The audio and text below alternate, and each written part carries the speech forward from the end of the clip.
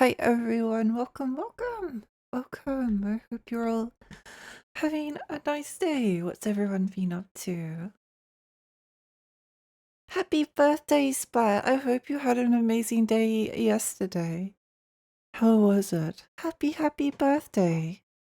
Hi Kat, hi Zesty, hi Gooey, hi Millie, hi Bear. Welcome. Welcome. What's everyone been up to? I hope you've had a nice Sunday, I guess it would be. Long time no see. It's lovely to see you. It's lovely to see you. What have you been up to? I had a bit of a quiet day. My birthday was good, just slept. Sometimes sleeping is the best thing you can do. Sometimes that's the best way to spend a day. Just have a good nap, you know? Hi, welcome. Welcome. Hi, Alex. How are you all? My weekend starts now. I'm going to read more visual novels. Let's go! Also, thank you so much for the 110 stream. What the heck? That's so many streams in a row.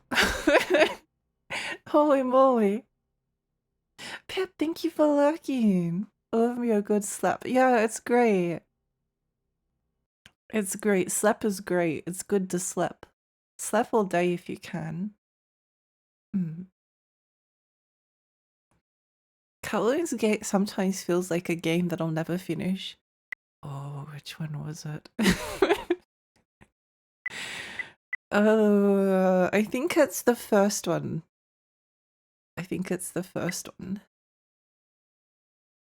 Maybe. Possibly. No, my glasses! I've been up like all night getting ready for a card show later today. So tired, but I'm almost done, maybe. Oh!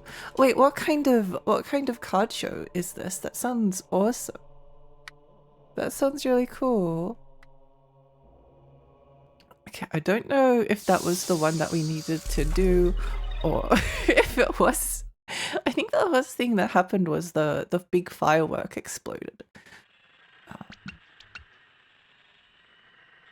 So we loaded the first one. What about the second one? Let's see. Really, thank you so much for the 110 stream streak. Thank you. I was procrastinating all night about watching anime, watching sports shorts. I don't know why, so I'm here after wasting that time instead of keep watching Card Captor Sakura Clear Card Arc. Oh, it's so annoying. it's really annoying.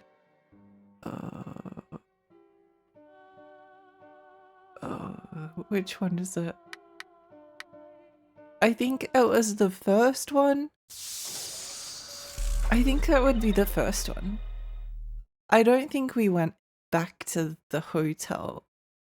I think it was the first one. I think it's the first one, but I don't know. The slightly cursed thing about saving and loading in this game.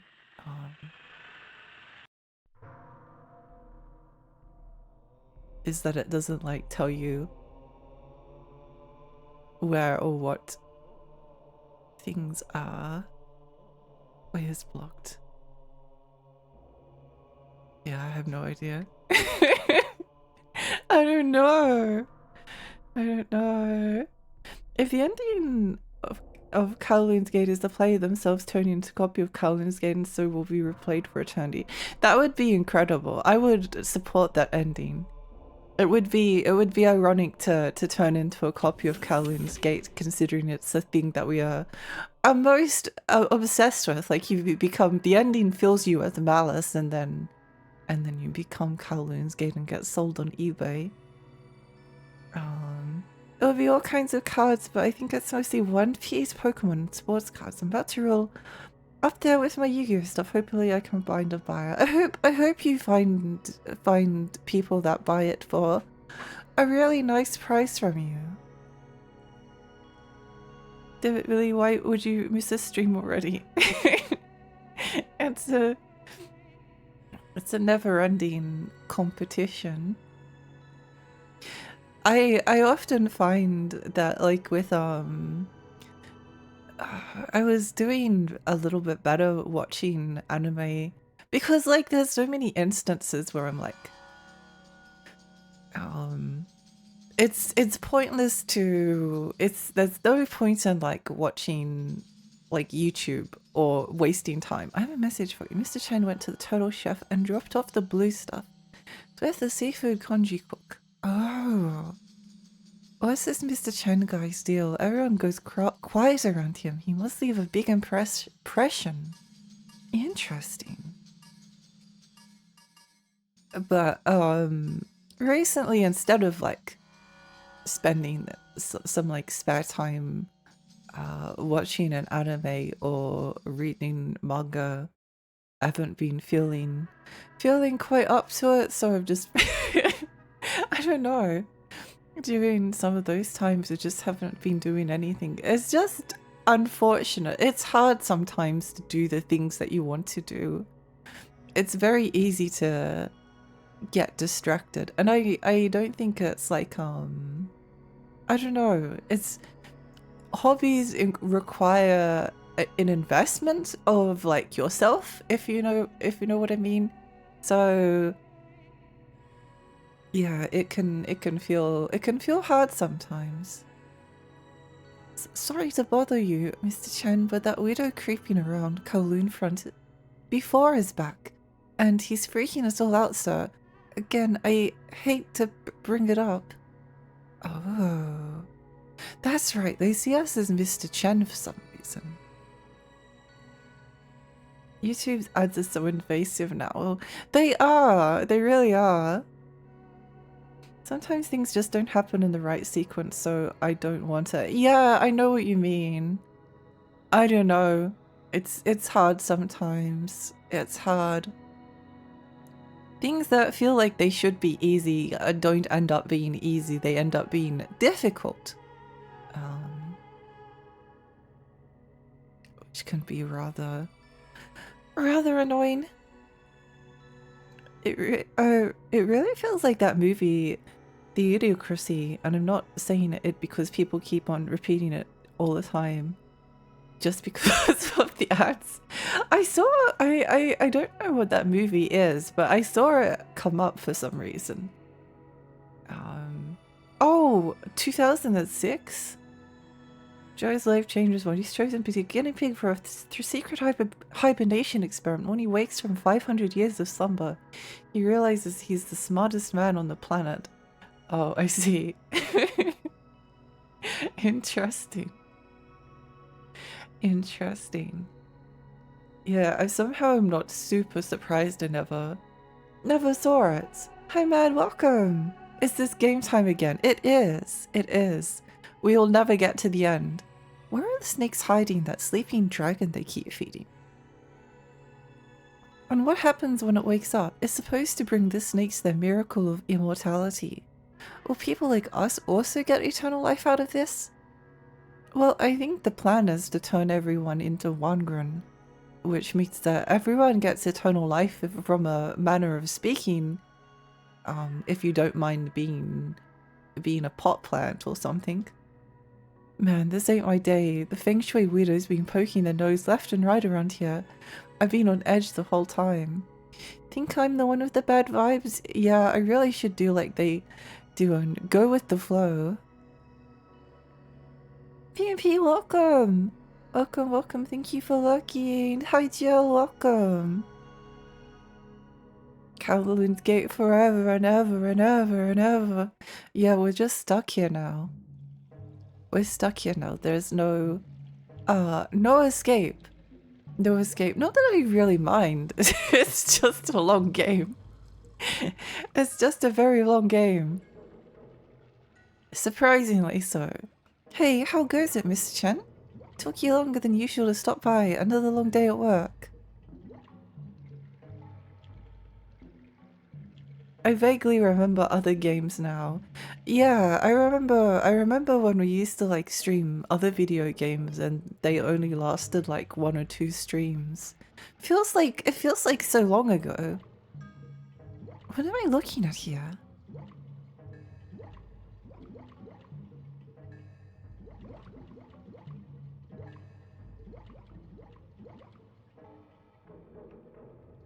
But then again, on the other hand, there's nothing else quite like Kowloon's Gate. Okay, what'll it, well, if it isn't Mr. Chen, what kept you late tonight, eh? Done for the day. You did say the new batch should be bad, so I held on to some of the older batch for you. Here's a dose to top off the workday. Wow, thanks for the drugs. I wonder why this game didn't come out in Western regions. That's really, really strange. Back when dinosaurs roamed the earth, exactly. Maybe we should play Jurassic Park Trespasser or whatever it's called. Trespasser. What brings you here, Mr. Chan? We're still making arrangements. Seafood streamer? How do you become a seafood streamer? Do you just film yourself eating seafood? Window Man. Maybe Window Man will talk to us. Yay. Who are... Oh wait, sorry, I didn't recognize you at first. I thought you were Mr. Chen. Phew, still your face does look the splitting image of him right now. At least to those who knew him. So, how was, Doorman? Was he caught in the explosion? I'm sure he's fine. Yay, drugs, yay! I wish we could go back and experience the games on stream again, the monkey paw curls. We all go back to cheesy. No! No! No, not cheesy! Not cheesy, please. Good morning, Mr. Chen. Is Crow production going well today? Cheesy was a game of all time, a game that I played and I beat. Somehow. Was it worth it? Maybe not, but that's just how it be sometimes. Jurassic Park Trespass, the one with the nice camera angle. Yeah, it's the one with the camera with the nice health bar. All you need to do is hit yourself on the head until you get retrograde amnesia. Maybe that's the way. Maybe that's the way.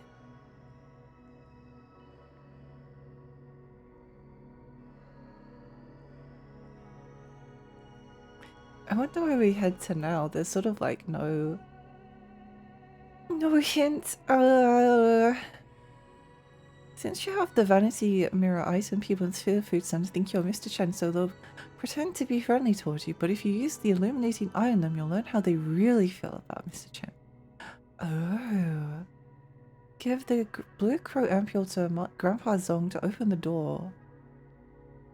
Shall we do that? You know what? Why not? Let's see how they really feel about Mr. Chen. Cheesy is always with us.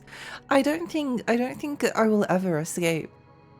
I don't think a day. It feels like innocent.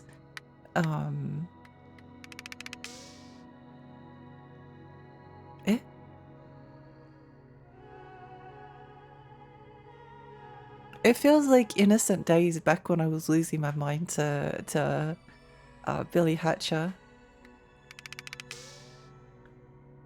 Oh, okay. Well, it doesn't seem to work. Or I don't know how to get it to work. Oh well. That's okay.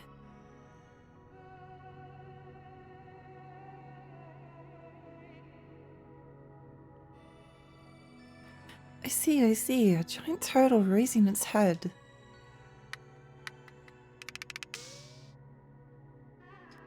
That's how the world works. Alright, come on through. Yay! Dungeon time. Good old Margaret Thatcher and the Cadbury cream egg. I've never had a Cadbury cream egg before. They always looked really gross to me. They always looked incredibly gross.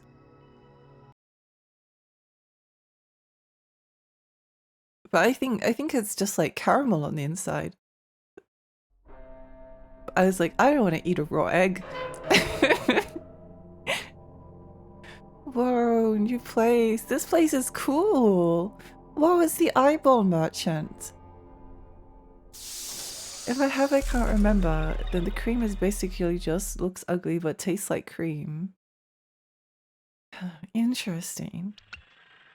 Disc 1, yeah, we're on disc 1 now.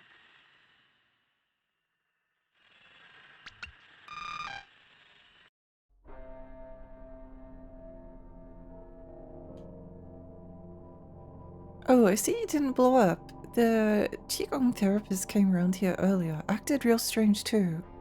He was all shaking and wobbling, seemed he was looking for someone. Interesting. Yeah, the discs in Kowloon's gate are all out of order. So you start with, I don't actually remember what disc you start with. Probably disc 1, ironically. Ironically. Hey, wanna hear something neat? The Carmel Mansion's basement connects to some other districts in the city. Have you seen the Carmel before? It's a large building on the other side of the Magpie Bridge, which no one is allowed to cross right now. Follow the Laihong and talk to the elderly man there, down by the water. He controls our bridge access. You know, this area reminds me a little bit of Arx Fatalis. I need to play that sometime. How many discs does it have? Yeah, it's 4 discs. 4 discs. I need to get a copy of Kowloon's Gate. I don't feel usually if a game doesn't have like an official official translation, like an official version that's playable in English, then I often don't care about collecting them, or at least that's how I used to feel. It's I always like the like process of collecting something and then like putting it in the console and then playing it. That was always the fun thing. So if the game was like only in Japanese, then there's no way to like you need to install like the fan translation patch.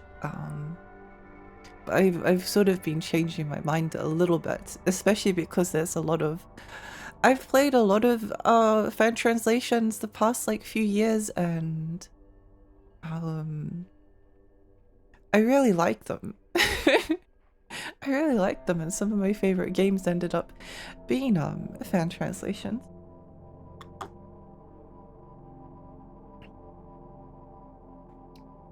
It's the 4 cardinal gods of the Chinese zodiac in disc form. Yeah, it is actually.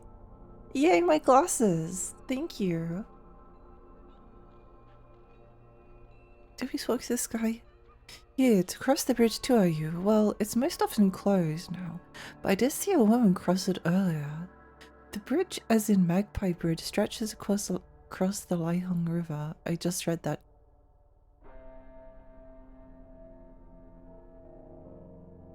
Many parts of this game do remind me of, closed, okay. Do remind me of, Garage Bedroom Adventure. It's like a very tiny mixture between, Garage Bedroom Adventure and Baroque. I thought earlier that there was a little bit of Hell Knight, but it doesn't really have the... It doesn't really have like the horror theme to it that it would need to be like Hell Knight inspired. But there's definitely like I guess a little bit of Hell Knight in it. But it's yeah. There must have been like something within the collective unconscious at the time that was inspiring these kinds of games to be made. Which is very interesting. Umbilical cord prepper.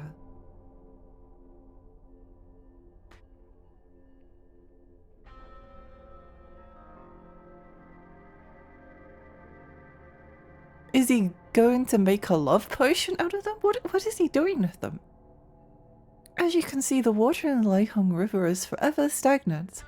Its water once reflected the sky, but now only rainbows of diesel.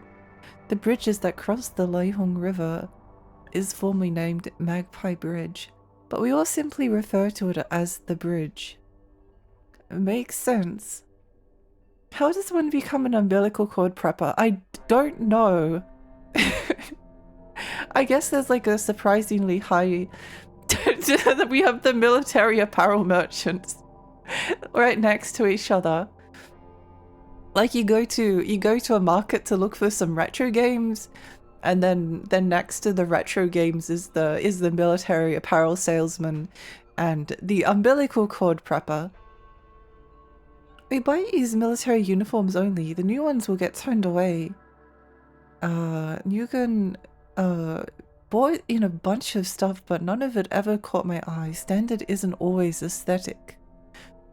I wonder if you ever found that wishing stone you lost on the staircase along the Leihong bank. I guess we'll have to try and look for that. Hi Skeleton, welcome! Can't fault the logic when I can't understand it. Exactly! Sniff sniff, you smell just like that wise man who visited earlier, and you smell just like that woman. See, the woman came to our district hoping to find a Wongren, and the wise man came hoping of finding her. That woman asked if I could let her cross Magpie Bridge, which I operate. Once I saw her get across, I promptly closed the door shut behind her. Would you let me through? Who are you looking for? No Wongren live in our district. I do kind of want to get across the bridge, but it appears now is not the time. This elderly local is high as hell. Did he sniff you? He did. He did. Seashell trader. Shellfish powder is amazing. No one believes me, but it can change the element of malice in any guilou you sprinkle the stuff on. It could really help someone like you. If you like, I can mix a fresh to go batch for you later. Wow, that's so nice.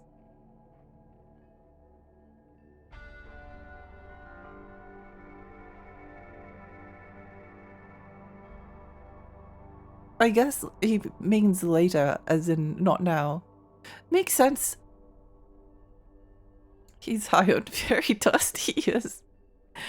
Is that a bicycle in the river? I think it might have been. Back when our district was connected to Tai Cheng Road, the physicians would come here to buy herbal medicine. I wonder where we go now. Sniff, sniff. Sniff, sniff.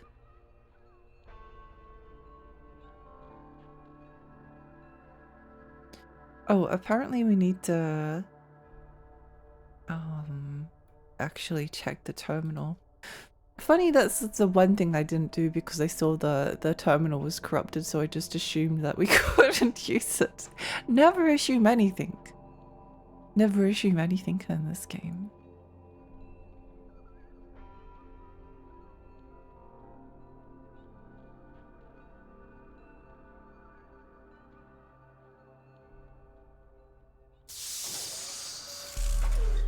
Normally someone just says, hey, you got an email. It's true, it's true.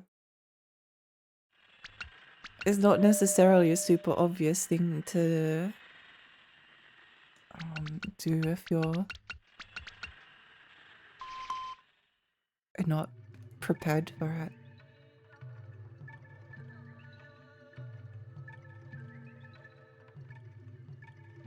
Billion. Listen up, this is important. That Xiaohei girl's Mingli has reached its complete form. No one can touch her now. No matter how hard they try to, the snakes can't steal her Mingli. Xiaohei is a full-fledged twin, which means her sister is real. But where is her sister then? And also, why did she wait so long before calling to Xiaohei? I wouldn't know, but if the snakes had pursued her first. Oh.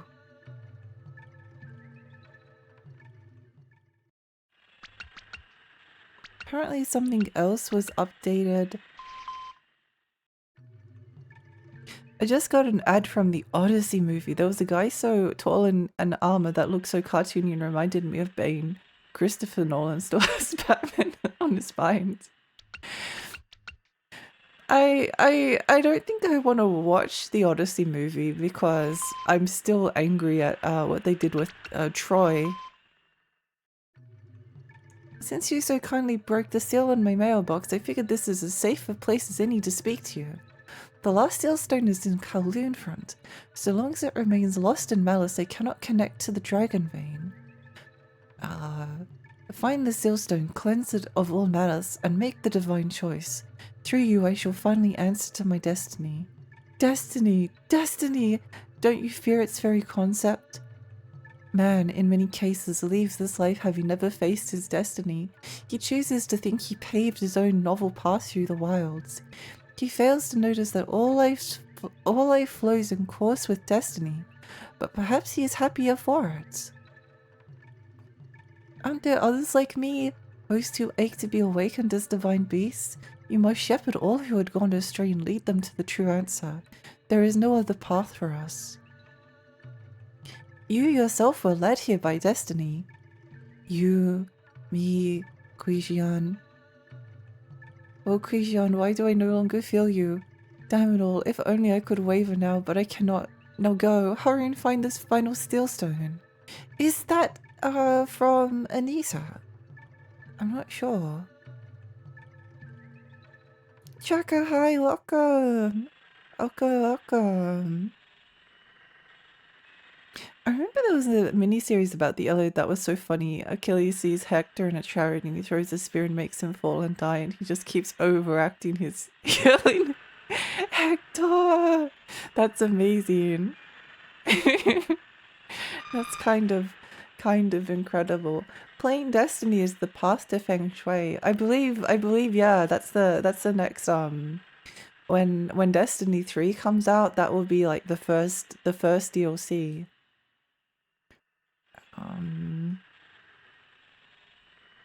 Talk to the old man on the street. So apparently we just need to go back down. It's hard to know sometimes because we've already we've already done all of this. I already did all this. Hi, you're really welcome. Welcome.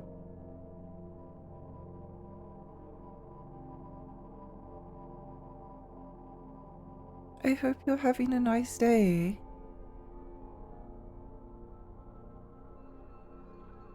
You, hi, welcome. Hello, Sleepy Fairy. Hi, how are you? I am sleepy. As you can see, the water in Lifelong River is forever stagnant. We've read this one.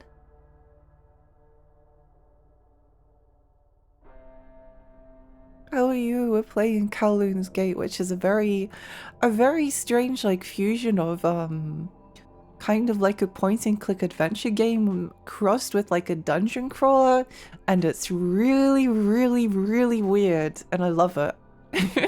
It is very long though, but it's very cool.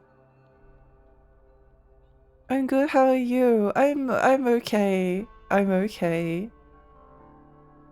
We both used, oh, I read that one.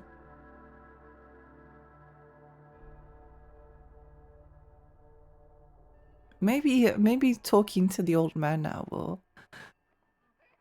Say, can I ask you a small favor? Would you mind paying a visit to the next district over just to see how everyone's faring? I'm worried for that woman still. See, it will take me a moment to get the bridge ready, so go read your email. There's a terminal next to the Glass Eye Merchant store. For some reason, like whenever we get an email, everyone in the district knows, and I don't know how this works. I'm always like wondering whether the developers of Kowloon's Gate at the time read about the concept of emails like in a book or something, and thought that it worked kind of like getting a letter in the mail or something. Wings up. I saw the funny face guy you post on Twitter. Yeah! Yeah, he's so cute. He's so cute. There's lots of really like strange creatures in this game. It's really awesome.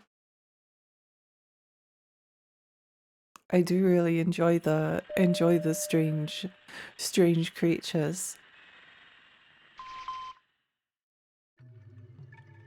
Motorman kept You're good. Motorman kept talking about how much he wanted to be like lubed up. It was disturbing. I got the car somehow. Thanks for breaking it for me. The Hongtao confirmed Little Tong Ji's remains. Age center people center rubble. It must be what Xiaohei too. That means the snakes honed her Mingli via curse and now want to harness it. I doubt Xiaohei was in the space district on West City Road, but I couldn't find that. We have to make sure she herself is safe. We're taking all the necessary precautions. I see. Disturbing but educational. The creatures in this game are turned into originally humans, but when they are consumed by like a force called malice, they turn into the object that they most desired. They were most like attached to in life. So like Motor Man just really liked the motor, really liked motors. And so he turned into one. And then after you turn into a Wongren, which is what they're called, you kind of have to like continue to roleplay. You have to like keep roleplaying as the motor, for instance. Otherwise you'll turn into an actual motor. Many mysterious things.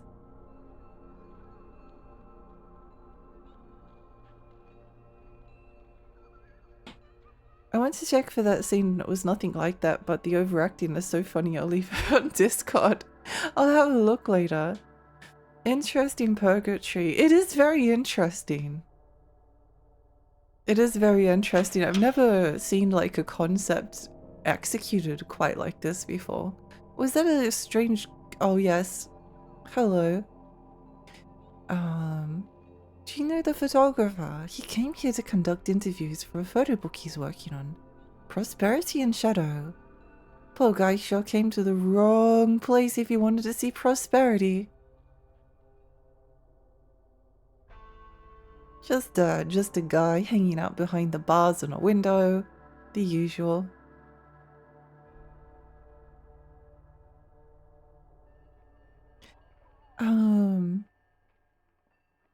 Did he want your photo too? He'd spoken with a young woman earlier, but I don't know how she understood him. If his translator pack is broken. JC Elise speaks Vietnamese. His jewelry store is down the stairs and to the right. Huh. I saw the thumbnail that said umbilical cord prepper. I have absolutely no context for this. It's okay, Smoggy. I have no context for this either. I don't understand. I don't know what he's doing with the umbilical cords, except that he prepares them.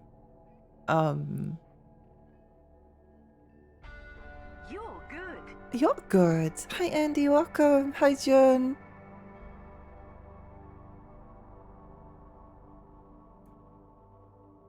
Closed. Good morning. Knowing this game probably for a scrumptious meal. It wouldn't surprise me. I know that whoa, that was an ear. That was an ear on the wall. There's an ear behind me. I suppose this is a piercing place, so I guess that makes sense. Would you, if you went to like if you were like, oh, I really want to get my ears pierced, and you walked into the shop shop and you saw a gigantic ear covered in rust with piercings, would you want to hire them as your piercer? I'm trying to think of the piercings in like are they well done? If they can't get the sign right, then they look pretty good.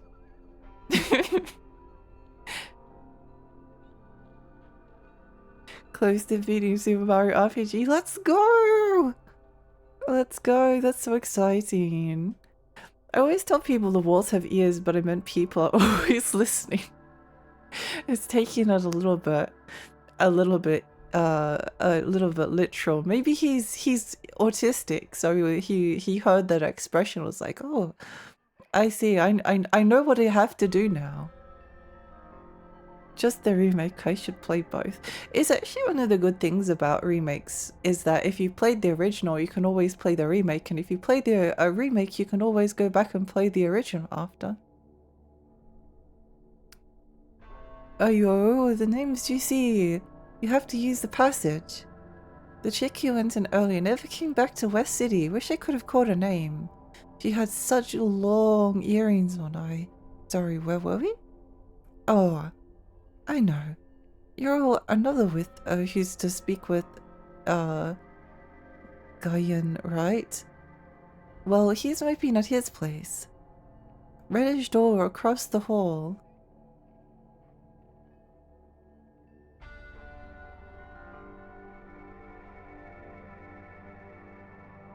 If they aren't clean and disinfecting my piercings, I ain't buying them.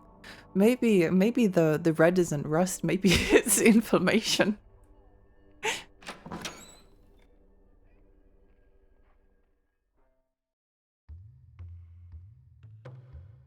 The remake has a post-game and a harder Kowloon fight you can do called Kowloon 3D. Oh, that's awesome! I haven't I've been wanting to replay. I've actually been like thinking about Mario RPGs recently, and I kind of wanted to like do a replay of Thousand Year Door, and I did play a little bit of the remake of it when it came out, and I really liked the remixes that they did for Logtown. I found them very addictive. I always loved that song, but it's like two great versions of the same thing. Anh cũng đi Long Thành Thượng sao? Anh có hiểu tôi nói gì không? Ta hãy nhờ anh bán bông tay dịch giùm. Anh ấy biết nói tiếng Việt Nam. Anh ấy tên là JC. Okay. Anh cũng đi Long Thành Thượng sao? Closed. I see.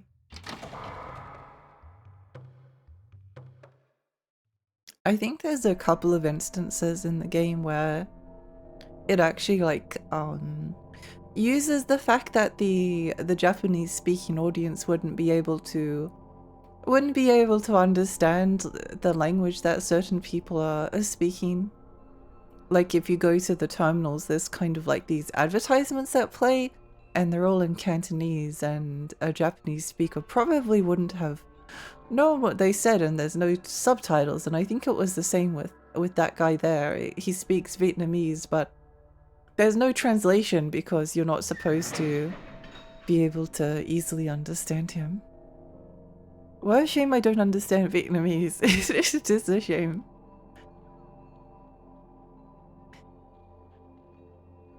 I see you met him. Oh, why did he teleport? Oh, hello. Thực ra là không cho ai qua được hết đó. Khổ cái là tại cô bé đòi quá. Tôi mới mở cửa ra đó.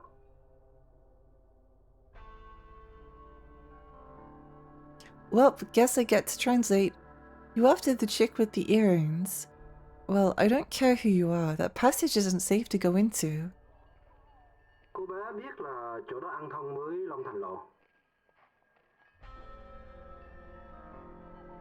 She seemed to know it connected this district to Longxing Road. Longxing Road hả? Gotcha. Ông thợ khóa ở Long Thành Lộ gửi chìa khóa cho tôi. Lỡ mà bị lạc ra khỏi phố, phải đi qua con đường đó nguy hiểm lắm đó. Ông ấy nói là đừng cho ai vô hết.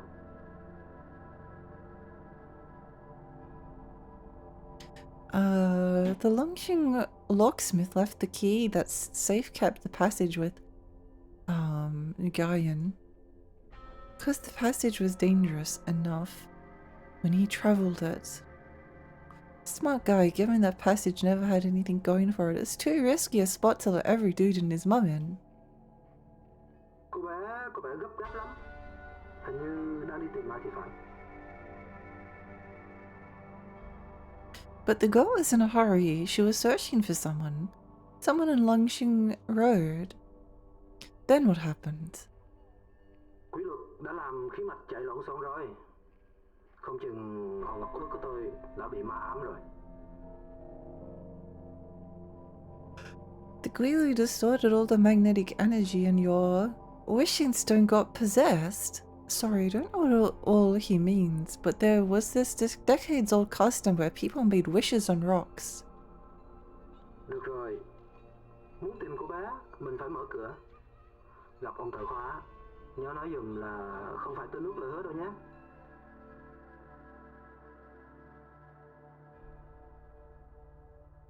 If you need to find your lady friend, he will unlock the passage for you.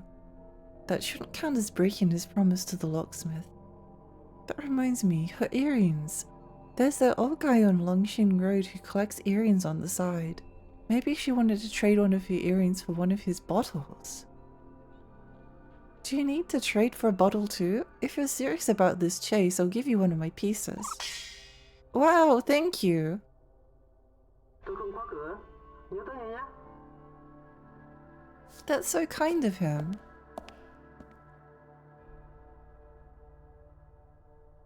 He'll open the passage for you, so get in ASAP.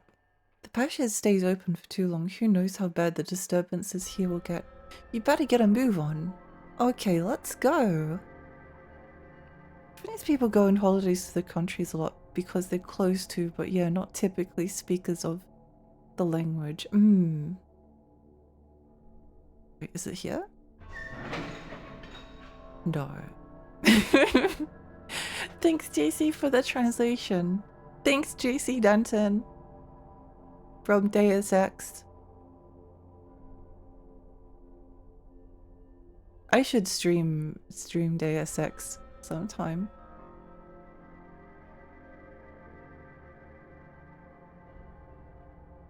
Con đường này có thể biến mất bất cứ lúc nào.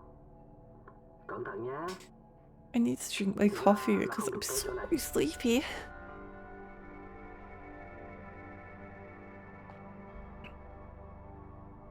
I'm so sleepy, I'm in pain.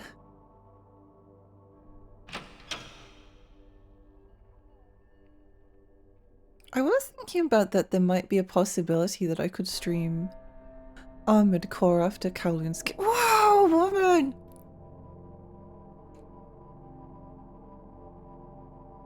Okay, that was cool. The hallway's crazy!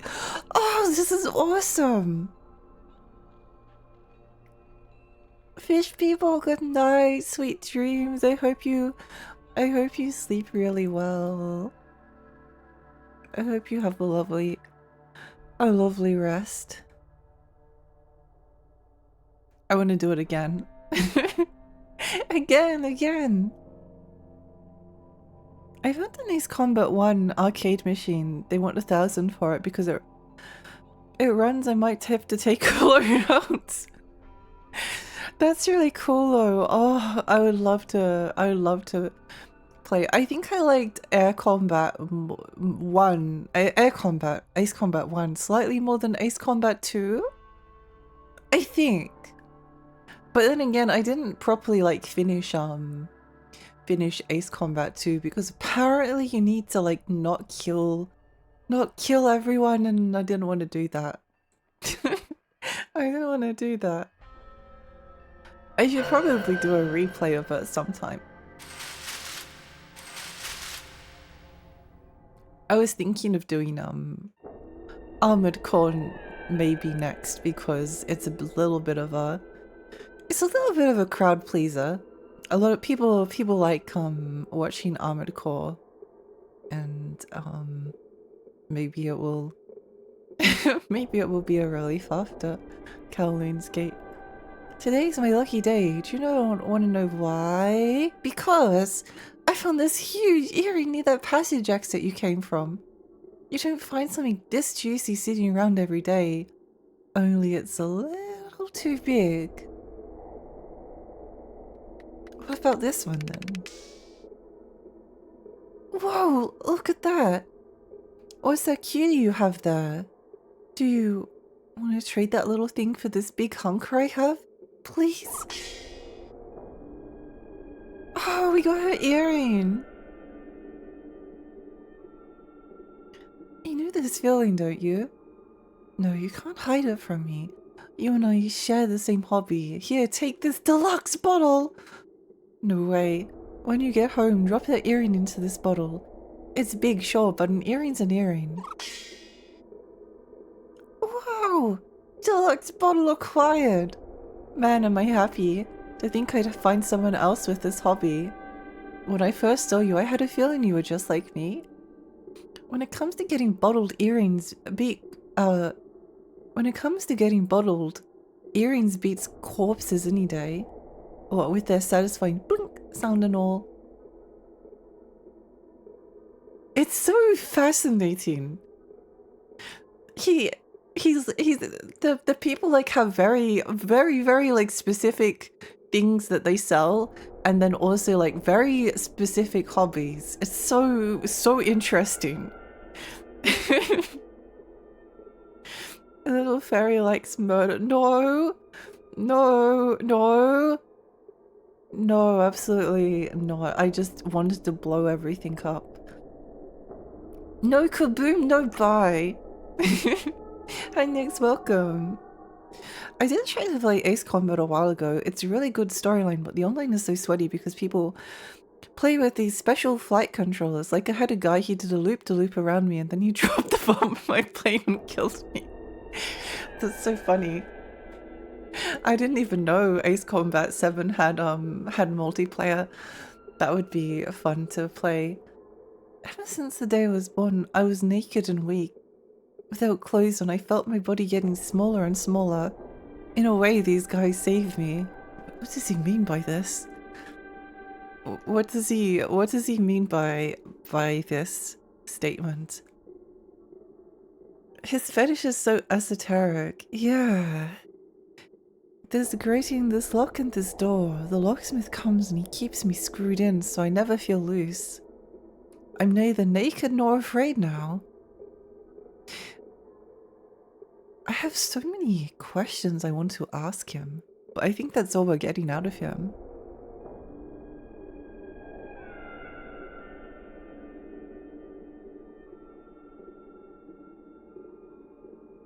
Mirror merchant.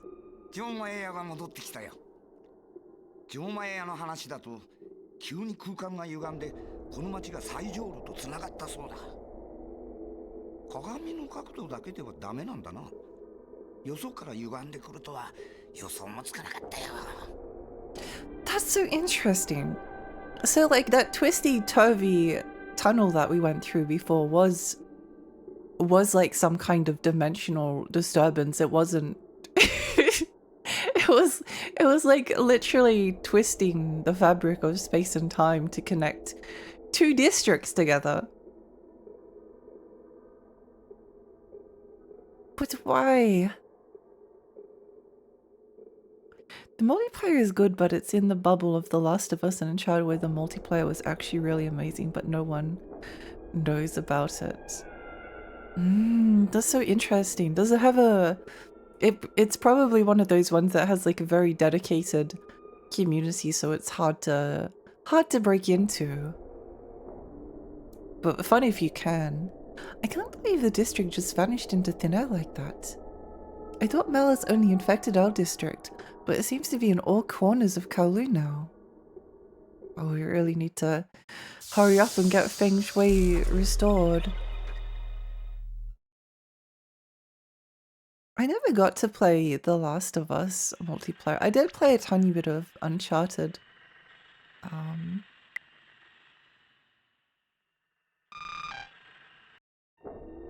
I feel like we may have mail. I'll check it again. I know The Last of Us had a very, like, dedicated multiplayer community for a while at least.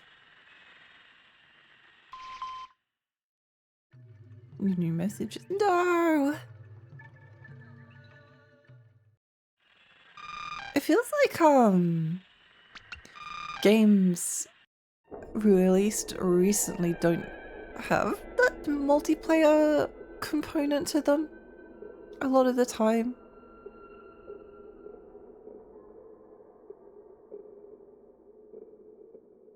It's kind of like nostalgic to be back here. You know? Like this is our very first like district. We grew up here. This is where we were born. Locksmith. The Vietnamese man opened the way for you, did he? I should have known. Out of everyone there, he looked the most trustworthy, but oh well. In the event that Kowloon ever heals, you do not want to be in that passage. Who knows where or if you'd wind up.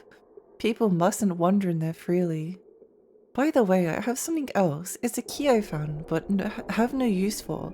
Maybe you should take it. That's so cool!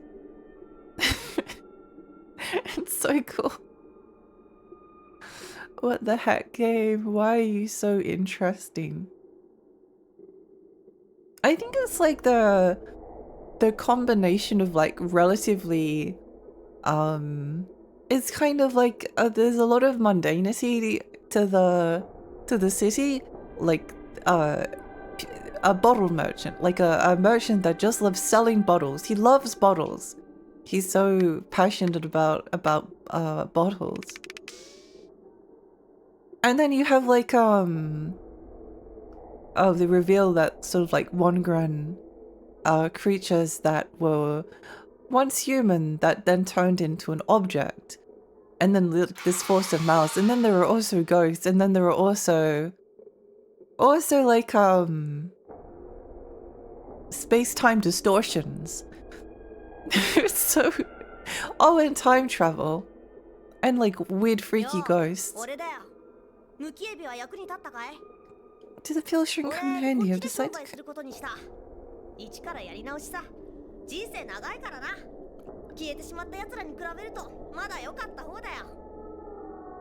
I'm happy for him. I'm happy that he's happy. The combat in the multiplayer when I played it a long time ago was amazing for The Last of Us, but they ended up getting rid of it for a live service game. Oh, it sucks. It's like I really long for like a multiplayer game that's like Jedi Academy, because that was so like community focused, and it was one of the few. It wasn't even like it was competitive, like people played it competitively. People were very competitive about Jedi Academy, but it was more about like the socializing, and I don't think that like I don't think there's another instance in like the dedicated servers. I just can't like see there ever been anything like it ever again. Maybe there will be, I don't know, but it certainly feels like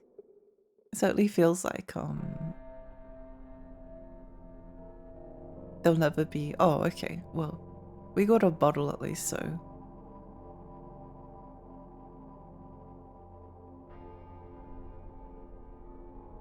Awesome.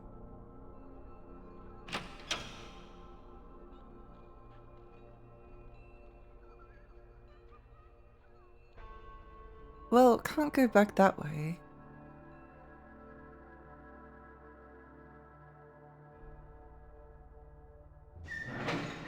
Let's talk to the Piazza.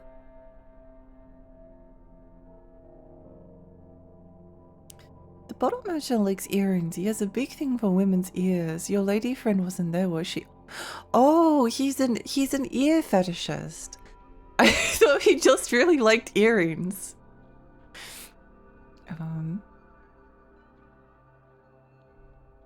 Anyway, he went to the riverbank to ask the old man about his stone. Okay, I guess we have to go up there. I do kind of like want to try the multiplayer for Ace Combat 7. Although like the problem is always like being in Australia, it does kind of feel like you're very limited in the people that you can engage with online. In an online multiplayer a lot of the time. Because the lag really does affect things. He might be near the bridge. His wishing stone was stolen, see? How could someone do that to him? It's rotten to steal a wishing stone. Ace Combat 7 is quite... multiplayer is quite boring. Infinity was much better. Oh, interesting. Interesting. Oh, you liked them all right? He sure did. Mugen must think it was his wishing stone that caused our malice outbreak. Oh, you must be confused, sorry. It was tradition some decades ago for people to make wishes on small stones. I've also heard the superstition that placing too many wishes on a single stone will break the stone to bits. Oh. Oh.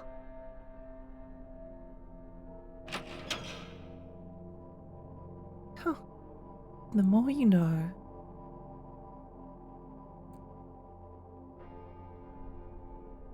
I've been playing a little bit of Armored Core 6, and I do really like it. Oh, I meant to talk about this.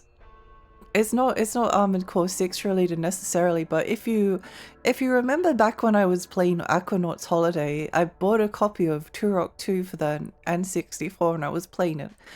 And it has inverted controls, so if you press up on the stick, then you look down, and if you press down on the stick, you look up. And it was so confusing to my brain. Like I was struggling.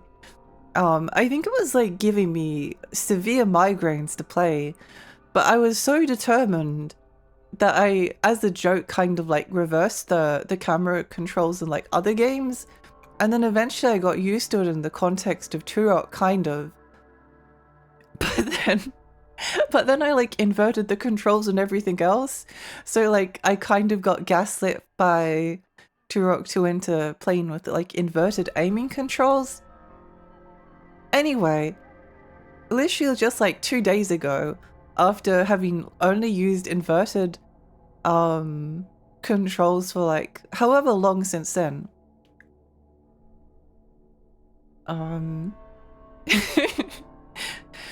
My brain just like uninverted itself. Like I was suddenly all of a sudden like having difficulty. Like I kept like pressing up and then the camera going down, and it was just getting very confusing. And I was like, wait, has my brain like uninverted itself? And it had, so now I can no longer play with inverted controls. I think what might have happened is that I actually bought the Turok trilogy on Nintendo Switch, the trilogy of them that was remastered by Night Dive, and because I had that, I was like, oh, I don't need to play with like inverted controls, like it's not necessary. And then I think I also tried Jet Force Gemini on N64, and I didn't really like it that much, and those both use inverted controls. And then when I had like decided that I didn't want to play either of those, I guess my brain was just like, well, no point doing this anymore. No point doing this anymore. And now I'm back to non-inverted controls. That's what I always feared. It was inevitable. The lady earlier was headed to Tai Cheng Road, or so I heard. The only way to reach Tai Cheng Road is now through the morgue, but the bridge that crosses to the morgue collapsed a long time ago. Huh.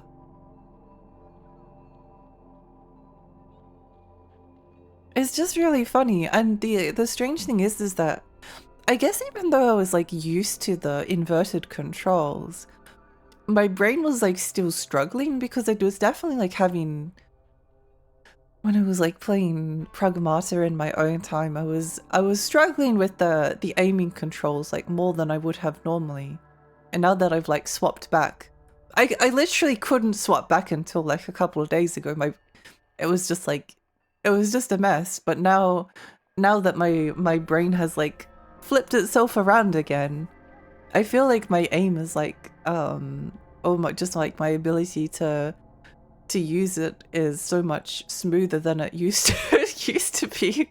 So maybe if you're like having trouble with want to improve, just like flip it around for a month or two and then go back and see what happens. The muscle memory has been changed. It has. Hi PC, welcome.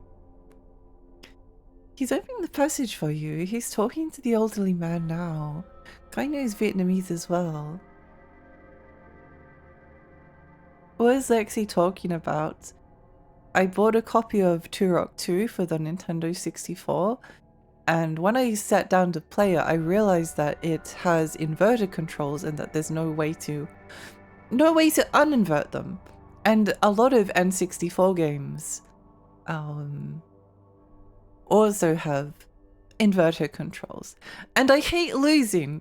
I hate losing. I didn't want to lose. I didn't want to lose to Turok 2. I didn't even particularly like Turok 2 that much. I just didn't want it to beat me.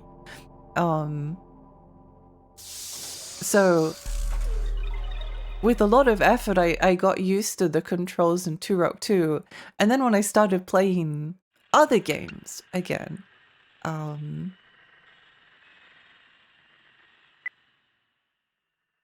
realized that I could no longer aim with like or play with like without the camera being inverted. So Turok 2 like gaslit myself into playing only with inverted, but then 2 days ago my brain just like flipped itself backwards, and now I can only play with non-inverted again. I think I'm getting the inverted and non-inverted right. But it flipped itself one way, and then it's flipped itself back, and now there's no returning. I no longer can play Turok 2. Although it would be funny, I suppose. I got worried when I lost track of your presence. As for me, I'm okay. I'd since relocated. More importantly, I should mention that old tracking. Xiaohei, I feel her getting close, and she's well aware of her crisis. I can feel that. If Xiaohei is captured by the snakes, Grandpa Zong.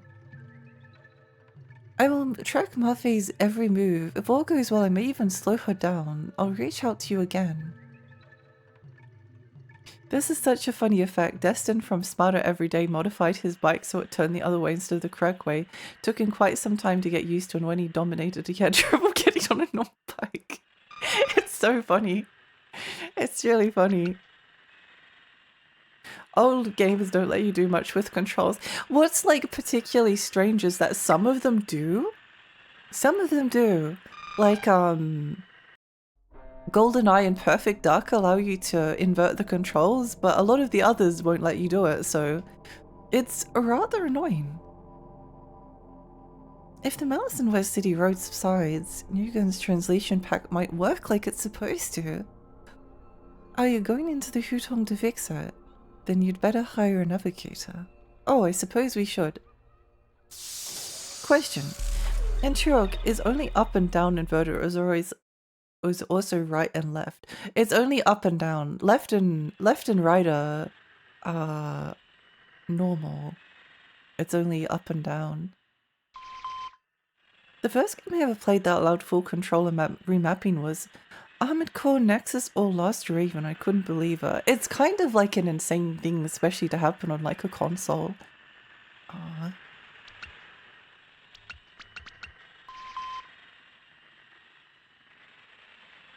No, what are you? Where's the cute girl? No! No, where's Honey Lady? Where's Honey Lady? I'll never recover from this.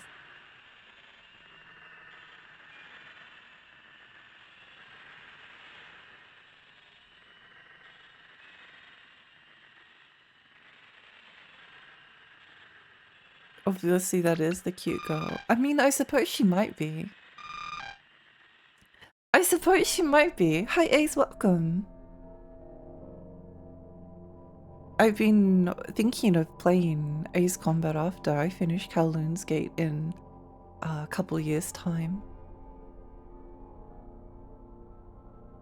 Because I think the first like Armored Core isn't like too long.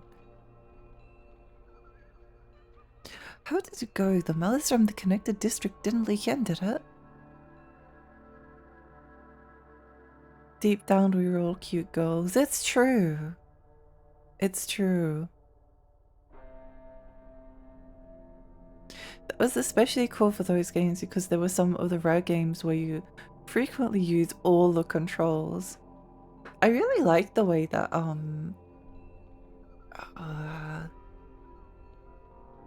old FromSoft games control like Kingsfield and Echo Knights and Shadow Tower. I find like strafing with the L1 and R1 and looking up and down with like L2 and R2 to be really relaxing. And there's a certain kind of like precision that you get with like using a D-pad for movement that's really quite nice. Which Ace Combat? Did I say Ace Combat? I meant Armored Core. The next Ace Combat I would play would be Ace Combat 4, and the next Armored Core I would play would be Armored Core 1, because I haven't played any of the Armored Core games on stream yet. Bye honey, welcome Muscle! Maybe he will be called Muscle Man. Newton must want you to find his lost wishing stone for him. But if Finders Keepers is real... Bean! Bean! Bean, thank you so much for the raid! Welcome raiders! Hi, I'm Lexi. I'm a Tony Fairy. I live in Rainy Lake.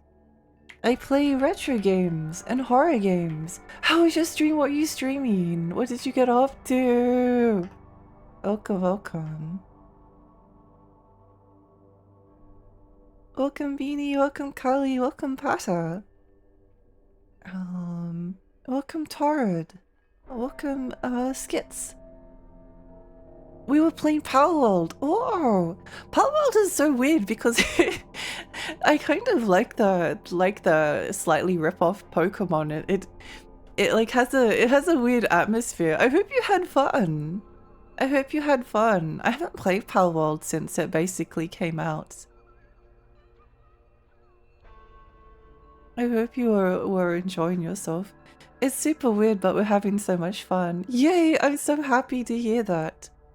Yeah, I think I actually did quite like Palworld, especially like conceptually. I'm not the biggest into survival games, but it's like the weird mixture of like it's a Pokemon game, but then you can enslave the Pokemon and make them work on your farm as like free labor. And also there are guns and you can shoot things, and it's just like this really strange like mishmash of like cute animals and gun violence that is so it's so strange. Especially because like some of them do look like a bootleg Eevee or something. Like it's really funny. It's really funny how close some of them look. I know they may have. I didn't actually keep up with whatever the lawsuit was, but I think the fact that they look so similar is like funny because it adds to the satire. It got a huge update for 1.0 release. Oh, let's go! The collecting really makes it addicting. Yeah! Garden if she was a Pokemon. I always explain it by being as it being Ark except Pokemon instead of dinosaurs and far easier to get into. I never really got into Ark very much. I played a little bit of it with my sister and we found some chickens and we like befriended the chickens, and then a gigantic dinosaur rose out of the ocean and killed us, and then we didn't play again. Not because the dinosaur killed us, but because I don't think like either of us were enjoying it that much, but also if you're going to like stop playing something, it might as well be like as the dinosaur like rises out from the ocean and murders you, and then you're just like, well, I guess that's how the story ends. Evil chickens. Ace Combat 8 is coming out beginning October. I'm really excited for that. I'm really excited for Ace Combat 8. I need to make sure I get it. I don't know if I'll play it before playing the rest of the series, although I am slightly tempted because I love Ace Combat 3. Ace Combat 3 is a life-changing video game. And as far as I understand, Ace Combat 8 is getting like closer to the timeline of Ace Combat 3, and oh I'm rather excited about that. Pokemon but in America. Yeah. You hear that? It's a Pokemon game. They're called Pokemon. What kind of message does this send to the chicken? I don't know. I wonder what the chicken was thinking this entire time. Ark is definitely similar. Permadeath. It might have been permadeath. I don't remember. There was some reason we stopped playing. Ark is far grindier and also harder. It's not chill at all and battering a group that has a lot of spare time. I see. Pre-order of Ace Combat 8 comes with Ace Combat 0. Does it? Is it a digital download, or what kind of a port is it? Yes, I see. Interesting. Parallel equals cozy arc. Oh. You can solve it with mods and massively lowering the difficulty, increasing buffs.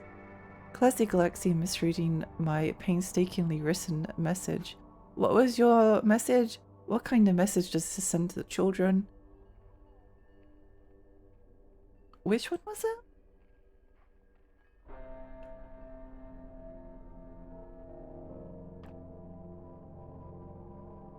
That is very cool though. Ace Combat games last I checked, they weren't very expensive to get a copy of. You can't spell dyslexia without Lexi. It's true. I think I had to check them because I'm dyslexic. No, I am actually quite dyslexic, and it's very annoying. It's very annoying because like my brain can see something and then process it as like reality, even though it's not actually what it said. Like the example I always think of, this is more like, I guess, calculia, but I looked at like I was at university and I had a tutorial and I had to wait like 4 hours for the tutorial, and like during the day I had printed out the timetable and I checked to make sure that I was going in on the right day, that I wasn't missing it, that I had the right time, and then like during the 4-hour break I checked the timetable like several times because it was just in my bag, so I just like pulled it out and made sure, and like, okay, and then is it that room over there? Okay, I see. Right, and then turn up to the tutorial and they're like, who are you? I was like, oh, I'm in this tutorial, and like, no you're not. I was like, huh? And then I leave, and then I look at the timetable again, and I realize that I completely like misread the timetable like all day long. And I don't know why. Why? Why would I do that? Why? I do that more in the sense that I rush to read and make stuff up rather than just see a jumble. You can't spell Lexi without sex. That's why we love the sex compass. That's true. That's a great message. I'm going to pin that one.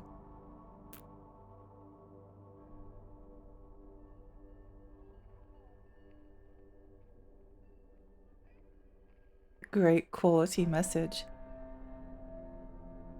Sounds like something I would do. Yeah, it's like, oh, I don't know. I would say that it's easy to do, but the thing is, I checked so many times.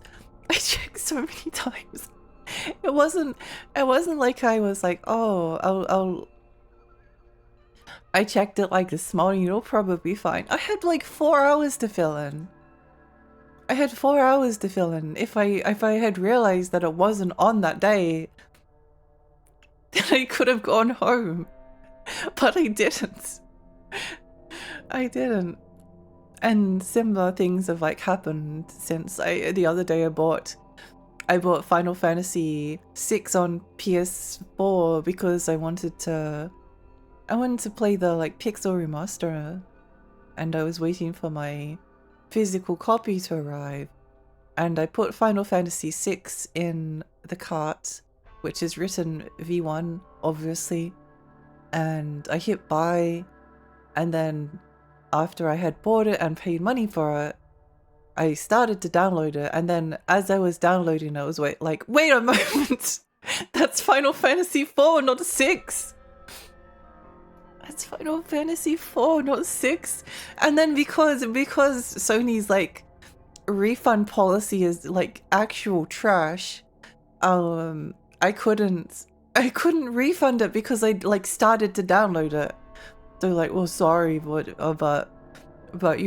hit the download button, so it's already yours. There's no takesy backsies now.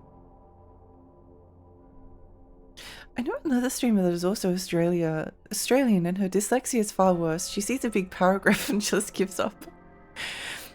I can't help but feel sad for people macho text or curse. Yeah, no, it's hard. It's hard. I've done that. I can't help but feel sad. It's yours until we take it away. Yeah, it's yours until we decide that the licensing agreement is up, or we don't want to host the servers anymore, or we just like decide to ban your account, or your account gets hacked or something, and then it's no longer yours. That was like that happened before. The only reason I was like buying some things like more often in digital format is because I felt so happy that like physical media for video games was like being so supported. Like there's so many, it's really easy to buy a lot of indie games physically now, and that was really cool. And because it was easier to buy them physically, I was like, well, I don't mind buying something like digital that's like digital occasionally if it like arrives a little bit faster, or if it's on sale or something like that, and then I can always get the physical copy later if it really ended up meaning a lot to me.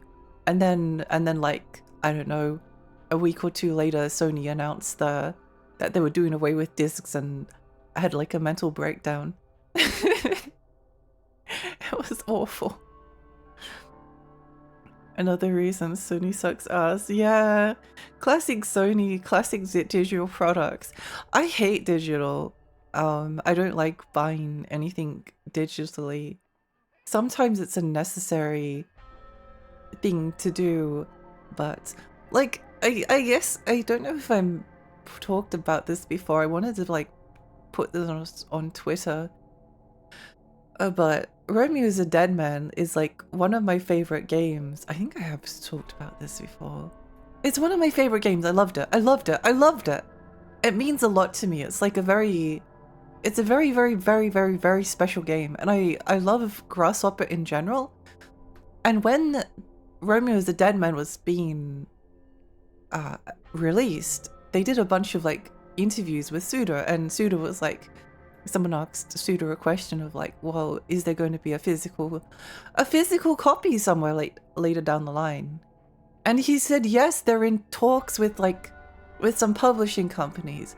So I was like, okay, great. Well, I don't have to worry about, I can buy the game at first and like support Grasshopper, and then when it comes out again later, I can buy the physical copy. This might be like literally one of the last Grasshopper games I can ever own. Oh, and like it's heartbreaking because like Romeo is a Dead Man is not like a kind of game that's going to get like a figure. There's not going to be or there probably isn't going to be like a Juliet figure. I don't think there's like any figures for any of the Grasshopper games that I know of. There might be one for No More Heroes, but it looked a bit scrungly. So I'm not going to be able to, I don't know. I'm so upset. I'll never get over it. By 2028, there will be more physical support on PC than Sony, which is actually wild to think about. PC than PlayStation, I mean, Sony's not a console. Yeah, I knew what you mean, and yeah, that is kind of insane. That is kind of insane. I am glad that more physical releases are happening on PC. I should try and get them. I think the only problem with like collecting for PC is that everything is a big box. Like it's a lot more compact, like collecting a Switch or a PSP or a 3DS case or something like that. PS5, PS4, PS3, PS2, you know. A big box PC was always like gigantic and came in like 20 different sizes, and it makes it harder to like put on a shelf. You can't like put that many. It kind of like ends up taking over. But yeah, I'll just end up buying more stuff on PC physically, I guess. Kind of sad. I have a friend with dyslexia. Half the time he texts me, I have to decode what he's trying to write. It's not a problem for me though. I'm glad. I'm going to work, so see the tiny fairy later. Bye, Laura. I hope you have a lovely day. Digital distribution doesn't let you copy the game to something else often. No, it doesn't. Like, there's often no way to back it up. And like, it's not just about like having a I don't really care that much about GOG, even though they don't have DRM on their games, because it's annoying having like a hard drive full of stuff that I've downloaded. So that part doesn't necessarily always super bother me. The thing I like is the process of like having a disc and putting it in the device and then pressing making the disc go in and then eventually playing it. I think that's the process that I enjoy. I enjoy the most. Like if things got taken away, like if my entire Steam library got erased, like Valve goes crazy one day and like, yeah, we're actually going to close down Steam, and by the way, all of your games will no longer be accessible after this date, and there's no way to back anything up. Sorry. Sorry about that. I don't know the degree to which I would be upset, because I think I'd be more upset about losing like the list of games. Like I'd be upset about losing track of like things that I bought, because there's like a fair amount of Steam games out there. But I guess I would just think like, oh well, I can always pirate. I can always find like a cracked version of it and just play it that way if I really want to do that on PC. I guess that's kind of how my brain has like thought about it. It's kind of the same with like if you end up with buying a game physically and the disc sort of like gets scratched at a certain point, that's really sad. That's really sad, but there is still like options and abilities to play them.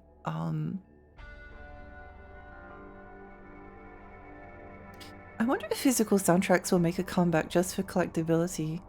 I mean, from a collector's perspective, soundtracks are a better investment if you want to make money. Yeah, I think they probably will. I mean, physical vinyl and soundtrack CDs are already rather popular. Garage Bedroom Adventure got a physical CD and vinyl record really recently. It was very recent, back in like, I think it arrived in like May or June for me. So very, very recent. And there's probably not going to be like a probably not going to be like a physical copy of Garage ever that's like affordable, because the original is like unbelievably rare. Hello physical media Lexi. Hope you've been welcome. With my internet having been cut off the past 2 days, once again, long live physical media. Oh, I feel this. I feel this really hard as well, because like I lost the internet the other day and it's really depressing. It's really depressing. Like all of my friends live on the internet. If you lose access to the internet, then you just lose access to your friends and all of the games that you can download a lot of the time. Shout out to the Games Factory, which was like 3 times as wide as regular PC box, just wide. Ridiculously big boxes. I think it was like Thief came in like a strange looking box as well. There was a few of them. I do really like big box PC games. I kind of lost interest in PC gaming after they did away with physical media. It's kind of like more of a means to an end now, rather than something that I'm passionate and excited about. But you know, the only digital distribution that freely allows backups without strings attached that I'm aware of is GOG. Yeah, GOG is very good. I guess when I said I didn't care, it was more of like a personal. Also,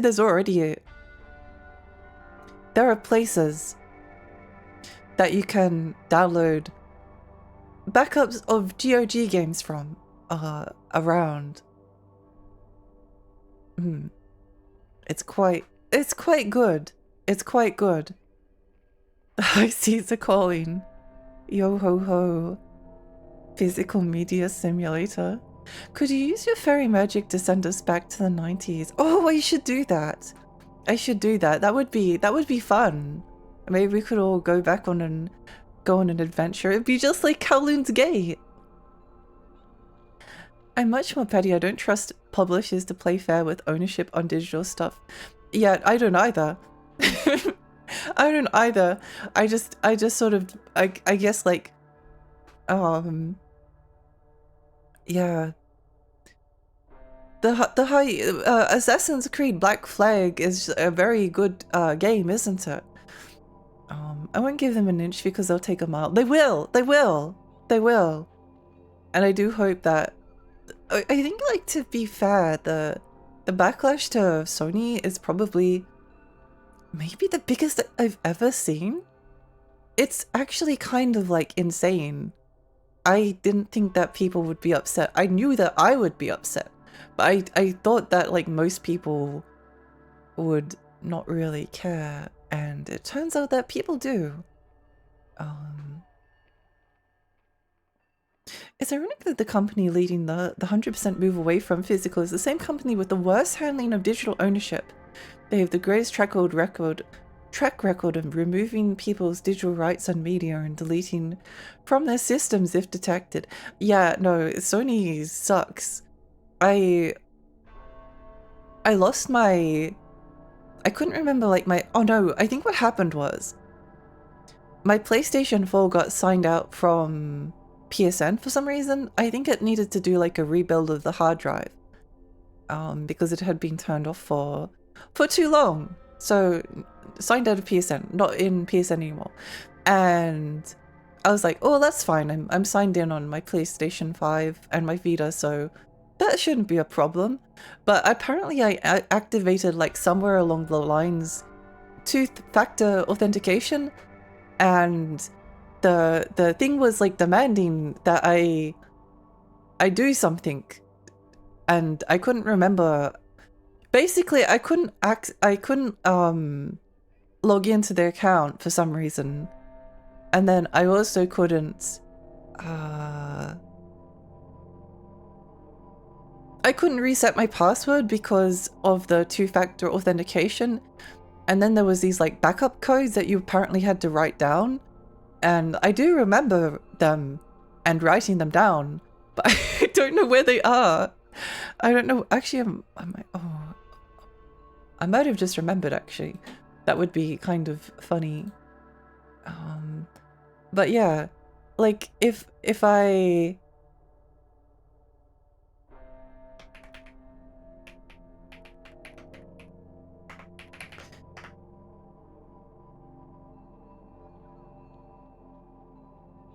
I need to go and like contact Sony support, but I tried to do that and then they were very like uncooperative and were just like, I guess I need to like contact them again. And I hate talking to people. So it's definitely possible that I can get back in, but I'm like one step away from losing that account that's like been around since the PlayStation 3, which is a relatively long time.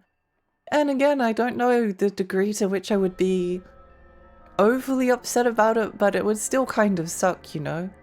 Like I wouldn't be happy about it. But I guess on the positive side, I've only like bought probably like under 5, maybe 10 digital games on Sony.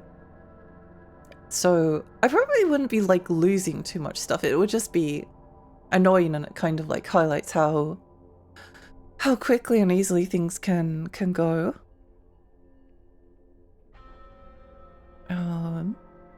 I don't mind too much if the original physical copy doesn't work because frankly I'd avoid using it as much as possible anyway. I'm quite happy to embrace modern technology. Yeah, I do a little bit of both. I guess it depends on what I'm feeling. Like when I bought a copy of Monkey Island for DOS, I also bought a floppy disk drive and I installed it via that, and that was really fun. But in other instances, obviously on streaming, I don't care as much. Yeah, it just depends. Internet is essential nowadays, especially to mental health. Very serial experiments line of you. GOG 30-day refund policy. It's so good! Even like Steam's policy is like pretty good. I don't know which is better, GOG. I never refunded anything on GOG. I've only bought things that I've wanted, but I have on Steam, and yeah, it's good. It's good. It's good to be able to refund things. Refunds are important. GOG also explicitly has in the license agreement that if a game can support it, you can freely share your copy with friends to play multiplayer without it being a breach of copyright law. That is actually excellent because I used to play with my sister a lot on computers, and there'd be a lot of games where I'd want to play them. But even if I bought a copy, which was very expensive, a lot of the time you couldn't get like the files. The CD key from like one wouldn't work with the other, and then yeah, it could be like kind of a mess. So a lot of the time you would not be able to actually like play the multiplayer game over the local network because of reasons, and that was very sad. So I do really appreciate that. GOG is great. You own the game to the point you can zip it and send it if you really want to. That is really nice. Maybe because if they deleted movies from people's accounts and discontinued physical media in the same month. It's incredibly funny. And they're shutting down the PlayStation 3 and Vita stores. Did they not like think about this? It's so like fascinatingly bad. It's such like a fascinatingly bad like combination of things. It's so like eventually obviously the PlayStation 5 store and PlayStation 6 store will get shut down as well. And then what happens? Well, you can still download stuff, but if you want to buy anything, then something like Astro Bot releases on PlayStation 6. You don't buy a PlayStation 6 for like 14 years after it comes out, and then you're like, oh, I really want to play Astro Bot, and not only is it like still full price on the store, Sony announces like a month later that they're going to close down the PlayStation 6 store, and there's nothing you can do about it. I had that the other month. Took me like an hour to log in, and that was mostly spent going from one room to another using a different machine to do some password nonsense. Your experience sounds worse, but the two-factor authentication was really useless. It's awful. I hate two-factor authentication. I feel like it's so easy to like get locked out of your own stuff. Really, really difficult. Two-factor authentication sadly doesn't work against token stealer viruses, which are the most common way people get into your account short of you posting your password online, so it's sadly a lot less effective than it's made out to be. Yeah, it makes sense to me. I forgot my PSN security question also, but most of my games are on disc, so I don't care. Yeah, that's kind of how I feel as well. Like, oh, it would kind of... I don't care about the trophies, but it is kind of like nice to like look back on. But if it doesn't, I don't really care. GOG no playtime limit. Oh, that is very good. That is very good. When I finally signed in, all my friends had been offline for years. It was depressing. I don't think I have any. I do have like some friends added on PSN on PlayStation, but I don't know who any of them are. I don't know who any of them are. I think like if you had a PlayStation Vita, when it originally came out, there was like this feature that allowed you to like see. So the 3DS had Street Pass, right? So you would like pass another 3DS, and then the me would like go from your me to their me and their me to your me, and you like say hello, and you could do things with that. So that was very cool. Sony had like a very poorly thought out similar system on Vita where you could like look at your PlayStation Vita, and if you had it like turned on, then you could like see the PlayStation Vitas in the surrounding area. And I was like, oh, I'll add that person. Why not? There was like another PlayStation Vita somewhere like nearby. And they're still on my PlayStation, my friends list, but I don't know who they are. I don't know who they are, but I feel like they've been there so long that they're kind of just like, I'm just like kind of fascinated by them. One of them has like the one of the characters, their profile picture is one of the characters from Mugen Souls, which I find really interesting. Probably makes sense as a Vita owner, and the other one was Danganronpa. Of course, the Danganronpa would be another Vita owner. Vita means life! We all want the blob zip. We all want this blob zip. They say they're going to push for live service again. Incredibly funny. Incredibly funny, especially because I despise live service. It's not good PR at all. The shareholders would be pissed. It's like the worst PR possible. What were they thinking? It's so fascinatingly, hilariously bad. Sony PR is an absolute mess. They are masterclass in burning goodwill. They really are, and it's like kind of insane. There's also the irony of that I don't think people have forgotten that like during the release of the PlayStation 4, Microsoft was like being like, yeah, it's going to require like an internet connection, and the games are not going to be able to like be sold secondhand, and if you want to like trade a game to your friend, then it's going to be like this extremely complicated process, and if you don't have internet, then we have another console that you could be interested. It's called the Xbox 360 if you're offline only. And then Sony was like, oh yeah, here's how you trade a disc. Here you go. Thank you. And now they're like, oh yeah, we're actually doing away with discs forever. They're never coming back ever. And we don't care what you think. I think like the irony is not lost on people.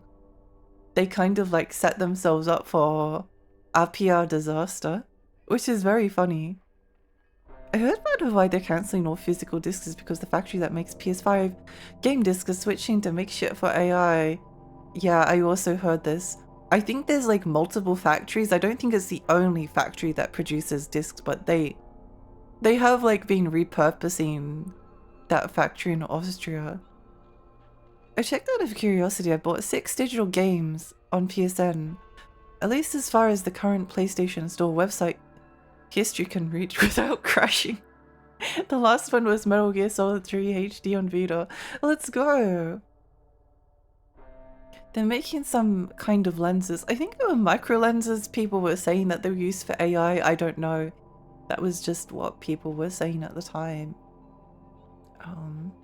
I never did get an X-Bone because of that. Yeah, no, it did. It did damage. It did damage. It was really bad for the brand.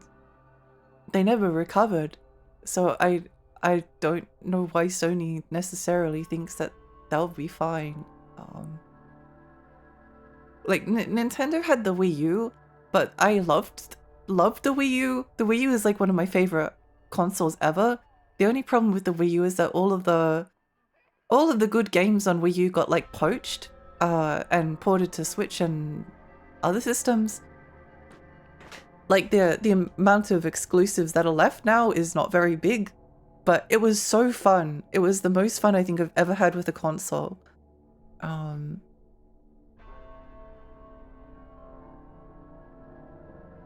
I think about 3 years ago when Sony announced the first time that they were closing down the PSN store, I went on a big PSN shopping spree. There are a lot of good PS1 games on the JP PSN store that you probably won't be able to get anywhere else. Yeah, no, that is very annoying. There's some really cool... You can get like a very cheap copy of Tulip on PlayStation 2 on PS3. I think that it might have only been for USA PSN accounts. I know because I bought it and then eventually I lost the password to that account so I couldn't play it anymore. Oh, that wouldn't happen if it was a disc. Funny enough, neither of the guys in the video work at Sony anymore. I hope that Xbox or Nintendo hire them and then get them to do another ad on like how to share physical media on Nintendo and Xbox. That would be incredibly funny if it actually happened. I hope they sink so deep. I do too. I do too. The comments are savage under that video. Yeah, I don't know. I think like Sony on one hand maybe doesn't care, but I don't know how much like goodwill you can burn, because like I'm a pretty, I guess I would be like the enthusiast like video game player. I like to play games and I like to collect them and I like to buy them. And I'll never buy another Sony system again, unless for some reason they like decide to use cartridges, in which I may forgive them, but still, if Sony thinks the ripples will sink a lot of other stuff, it will. Also, I'm surprised Sony hasn't been sued by the banks yet. On multiple occasions, they had server data leaked, which include credit card details. In Japan, there's relatively high-level money-related crime to store the data on a server unless you were a bank. And links prove they did store it. That's so interesting. Also, remember when Sony said play online on PSN will be free back in the PS3 days? Yeah. What's really strange about that is that I remember back around that time, like, free online was like, I was always a PC girly. Like, all of my multiplayer experiences have been on PC. All of my life, basically. And when I got a PS3 eventually, I didn't get it at launch, obviously. It was like 4 or 5 years after it came out. I was like, well, why would you want to pay for an online subscription to play multiplayer? that just sounded like absurd. But I remember at the time there were a lot of people that were like campaigning and saying like Sony they have to like start charging an online subscription because their online is so bad and it will never be good unless they charge a subscription fee. And now it's everywhere. I think the Wii U's biggest problem was obscurity to casual gamers, like people didn't know what it was. It was, yeah. No, it was a really cool system.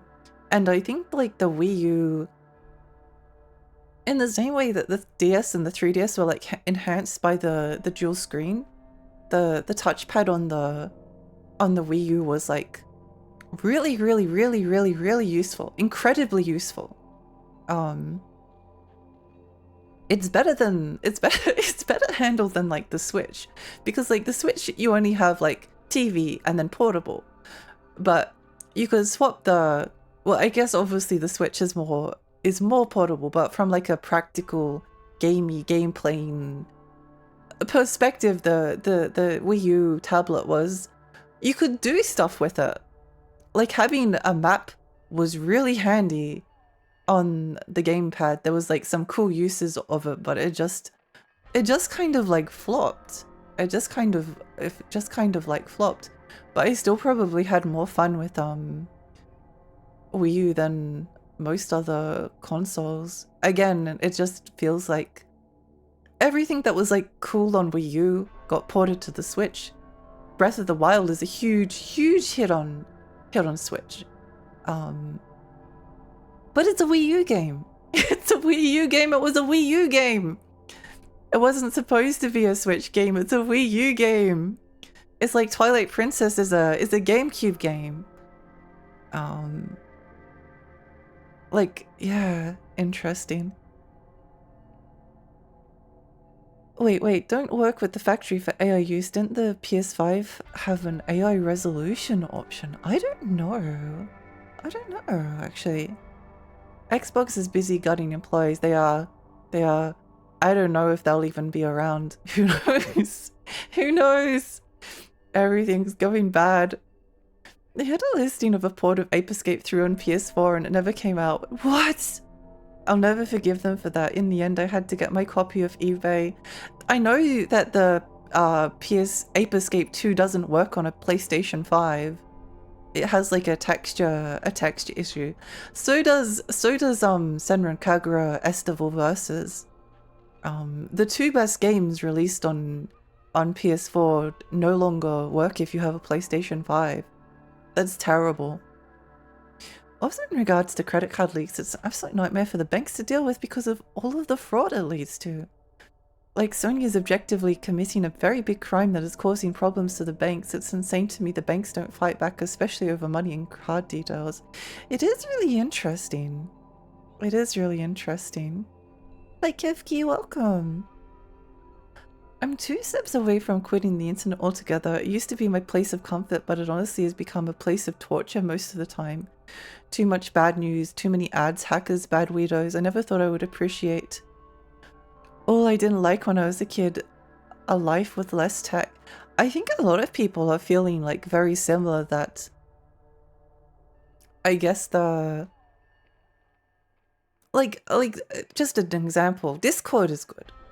Like MSN Messenger is good. Xfire is good. App that like lets you talk to your friends and doesn't really do a lot else or acts as like kind of a forum. It's just like a small like little social thing. Is good, but but everything else is just like awful. And like every website like wants to steal like all of your time and all of your attention. YouTube wants to like keep you clicking on videos as much as possible. It does feel, I've actually deleted most of the apps on my phone. I need to keep Discord and I need to keep Twitter, but I don't have anything else on it anymore. Unfortunately, I can still like waste a fair amount of time, but I don't browse YouTube on the phone. And it does, getting rid of like those other distractions, if they're not making you happy, it does actually help. Like it's a lot easier to sit down and when you have like some free time, like read a book or something. People are stupid. They are stupid a lot of the time. Fun fact, the online multiplayer was peer-to-peer either way on both consoles. Oh. The Wii U gamepad was pretty nifty, but it hurts my baby-sized hands. Oh, I understand that. It was quite uncomfortable. It was just like a weird shape. I always thought that like when I never liked the shape of the Wii U gamepad. I did like the idea behind it, but I always like imagined that maybe like Sony or Microsoft would have like a console that would have like a screen, or it could be like like the Dreamcast or something. Like having a little bit of something, just like a small screen on your controller that like told you things or provided you with a map or something like that. Obviously it would be expensive, but I thought it was worth it. I would have loved a Wii U gamepad that was like smaller. Like Switch Lite size. I guess the technology was too new, because I'm pretty sure the Wii U gamepad screen is like similar size to the Switch Lite, but it was obviously a lot bigger. I guess the components were too hard to shrink down at the time. Online Fiend is literally money for nothing. That's so funny. Yeah, no, I hate paying for online. I hated Breath of the Wild. I kind of disliked it as well. I've been trying to change my perspective on it a little bit, because I think it's like good to like revisit things that you thought in the past.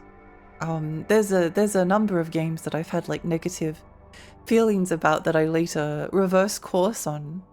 And I didn't hate everything about Breath of the Wild, but overall I came away from it feeling like quite negative about it. It's only July. Yippee!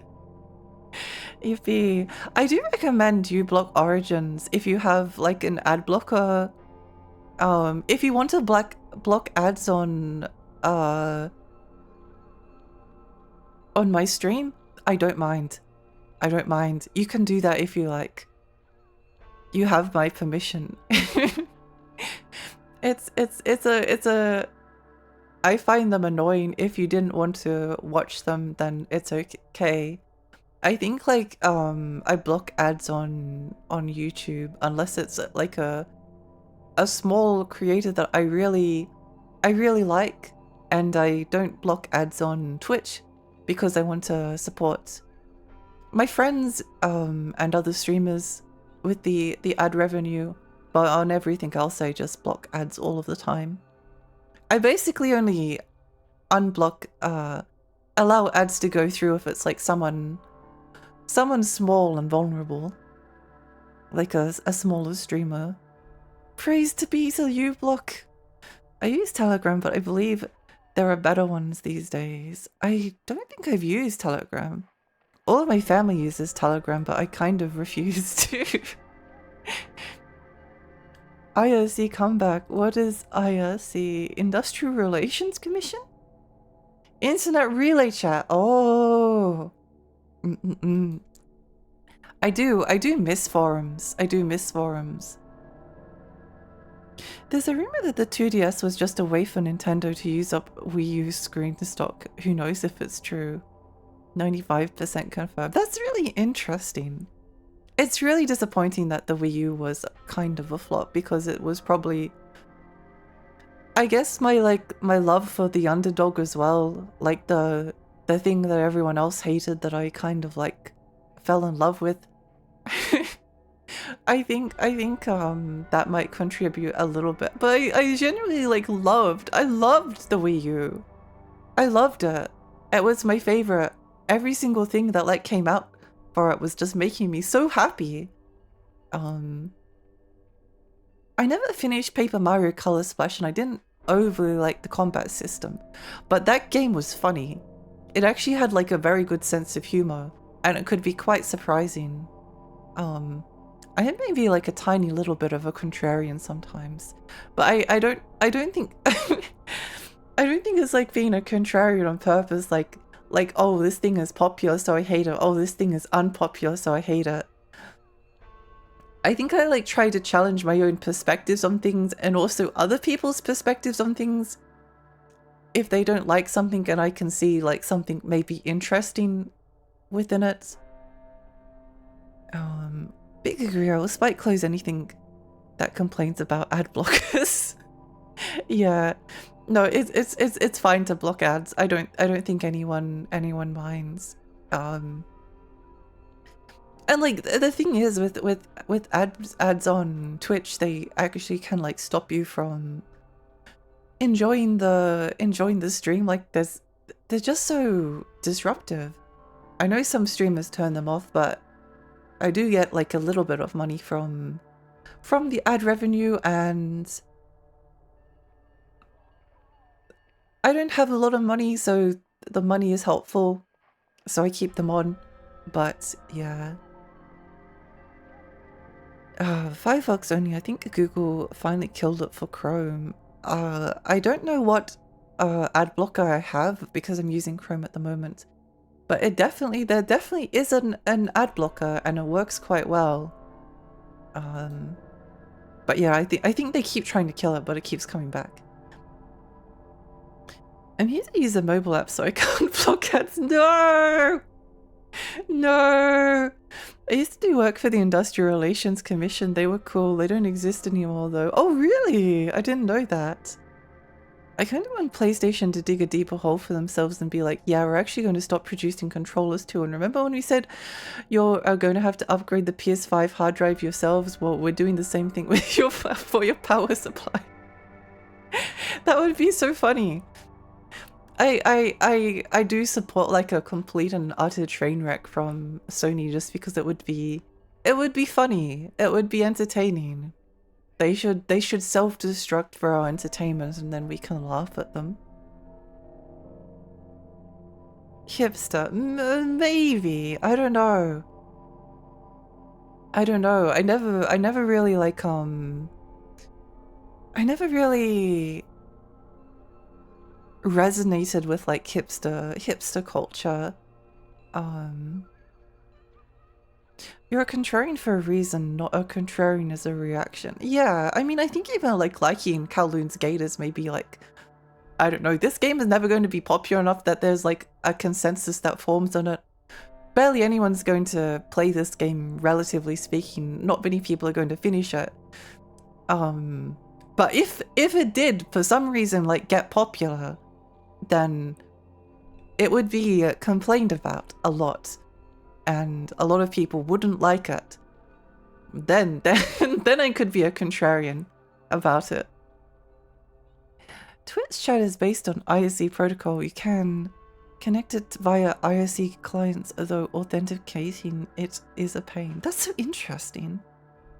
I got really burnt on Sticker Star, but I eventually got a used copy of Color Splash. At the very least, it's better than Sticker Star, but I enjoyed Origami King more. It's definitely better than Sticker Star.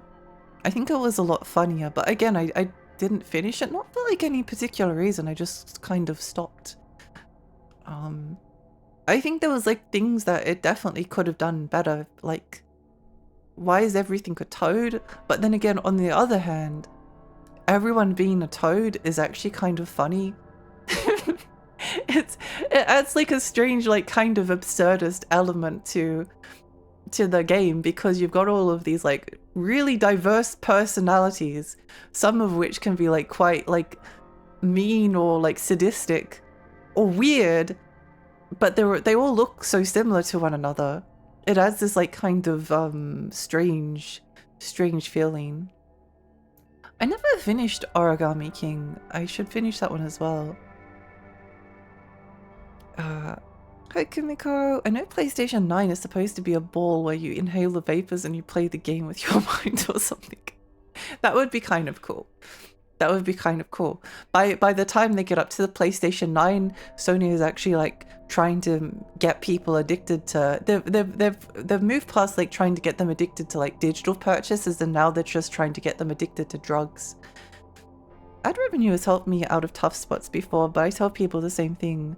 Bezos is the main beneficiary, and if you want to stick it to him, I fully support that. Yeah, I feel the same. I appreciate if people like watch the ads, and I don't want to turn the ads off because I like the ad revenue is helpful, but like if people don't want to watch the ads, I totally get it, and I would probably do the same. I do it on like most websites. It's only really Twitch that I sometimes the like is really bad because like you go and raid someone and they're in the middle of an ad break, and then suddenly you can't see what they're saying because you're stuck there. Chrome still has uBlock Origin Lite. It's technically working, but it's considered inferior because Manifest v3 gives it less permissions. Interesting. Soon they'll stop making controllers and force everyone to use microchips in their minds. That's where Elon's brain chip comes in. Wow! I lost interest in Origami King and then I basically packed my Switch away. Yeah, I got like a little way into Origami King. I think I was actually like enjoying Color Splash more, although I think I may have gotten further into Origami King. Zesty! I'm tired of had to take my money, Lexi. Yay! Yay, money! I appreciate it. Thank you so much for the 3 months. Thank you. I'm showing my age if I say I saw the literal airing of the PS9 commercial. I don't think I've seen it before. In Australia, we don't really like tend to see video game advertisements on TVs. They're too busy. They're too busy advertising like a carpet place that sells carpets, and they're closing down. Everything must go. I think the worst of tech is that people used to see me as someone obsessed with games and social apps, but now all people around me are what they told me I was going to be. It's a very nightmarish feeling. I feel everyone is slaved around me. Seeing teenagers walk outside without being able to put away their phone is disturbing. It's really interesting. You know what people should do instead? Walk around not with your phone but with a book. If you trip and fall and die, then so be it, but walking while reading a book is really fun. Yes, you may walk into a pole and knock yourself unconscious, but it's a really good book, and something exciting just happened, so I need to keep reading it. Yeah. I would walk around everywhere just like reading a book. I'd go like shopping with my mum and my sister, and they'd be looking at stuff and I'd be just standing there reading. Origami King would be better if they didn't show Horn their own version of an RPG battle system and just stitch the battles together. Mental boss battles were fun though. I agree. I think like something closer to Kowloon's Gate where they just like focus on 90%, 80% like exploration, and then just like throw in a couple of like occasional battles, but it's just like something of like a side activity.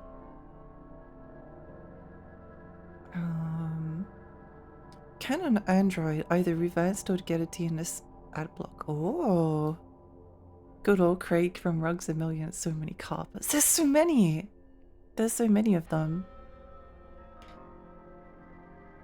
Everything must go. Liquidation sale, 80% off. I do be walking around reading big ass comic books. Yeah, let's go. It's fun and good for your soul. It is. I passed by a place in San Francisco called M&M Carpet. Carpet. That would be interesting, that the guy just walking around just watching dumb videos. It's way better. It's way better. Everyone should just read books everywhere.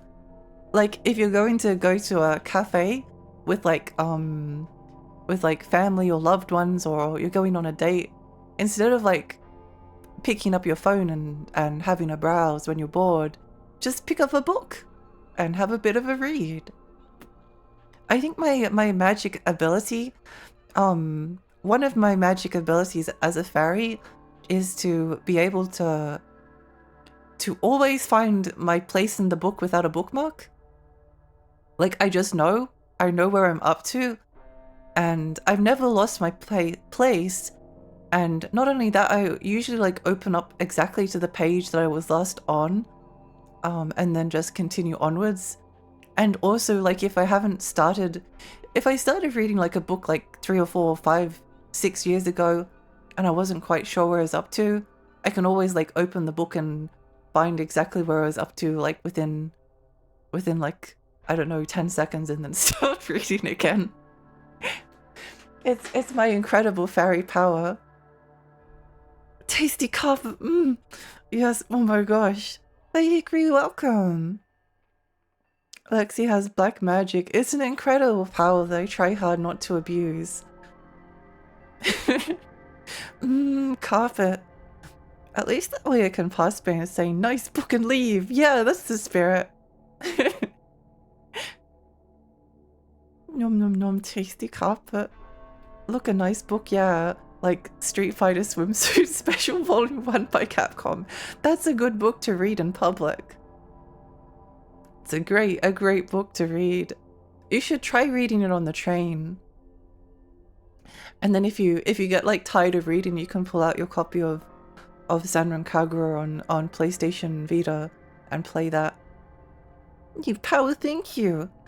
I don't even do that. I try to analyze everything I can see, scrutinize every little bit of furniture and its functions. There's so much stuff I think people haven't noticed for years. I feel like I'm just trying to mimic how I learned things as a child. Oh, I've done that as well, because once I was reading Sherlock Holmes, and in the story Sherlock Holmes pointed out to Watson that people don't pay attention to basic details like how many stairs there are. So I've started like counting stairs and making like little observations since then. Thank you, book. I was also reading that book while walking around, funnily enough. I think it might have been when I had to do sport at school, but I had like a medical exemption, so I went and sat under a tree and I read Sherlock Holmes. It was much better than whatever everyone else was doing. Who can just open a book and know where they were? It's me! Don't pull out my phone unless I'm checking the time or something. Yeah. I have been like using my phone a little bit for music. That's quite nice. But then again, I've been realizing that I just kind of wish that I had a curated collection, like I used to. Back on like an MP3 player or something. I don't pull out my... when I used to read novels, I could tell just by the pages that didn't look so got my last teenage finger oils. Amazing. Yeah, you can just kind of like, kind of sense like the last page that you were on. Art is art. It's true. It's true. The Capcom Swimsuit Collection Volume 1 is a piece of art and deserves to be in every person's home. Local player apps exist. I've been kind of like thinking about maybe buying one or something. I think are they called local players? I'm not sure, but I did see some people talking about them, and I do kind of like the idea of it. Because I used to listen to more music when I was curating my own collection. Once everything became like streaming, I just started popping everything into like a huge playlist, and then that was like impossible to navigate. I'm gonna drink some coffee. How long have we been sitting in this one spot?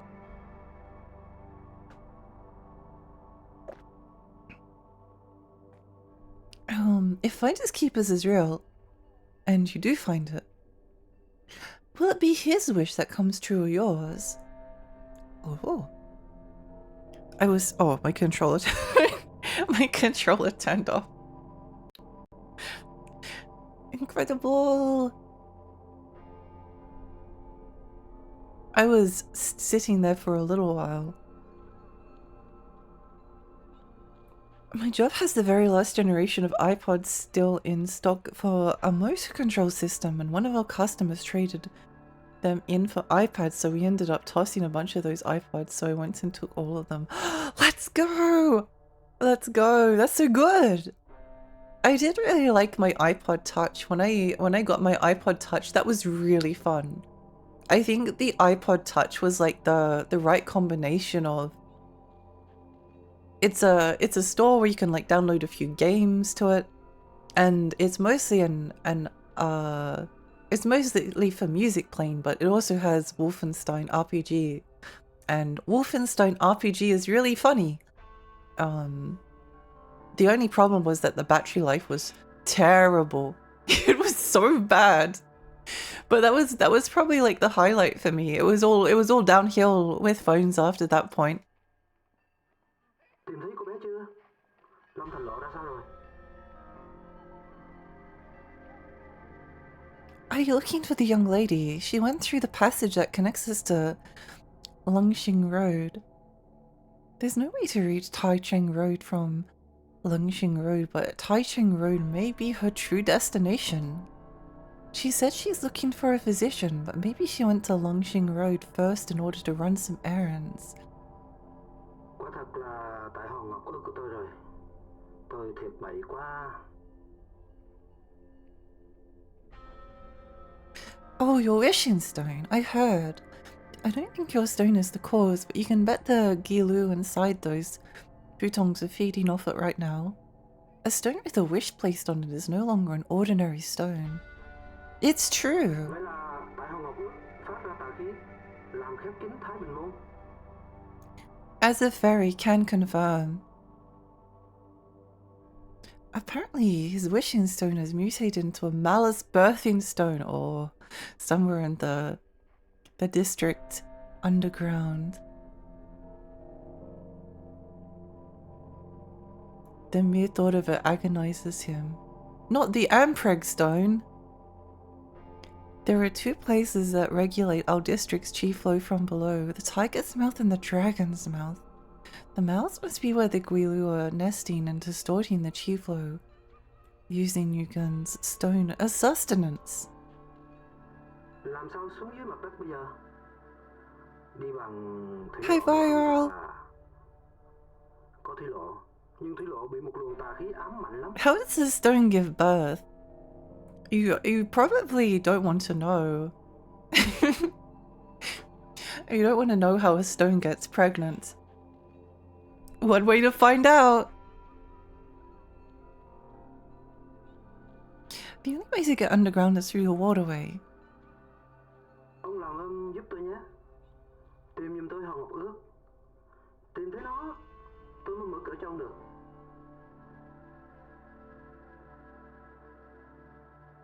So you're schooled in the ways of cleansing the futongs, are you? Good, in that case you should find his wishing stone. He'd like to make another wish on it. He also thinks you should try going to Taichung Road. Ráng tìm lối vào của thủy lộ nha. First you'll need to find the entrance into the futongs. Then when coming the malice you'll have to find your way to both the tiger's mouth and the dragon's mouth. Okay. Where was he up to? I have a metric crapload of MP3s. I refuse to use streaming services. YouTube isn't good for me and I refuse to switch to FLAC. I always used to like see FLAC files in and they were so big. They were so big they would take too long to download. And like take up too much space. I don't want to download a FLAC file, I want my MP3. I hear Australia makes a mean flat white coffee. It does. I usually have a flat white. It's very nice. I accidentally wrote a Metroid crap ton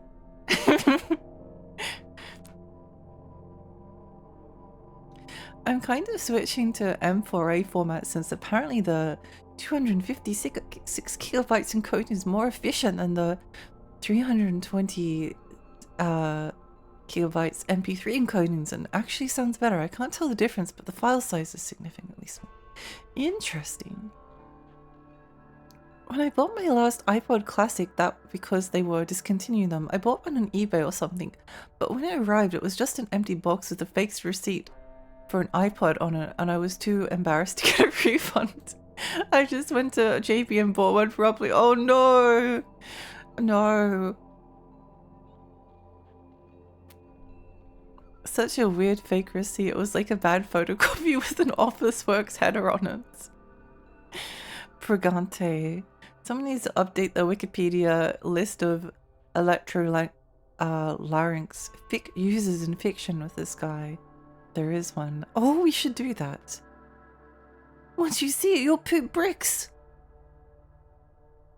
That's not a brick, that's a baby.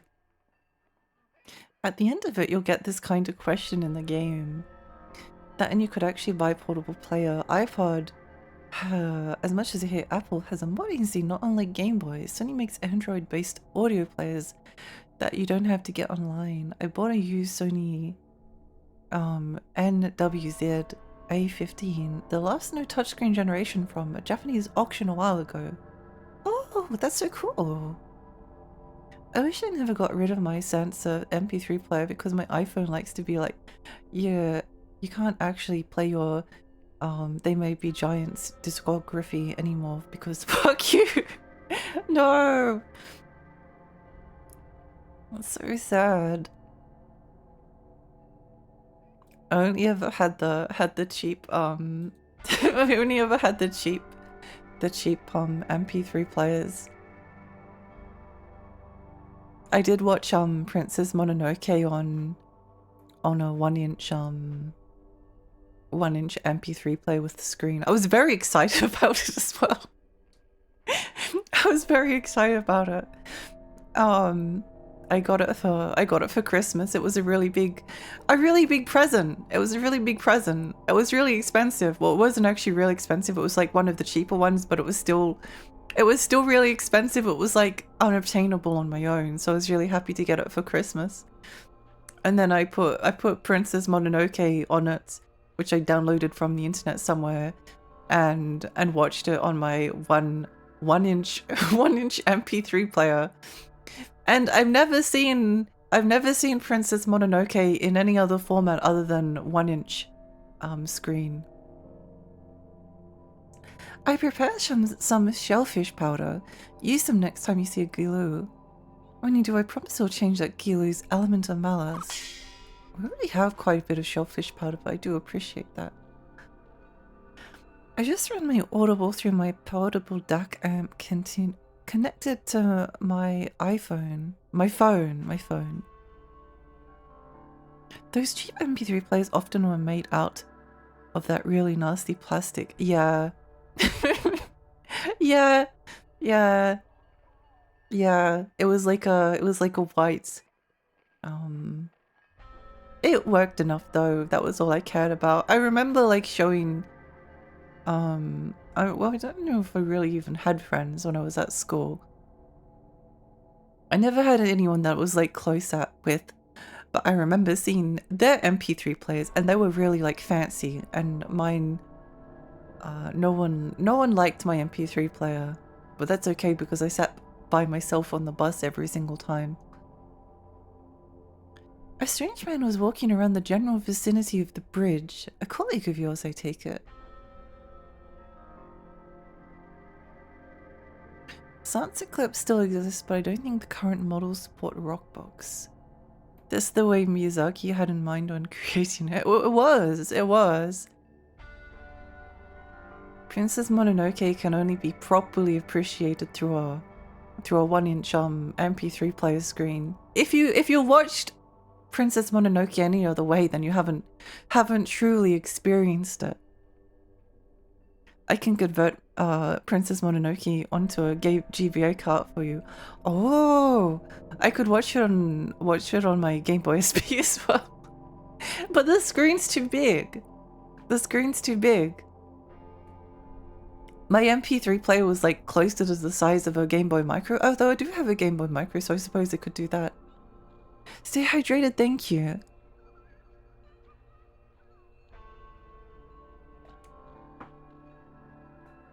Some stranger in a bowler hat went down the stairs to Leihong. How do you suppose that Giza was able to open the entrance? Is he a friend of yours? He might be. The Game Boy SP screen is too big. It is too big. It's too big. You can't appreciate Princess Mononoke properly on it.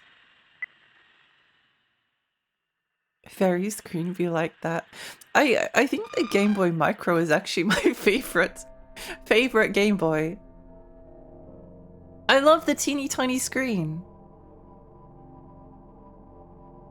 Those MP3s look so silly, but somehow are over 60s on eBay. Oh, really? Interesting. It's just kind of like, yeah.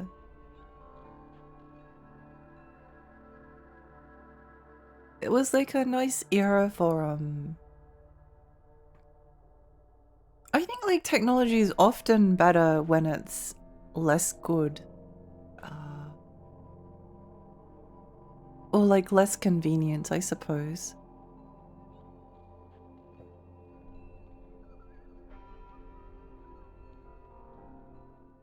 Oh, here he is. Welcome. やっとここに来ましたね。I love him. どうやらグエンのストーンはもののけ使いに力を与えているようです。グエンは写真のテーマを探してこの町にたどり着き、そしてストーンに願いをかけました。彼は繁栄の中に影の部分をファインドしようと考えていたのですが、やがて影ばかりに目を向けるようになったのです。ストーンに満ちた影を求める力はもののけ使いに利用されてしまったのです。ストーンに取り付いた邪気を取り除くのです。水路の入り口はここです。プリーズ。Dungeon time, yay!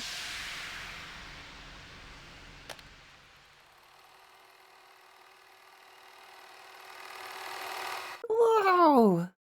There was a door there all along. Brig, thank you so much for the follow, thank you.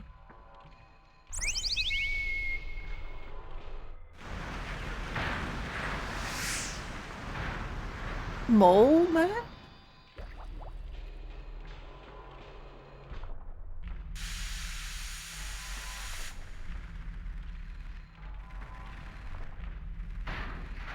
What's going on? Whoa! Shoo.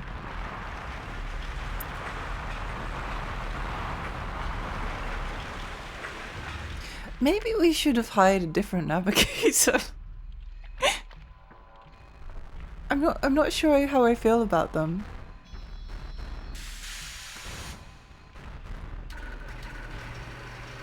Why is this guy not in Street Fighter 6 as a guest character? Whoa! He has a poop brain.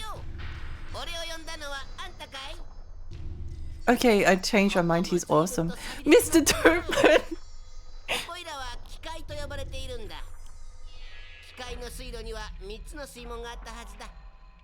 水門を開いて水路の水を流し出せば邪気もよどまなくなる。それそうと水路だからって水の邪気ばかりじゃないぞ。あんたどれが必要なんだい？ Don't assume we'll find. That means he's trying to trick us. Trying to trick us. 先回りして様子を見てくるから注意してきてくれ。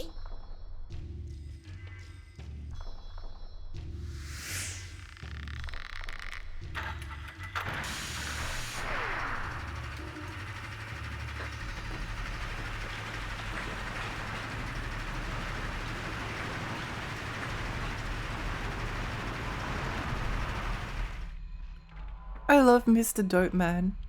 Long live Mr. Dope.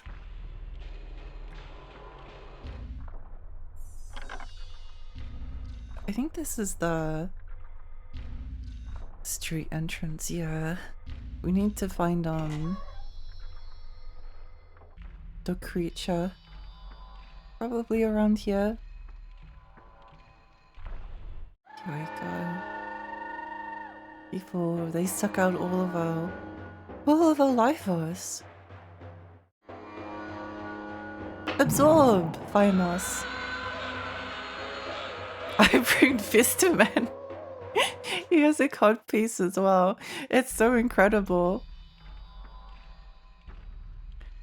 I wonder what people will say about today's technology in 15, 20 years. I do wonder.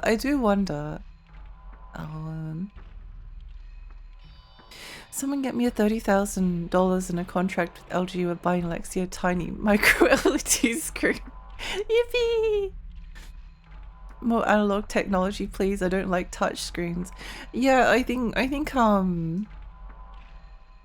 it's very, very underrated.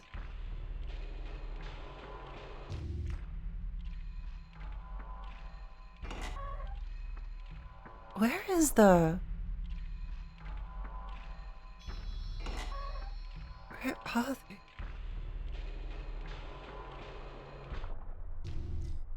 Oh, staircase. Interesting.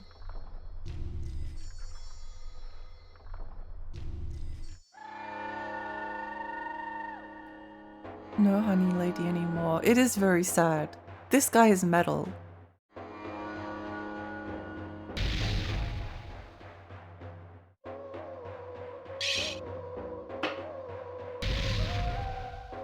Yay!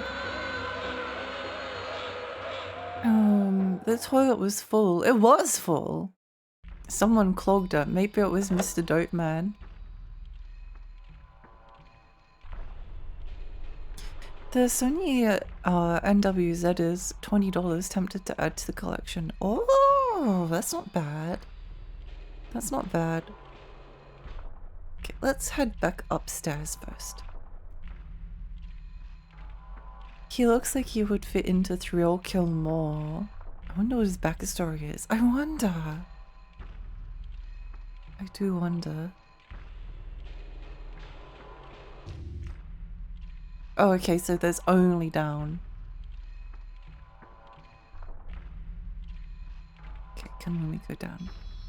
I see. We've found a new Tekken monstrosity. He does look like he's from a fighting game. He kind of looks like Abigail from Street Fighter 5, I think. Yeah.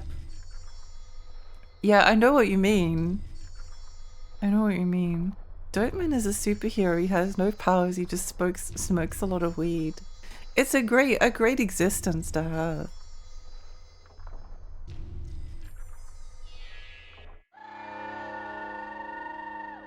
The green ones mean that you can't eliminate them. I think this one is fire.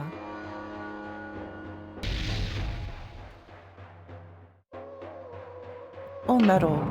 Metal, okay, yeah. That was Jack 4, obviously. Obviously! Can we go through this door? Better mark it on our map as it's locked.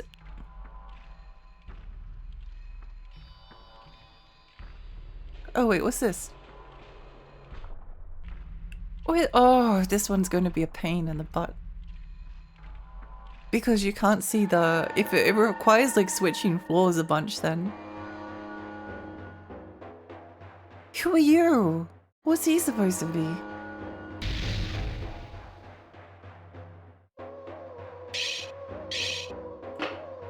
Tree.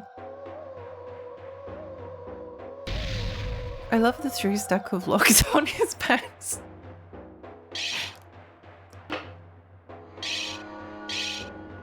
He has his interest and that's okay. I got a bunch of old MP3s that are getting expensive on eBay, especially Sony. They're very collectible. Oh, that's so interesting.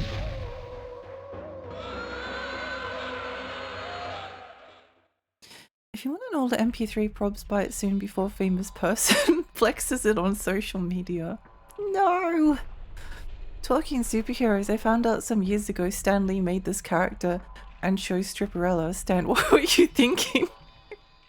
I think I saw Stripperella once on TV, and it's exactly what you think it is. Wait, hang on. I haven't opened the door yet. Getting ahead of myself. Getting ahead of myself.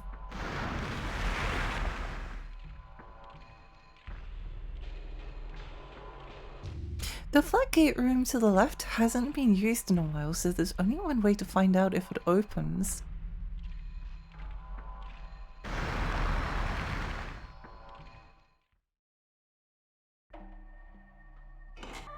Oh, it does open.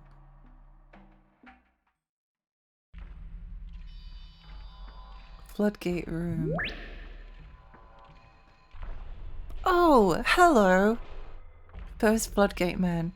No need to use those delusion glasses on me. Do you want to drain all this water? I'll try to open the floodgate somehow. But as long as the Laihong flows in, the waterway will never run dry.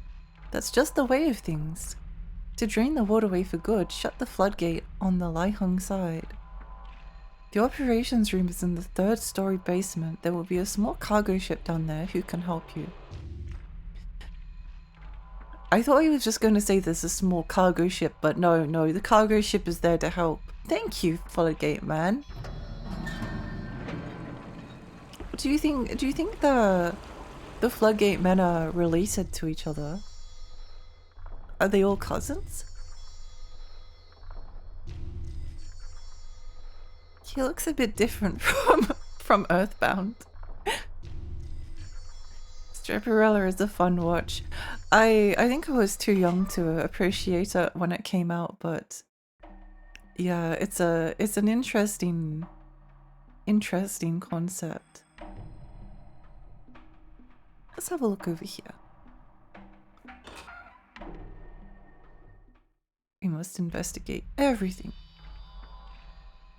That's the #1 advice I'd give if you're playing this game, is that whenever you see a locked door, mark it on the map. It's going to make everything like infinitely easier. I mean, it's a mechanic there for a reason. It's kind of not optional. I mean, it is optional, but you should mark it on the map. It's the only thing that like allows the dungeons to be decipherable. Human, welcome. Welcome. They're married. Floodgate is their surname. Oh, let's go.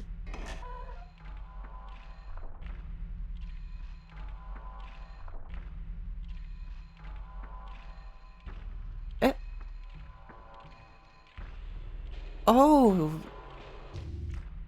it's a waterway. I thought it was an abyss. Whoa!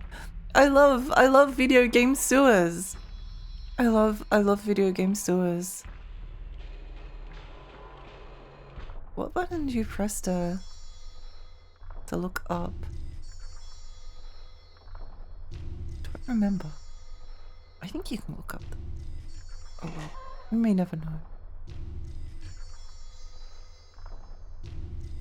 So another staircase going down.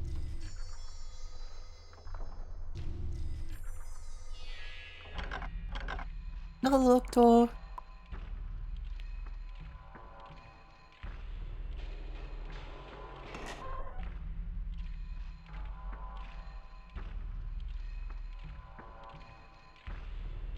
Okay, we can't go any further that way. Unless...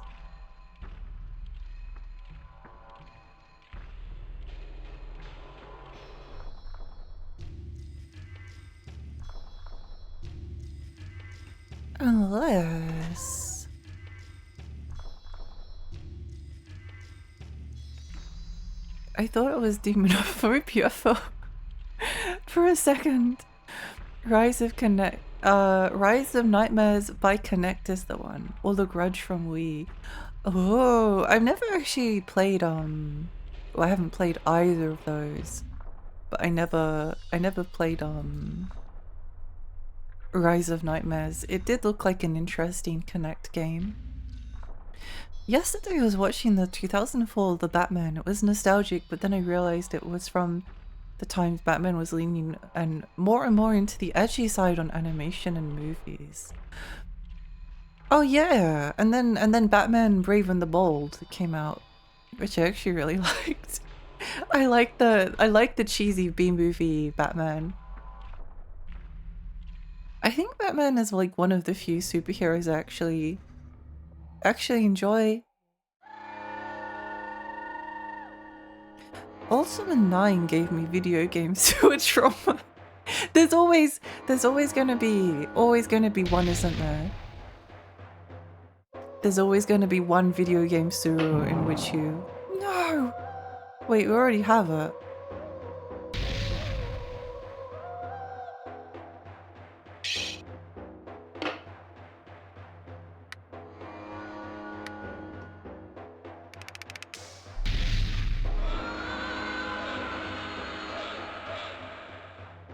Shellfish powder.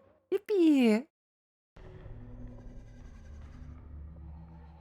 I love it when they make horror games on kids' platforms. I love the Wii.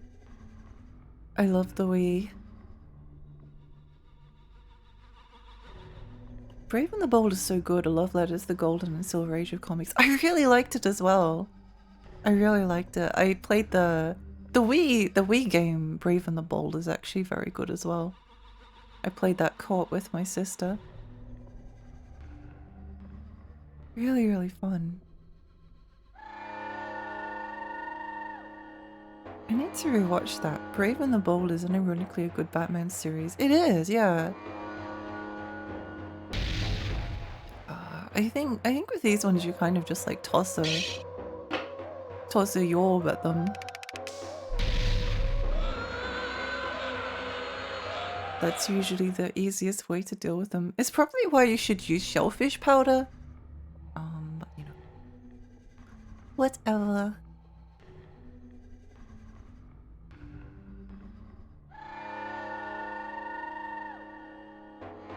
Batman the Bold and the Beautiful. I always thought that whenever I would like look at the TV guide, I would see like Bold and the Beautiful, and I would always be like, oh, that looks interesting. I wonder what it is. I wonder what it is. I always thought it was gonna be something cool, but it wasn't cool. It was boring. I think like every single time the strange thing is I don't think I ever quite learned. Like I kept seeing it and being like, oh, that looks exciting. I think I just like eventually hope that maybe they'd like get confused and then put on Beauty and the Beast or something.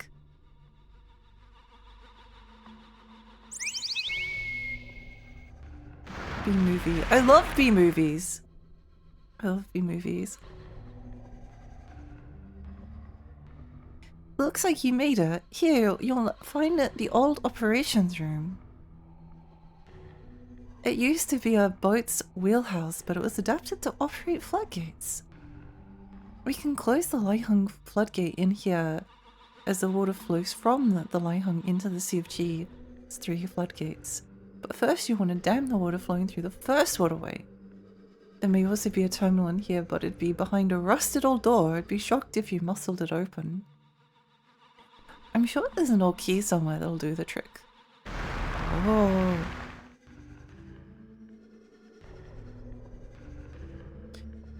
Here's the best version of Aquaman on the show. I wish there was an animated show about Legacy of Kain. Oh, that would be cool. Ultimate 9 Sewers was a one-way poison swamp maze from memory. aka trauma. この部屋は俺の頭だったところさ。俺はチャンピオン号っていう貨物船だった。小さな船さ。ほう。船としての体はもうない。じっとしながら俺はここで遠い海を見つめているんだ。ライフンの水門を閉じに来たんだろ。だったらすぐだ。俺は水の流れを管理しているんだ。汚い水さ。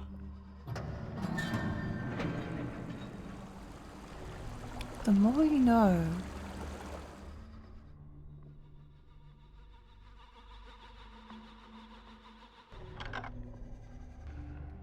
Good thing we have this old key.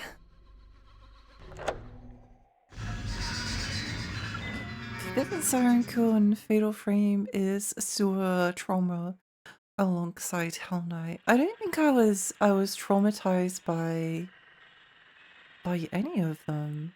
Although I haven't played Forbidden Siren yet. I haven't been in a horror mood for a little while. I tend to play horror games like all year round, but I haven't felt like it super recently. I think maybe Fatal Frame 3 burned me out just a tiny bit, because that game was very good, but it was also insanely easy to get lost and confused in.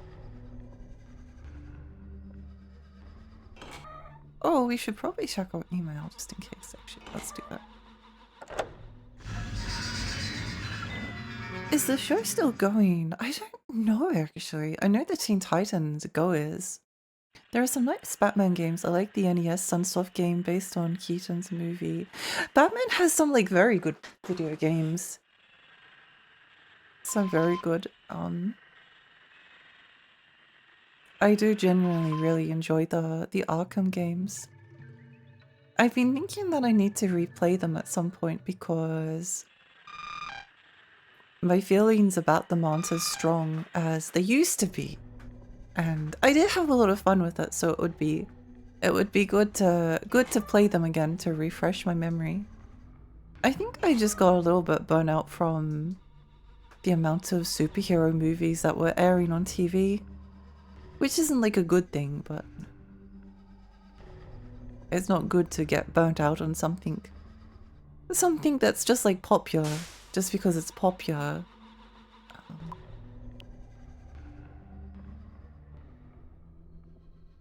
You realize you're sorely mistaken. This game reminds me of Baroque. It is a little bit like Baroque.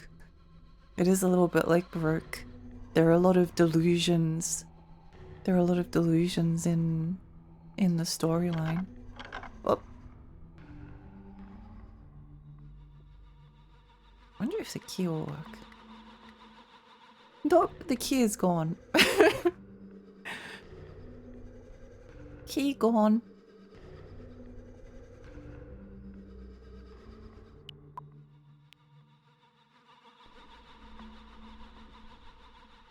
I wish I paid attention. Or Garage Game. I made the comparison to both Garage and Baroque earlier. It is reminiscent of those two specifically.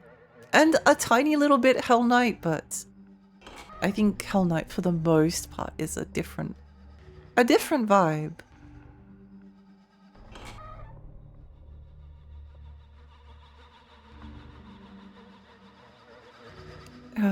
Don't be sure that there was a show called Beauty and the Beast.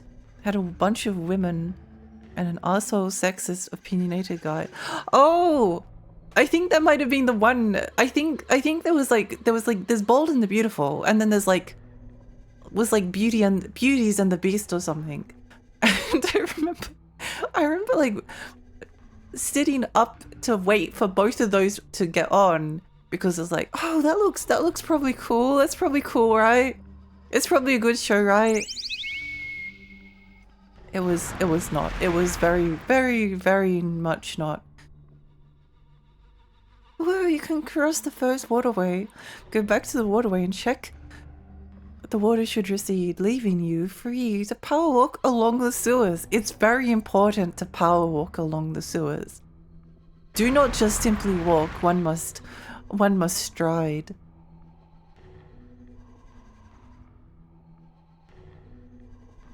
Where is this coming from? It must be behind us.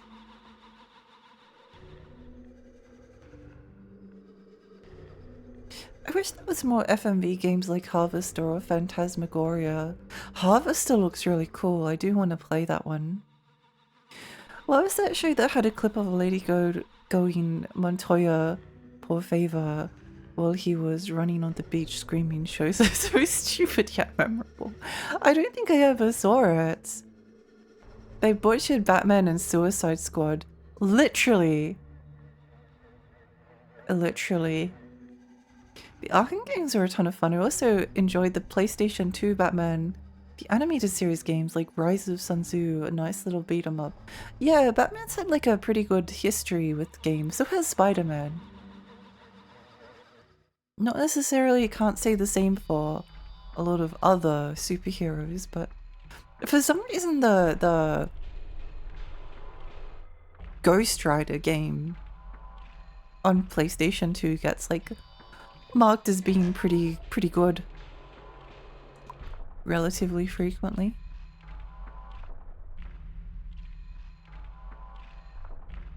Power walk along the sewers.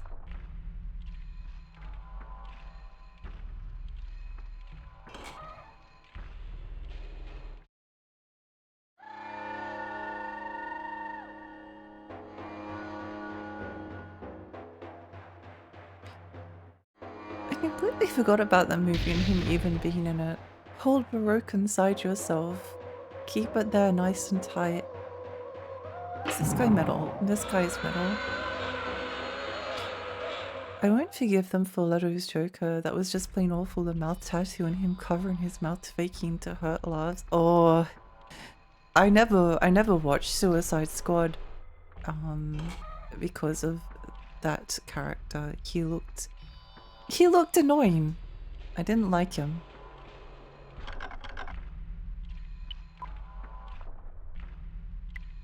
Didn't like him. There was a kid daytime TV that was like a mystery that I never got to watch unless I was sick, but then I got to watch it. It was a profound disappointment. Yeah, there was some cool shows like that you'd only get to see like if you had the day off or something. Okay, so that's that door, and that door led to there. Can we go through here? Oh, we can. We should go and check the door back here first.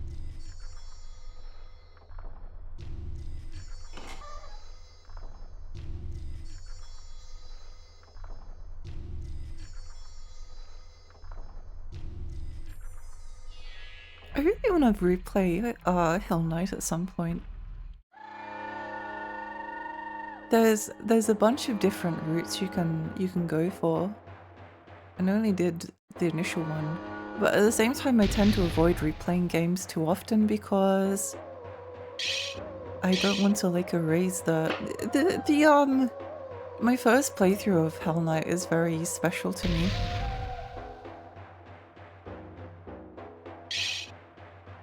And I had so much fun with it that I don't wanna override it. Never forget the Young and the Restless. Oh, that was probably another one. There was like a bunch of shows that had like some kind of like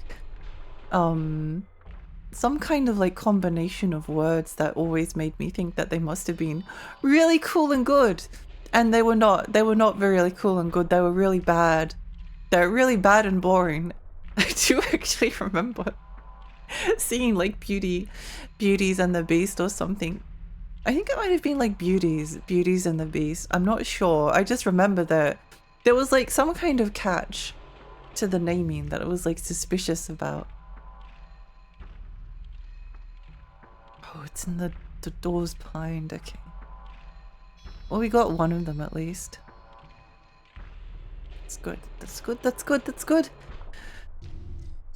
Joker update damaged. Harvester is a fever dream. It looks like one. It's really cool. I do really want to play it.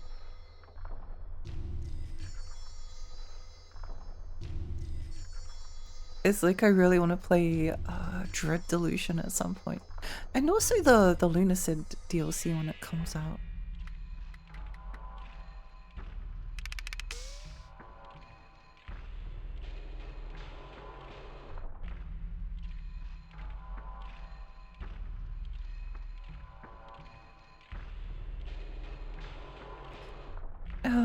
blah blah blah. When I was a kid, daytime TV was like a mystery that I never get to watch unless I was sick. But when I got to watch it, it was a profound disappointment. I wish someone believed in me as much as Hollywood believed in Leto. What are you talking about, Lexi? You don't like Superman 64? I've never actually played Superman 64, so I couldn't say. I couldn't say. I was reading that there was like a lot of restrictions around the development of Superman 64, where they weren't necessarily allowed to do whatever they wanted. I don't remember what this one is. Scan. Fire. I guess we use some shellfish powder?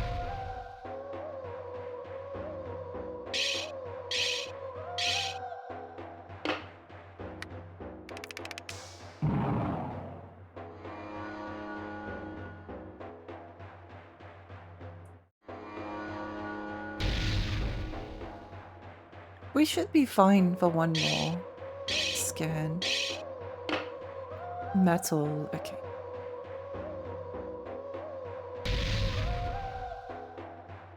Batman and Spider-Man are always the goats. They are. They are. I think it was fire. Yeah, they somehow managed to have good games. I would really like my favorite Batman Arkham game is actually Origins. Contrarian Lexi strikes again! I played 100 hours of Suicide Squad, was solid. I never played it purely because I don't like live services. But I'm happy you enjoyed it. That's really cool. I'd be slightly curious to try it because it has Harley Quinn in it and she's cute.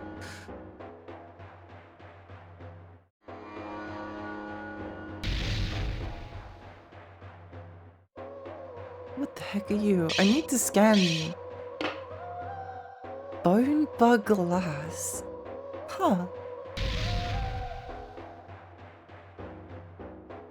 Oh no, it's Earth. Okay. That's the one thing that we didn't want it to be. Didn't want it to be.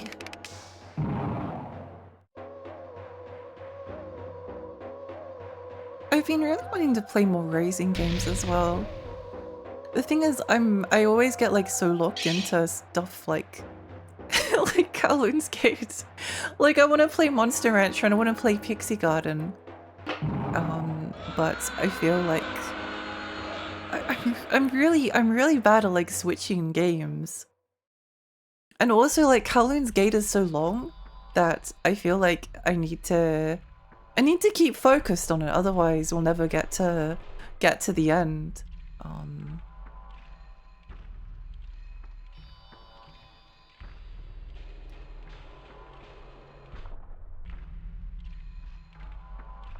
Now I'm thinking about the book place. The book place? What is this? I like books. Oh! I think I've seen that before.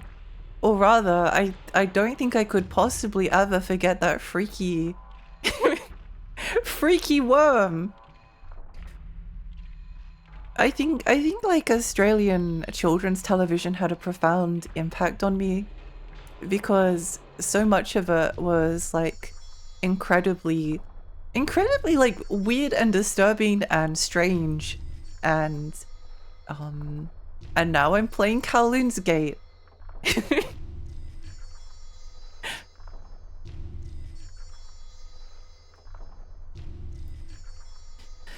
I took my friend to see the first Suicide Squad in theaters, and when it ended I turned to her and said, "I'm so sorry for picking this." Oh, that's so funny.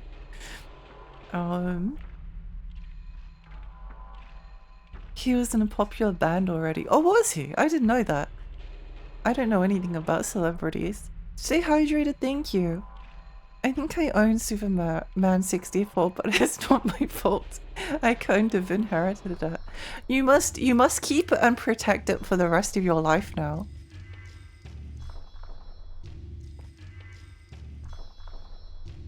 I was never able to see shows like that. I feel my brain dies. The only time I watched The Bachelor was because a friend asked me to watch it with a girl he likes so things were calm between them. I never wanted to die so much before. I don't like those shows either. I did watch Love Island with some friends, and that was fun, but only because it was with friends. I could care less about Love Island. I don't care.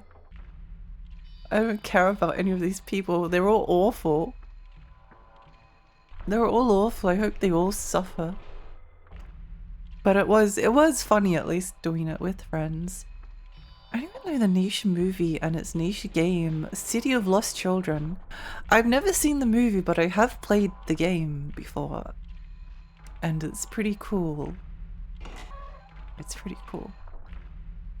I love how it was less finished than a lot of games released today. The final boss literally has mission animations and just T-post a lot. It's so fascinating. Like it might be fun to stream just because. Although like as far as bad games go, like it's kind of an obvious pick. Like Superman 64, Bubsy 3D, oh of course you're playing those are the obvious bad games. No one except I think oh actually there's a few people that have streamed Cheesy. More people need to stream Cheesy. I think it's important. I think everyone should stream Cheesy like right now. It's probably one of these doors that unlocked. If you want more Rusty games, there's 300 games list on my backlog. Oh. Focus. What? Huh? I'm surprised how many streams you've done of this game. It's been a lot. It's been a lot. I find it very easy to stream the same thing.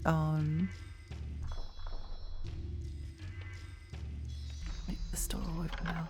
Nope. Maybe.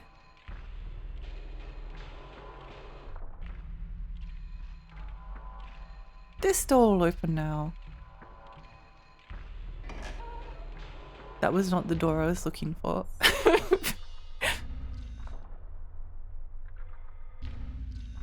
Maybe this door will open. Yay, it opened. Oh, where am I going?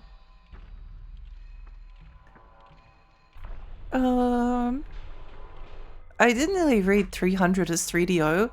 And I have been wanting to play some 3DO games. This is very much not focused, but I kind of wanted to do like a retro wheel event. Where maybe I'll just like make it so like if you, I don't know, gift a sub. If you like gift 5 subs, then you can spin the wheel, but also it's like a point redeem. So everyone can participate if you want to. I think that's like a nice way to do it. But I have been wanting to play a bunch of 3DO games because I've been really fascinated by that console, and there's a lot of really weird stuff on it. Like Cyberdillo. The goddamn worm with the chewing gum on its head haunts me. That and the legendary Mollygrub's face. Mollygrubs, maybe that sounds familiar. Oh. I don't know if that is familiar, but that is scary. That's so scary. What were they thinking? Why? Why? It looks like, oh, I forget the name. It's like a creepy pinball game. I don't remember. I don't remember.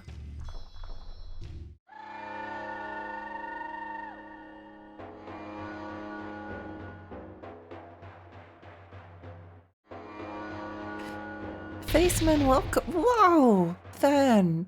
A huge fan! Bandog fire. But we already have fire. We already have fire.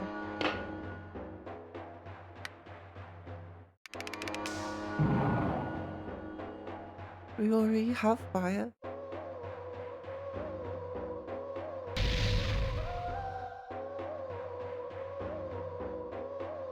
I think we should be able to survive. Water. Yay! Yeah, no problem. No worries. Hi Sona, welcome! I always wonder if the chewing gum off the bastard's head was so disgusting, but it spoke with such a passive, placid voice I couldn't rip its ears off if it was real or I'd be the monster. It's true! A no-win situation. The worm was nightmare rocket fuel for sure. If it wasn't for preschoolers, they'd also complain that the books were shit and they had too few pages, but I don't think I was their demographic. The Mullah Grub's face sounds scary too. I've never seen it before, or if I don't know. I don't know. I'll post this JPEG. Wait, hang on. There might be a better one. I suppose if it's like a little bit scrungly looking, that's apparently the Mullah Grub's face. I sort of have a memory of it, but I also don't. I'm not sure. I'm not sure. It was high-pitched, distorted. How's the feng shui in your room? It's good at the moment, actually. We haven't turned into a book yet. So whoa, new creature. What are you? Tree. I wonder if there's a compilation of creepy characters in kids shows. There must be so many. Yeah, like Brum! Like Brum! The scariest children's show character of all time. And R2-D2! I was so scared of R2-D2. I was so scared of him.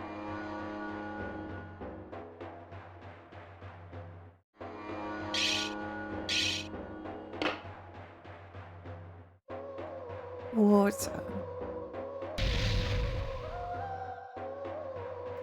Absorb.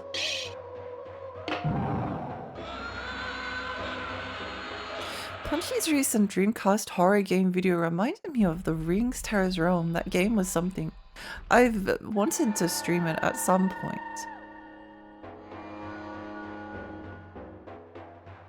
Obviously many games to stream, but this is an interesting creature. Brickhand, earth. Huh.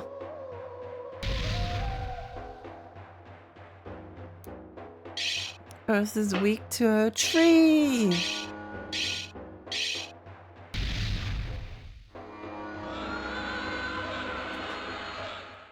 Brum, I do not like R2-D2. I think it was like robots that like had glowing eyes, that like moved slowly towards you.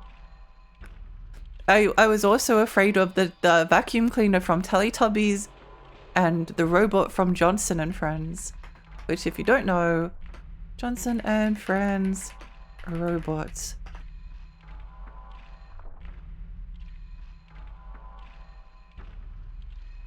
It looked like this. It's actually kind of cute, but it was also terrifying. It was so scary. It was so scary. I was so scared of it. I was so scared. Those horrible lights. Daleks must have been terrifying for you. Thankfully, I never watched Doctor Who as a kid. I don't think I would have survived. John the Robot, a comical tale, a book on Amazon Books. When was this published? Is it like Slop? 2013. Huh.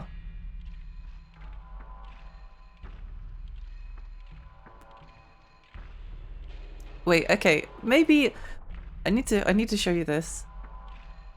No, I'm not getting distracted. We will finish Kowloon's Gate one day. But first I need to read you an extract from John the Robot, a comical tale.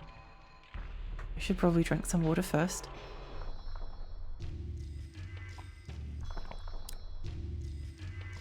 Chapter 1 of John the Robot, a comical tale. The medium-sized space freighter banked to the right and then quickly to the left as it flew at its near top speed through an asteroid belt. For whatever reason, the pilot seemed to discount the police frigate trailing its fumes as both ships dodged dangerous space rocks. As the chase continued, the attentive pilot of the freighter made hasty choices that seemed to propel the ship right towards the larger asteroid. This might be the last cargo run. He could stand no more. Mr. Higgins! I must protect your flying technique. For the love of Pete, pull this bucket of bolts over before I lose the screw or worse. It was not unlike Higgins' robot to pull a C-3PO at least 4 times during a chase. Ethan Higgins was a 30-something pilot just trying to earn a few bucks before his time was ended. Like most pilots of his breeding, following rules was a bad professional policy.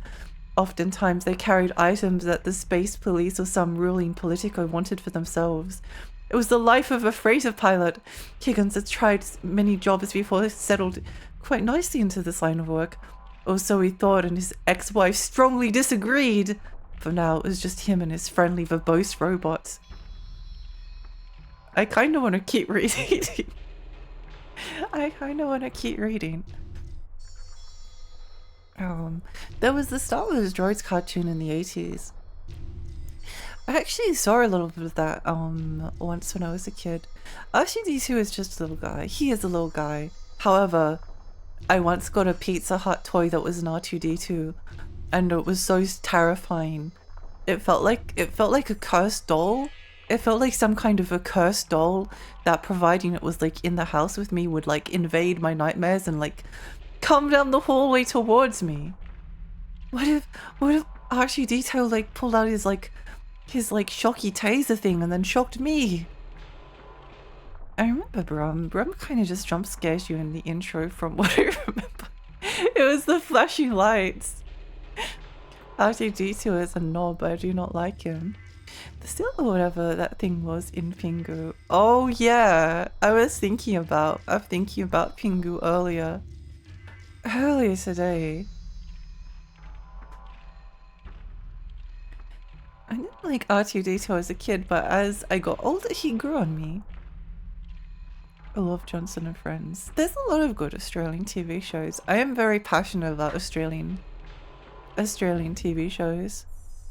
I want to watch all of the ones that I missed.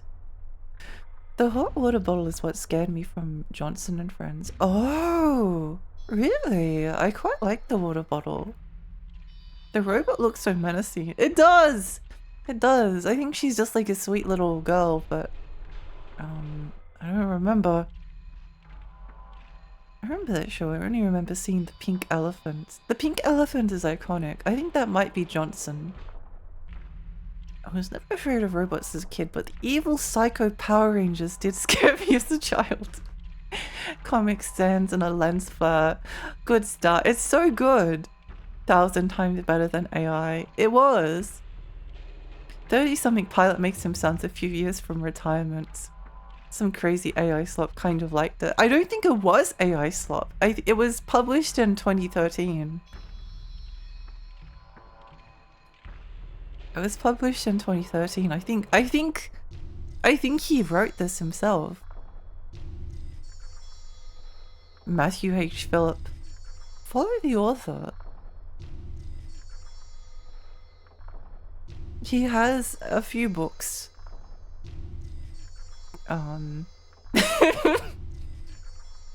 He has a few books, and one of them is this.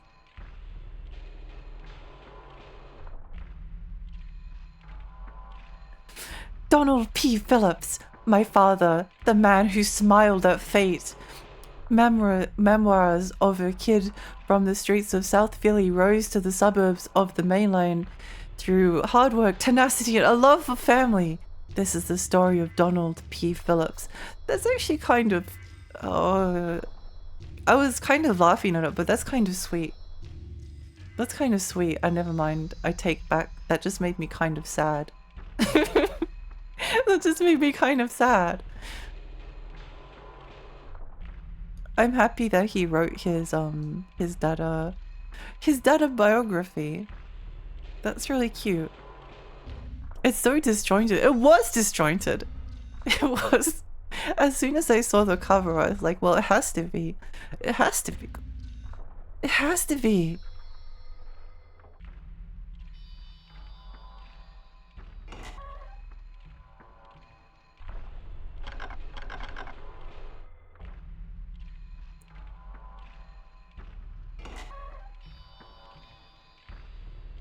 Uh-oh.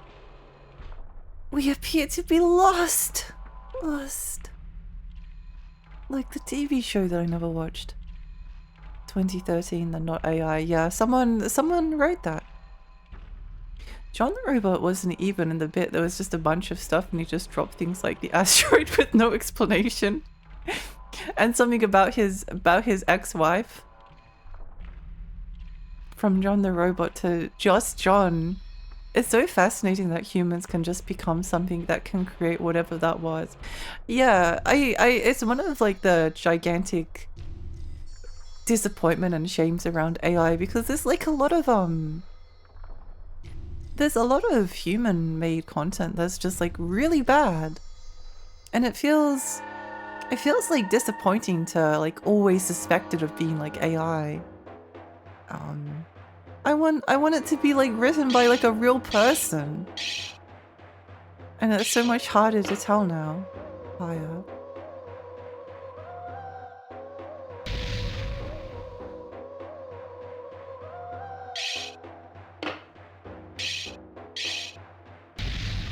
Yay. In a lot of the AI slop, we love our real people slop and shitty photoshops. We do. We do.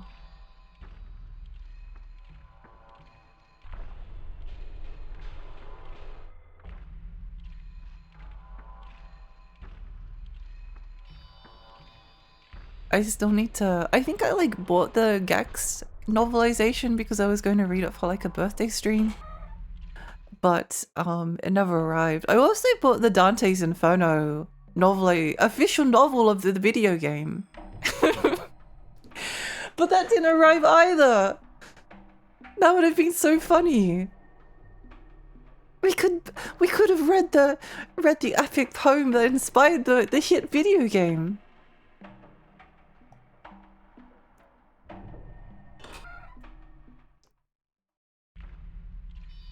I think we should be able to get through here now.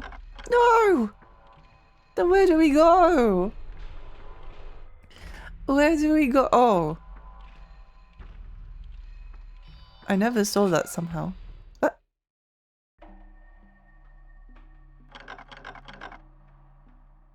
No.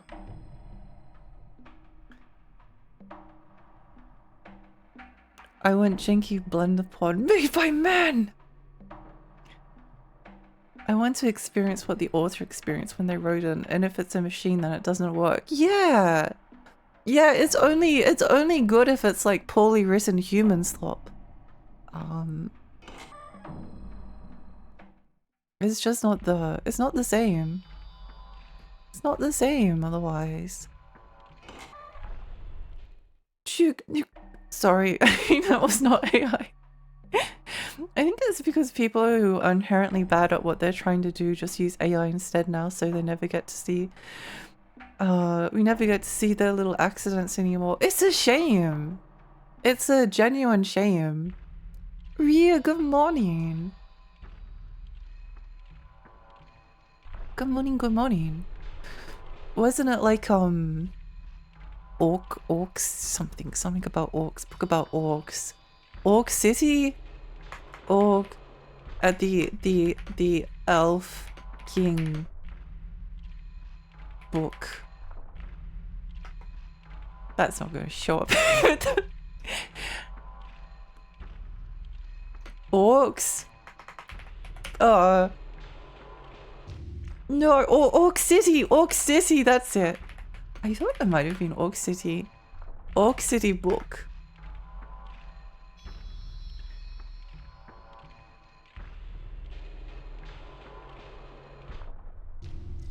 Yeah, this is Orc City. A book written by a human. The Orc City smoldered, burned down in the wake of the battle. The ground soaked in a knuckles depth of blood and ash. The savage cries of its defenders now silent and still as its ruins were overseen by the architect of its very destruction. The Orc wars were finally over. There is nothing more reviled than the Orcs, said the Elvish king. I need to read the rest of that book. I think it's important.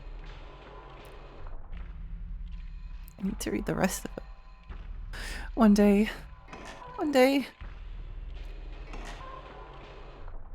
I think it could be here.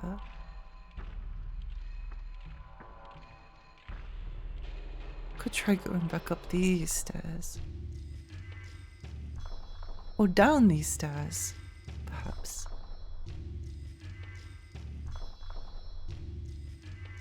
Knuckle deep in blood and ash. Reminds me of some reissue of Battle Royale with the game that inspired Fortnite Battle Royale. I would buy that copy just because it's funny. I'm simply impressed of how long this game could go on at a time. Hey Killer7, welcome. Yeah, no, it is a pretty long one. It's pretty long. I was kind of like expecting a 10-hour jog. It's sort of like turned into a 60-hour epic, but you know, that's just how it goes sometimes. Operations room. I don't remember. I think it blew up because the guy behind it was criticizing other works. I don't remember the story behind it, but it was Karen was losing it the first time she showed us. Yeah, that's how I found out about it as well. I think the author was like criticizing Kojima for being a bad writer because he has a character called Fat Man. So people obviously like dug into seeing who this like person was. And then it turns out he was like an author himself. Or maybe he was like bragging about being an author. I'm not actually sure. A very funny story though.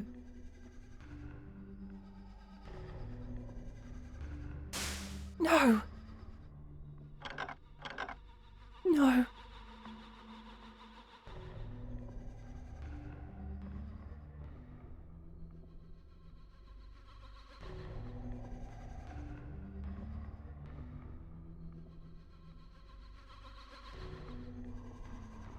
Really annoying that we're like so close to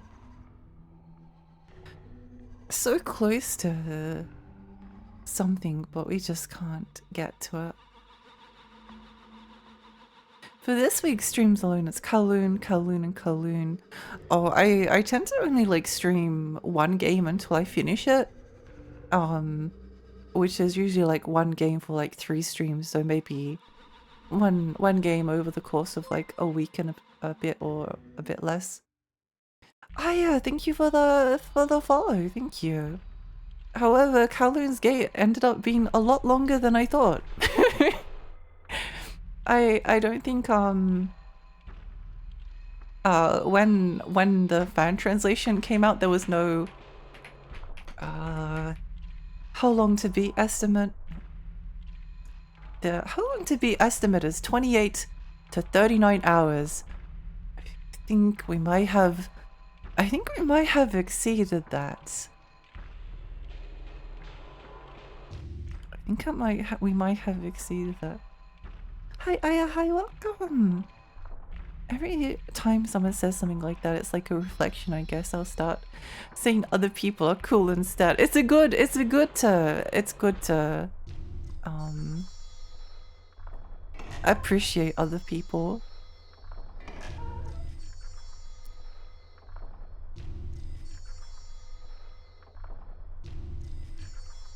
Okay, well, let's just try every door again.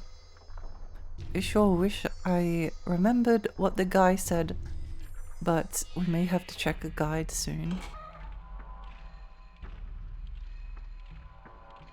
Probs, nothing in here.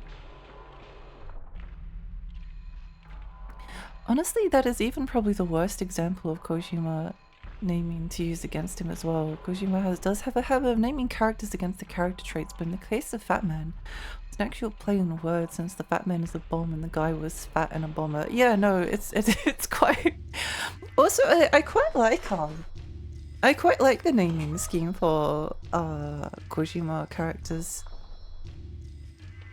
I think it's interesting.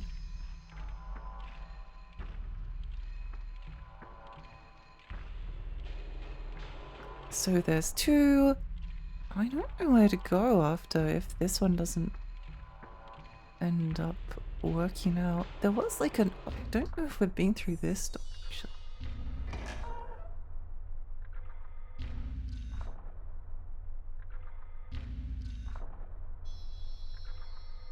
No, we have. We definitely have. Okay.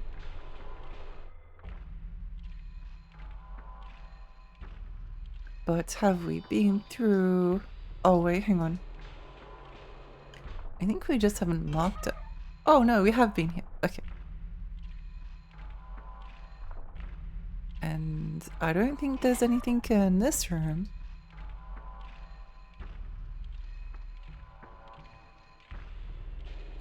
Whatever the dev is doing that 5-year period of development, they cook something. It's really good. It's very good. It's very slow. That's the... I guess that's the only thing I can say that will prevent a lot of people from enjoying it, and that's okay.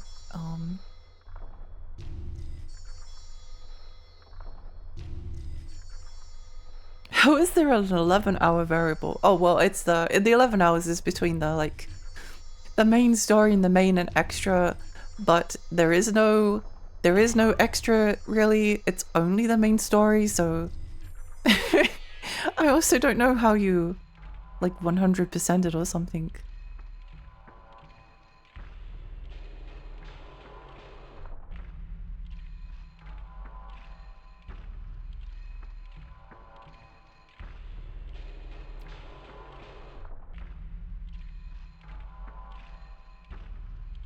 Maybe I need to go somewhere here?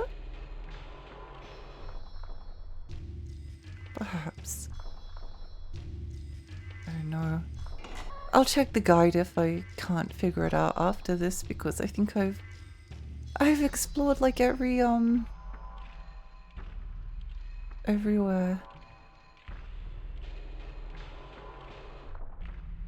If you were here for the date with Pink in Romeo's a Dead Man, you know how things can go and how resilient Lexi is. It's true. It's true. I spent 16 hours purely brute forcing the worst Pink dating sim in Romeo's a Dead Man. I think it was like because someone said that, like, oh yeah, it's really funny that they included a dating sim that is like impossible to beat, because like no one's going to go through like every single of the 100 questions except me. I was the one. I was the chosen one. And what was really funny and what made me quite happy was that same person like kept showing up and was like, oh my god. Oh my goodness, you're still here?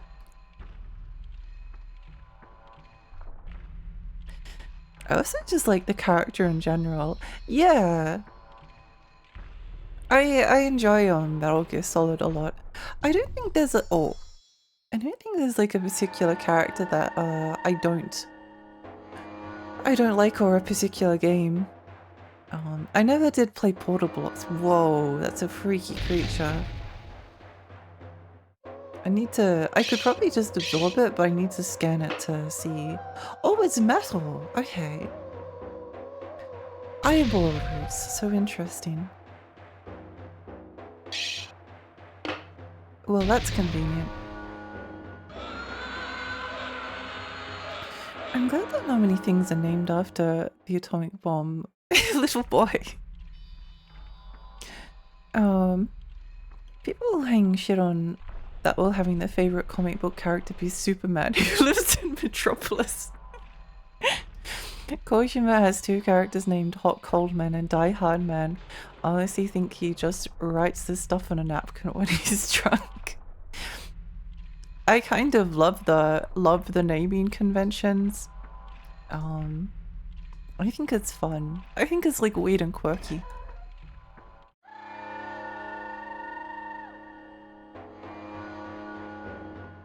Also, like, as someone who struggles with names, it's a lot easier for me to remember the names of characters when they have like when they're a little bit like goofy.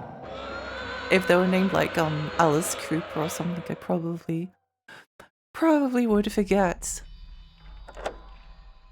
Something unlocked somewhere. But where? Where? This reminds me of a discussion I was having later about how with the SNES, a lot of games had Super in the title, but if you scrutinize it, the console doesn't invent it, it just kind of became the main thing people saw. It's kind of interesting. Or like, they never really did that with like PlayStation games, but you'd have a lot of Mario 64, Wave Race 64, Pilot Wing 64. I suppose they were Nintendo games. Super Bomberman on the Super Nintendo. I'm kidding, of course. The worst pink challenge was fun and Lexi got married at the end. See you! It was really fun. It was really fun. I think it was a classic moment. Classic moment. And a good instance of proving a point. Look, you made it! Alrighty, the door to the second floodgate room is here, but it's rusted shut. Must have gone unopened for so long. Let me tear down the wall for you. Oh, you're so nice. I like that Dope Man has like canisters full of some kind of mysterious liquid attached to his biceps via a needle. I think that's very interesting. Let's go through these doors first.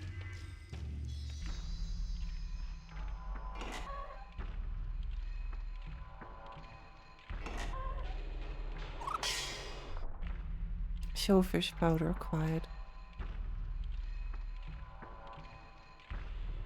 Okay, there's some kind of creature around here, but where? Worst pink turned into wife pink. Yeah! Wife pink, yippee! Where is that? Oh, it's probably on... I know where it probably is. I know where it probably is. I think in the end I came to the conclusion it's probably because of how Super Mario Brothers used it. Super just being a possible English translation of big, and in Japan the Super Mario was usually just called Big Mario. It's funny how it became so iconic. Superman is my goat. Let's go! I haven't really experienced much Superman stuff because I'm more of a fan of video games than I am a fan of superheroes. And there hasn't been many good or interesting Superman games. There hasn't been many. But I think the character can be quite fun. In the very like few instances of Superman, I think there has been like a couple of Superman stories I've read. Have you seen my cogwheel? Do you have my cogwheel? Give me back my cogwheel. No, don't. I don't know. I don't know. I don't know where your cogwheel is. But I can give you these cool glasses. No response. No. No.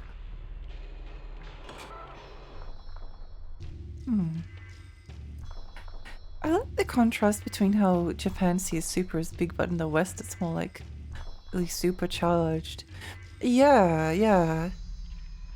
I always remember that Galactus was called the Hungry Albert a long time ago in Spanish. That's so cool. He's only Big Murray when he eats a mushroom. He's just a little guy otherwise. I guess money follows the trend. Games called Super or 3D trying to be everywhere. Weren't they dropping a lot of buzzwords in the directs? Especially Cross. Superhero movies trend, movie-based games trend. Yeah. There was a decent Superman Mega Drive game, the first one only, not the one by Blizzard. Oh! In fact, the death and rebirth of Superman on Mega Drive has a game-breaking bug of some kind. You can't get past level 2. I have heard of the death and rebirth of Superman game. Somehow. I might have to check the guide. Cog.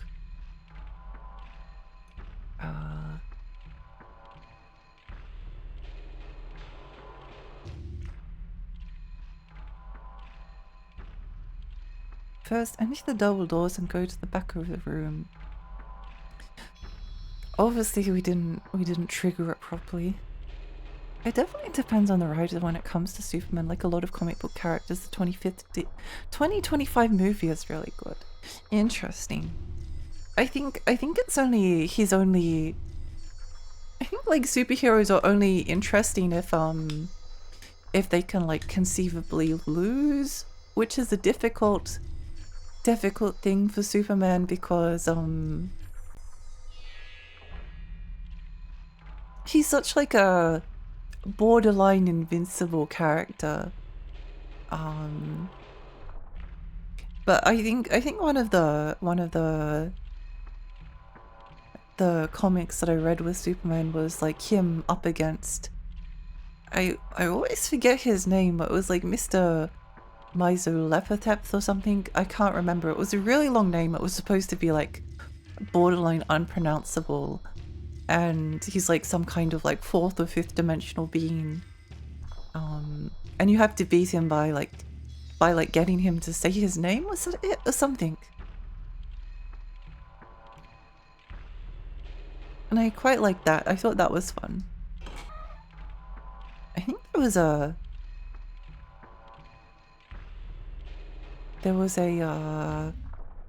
Superman cartoon that had a really cute version of Lois Lane.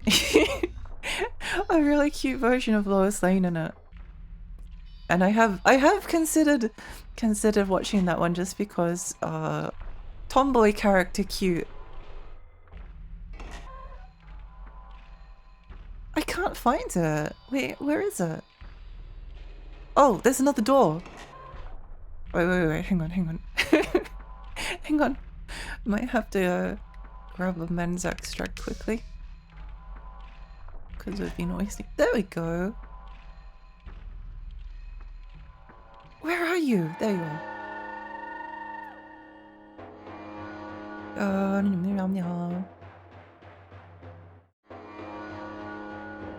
Oh, what are you? We need to scan him because I want to know what he's supposed to be. Timidate. I see. Is it supposed to be like time of day? Curious. It's a pretty crappy beat 'em up anyway and long. I've said this before, but I've been cursed with permanently seeing Superman as a goody-goody boring Boy Scout. I'm just of that generation. I think I kind of like, I don't know, I don't really have much of an opinion on Superman. Of course you like that. That's very coasted. Yeah! I always saw it in as the defeating Superman becomes more about breaking him morally. That is interesting. The new one, My Adventures with Superman. I think that might be the one. I think that might be the one. I thought Lois Lane was really cute in it. Oh yeah, it's this one. I can get behind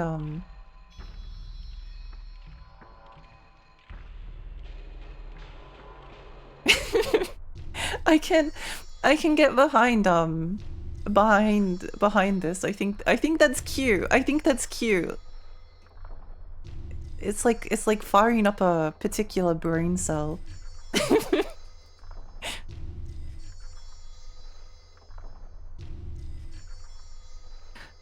Batman had Batmite in it. That's very coded. Oh. I've heard of Batmite before. Yeah. Yeah, I've seen Batmite before. The thing is, Superman lost a lot early on when he wasn't so OP. Even to street level opponents, and later on they gave him equally OP opponents, but then after that they kept trying to make him lose to regular humans after he got overpowered, which led to some ridiculous plot points to make it possible. Yeah, I'd say that I probably like it when a character is a little bit less strong. I only saw the, oh no, what is it? Watchmen. I only saw the Watchmen movie. I never read the comic book. But I found the Watchmen movie kind of put me off reading the comic book, even though I know it's supposed to be very good, because we did get a print out this, yes. I didn't like Dr. Manhattan.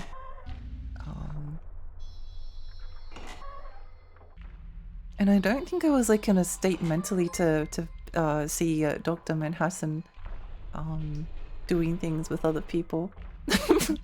Cough, welcome! Welcome. Sorry if I can't type. Steam Deck's in a weird position. Oh, typing on the Steam Deck is really interesting and weird. Superman is a paladin, and with that comes weakness, which his greatest rivals know how to chip away at. That does make it more interesting. It's pretty fun to watch that kind of writing. And new movie does a pretty good job at that as well. Oh, does it really? I didn't really even know there was a new Superman movie. 2025? Just called Superman. There's so many Superman movies just called Superman. There's too many. I actually really enjoyed the most recent movie. Haven't seen The Adventures of Superman, but have heard some good things. I just want to watch it for Lois. I like Astro Boy because even though he's got a super brain and machine guns in his butt, no matter how powerful he is, he can't solve poverty or racism. He has to escape to pretending he's a child because society is too hard to fix. I love Astro Boy. I love Astro Boy. I love Tezuka in general. That's why I said it's cursed, even with the people who are saying my brain will absolutely refuse to change perspectives. It's not just an important topic enough to change. It's weird. I understand. I haven't watched My Adventures yet, but some of the villains in the new season makes me want to start. Oh.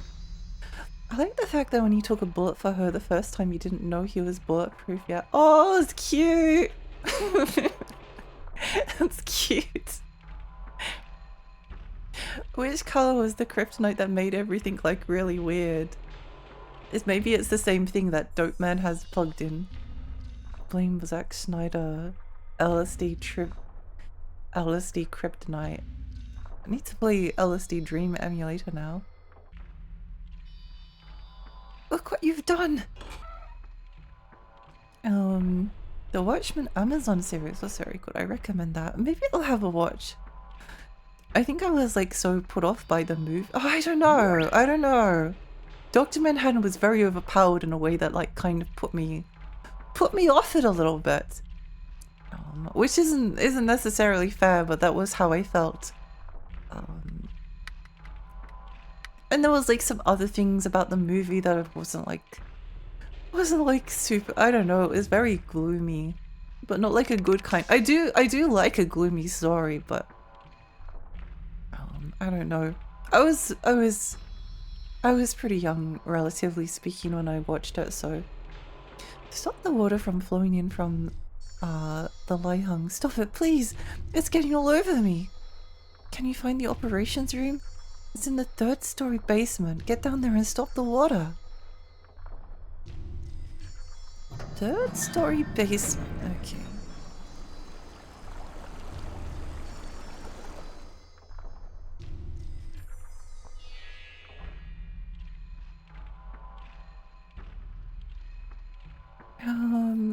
Not unlike trying to make Mickey Mouse into a character, there was a lot of comics that did him good, mostly making him a detective and leaning into it. But I think they're still pretty niche considering how much Disney puts out with him. I did see like a Mickey Mouse cartoon, a modern one where they tried to like lean into the wacky zania side of the cartoon, which I did like because I like Felix the Cat. I like the Adventures of Felix the Cat, the 90s one, because that cartoon is weird. It's so weird. It's like even it's almost like slightly uncomfortable. I love it. It's so surreal, bordering on being uncomfortable. That was smooth sailing, wasn't it? Now return to the operations room and close the floodgates. I think I know where the operations room is. Maybe. There's a door that goes down. Maybe it's that one?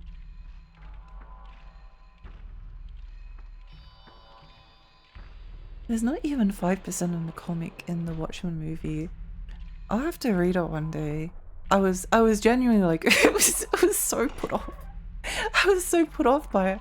I don't know. I don't think it was like even that bad, but I watched it with my dad and my dad like kind of liked it.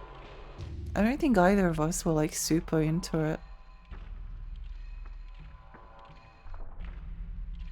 I think he enjoyed it a tiny bit more than me, but that isn't saying much.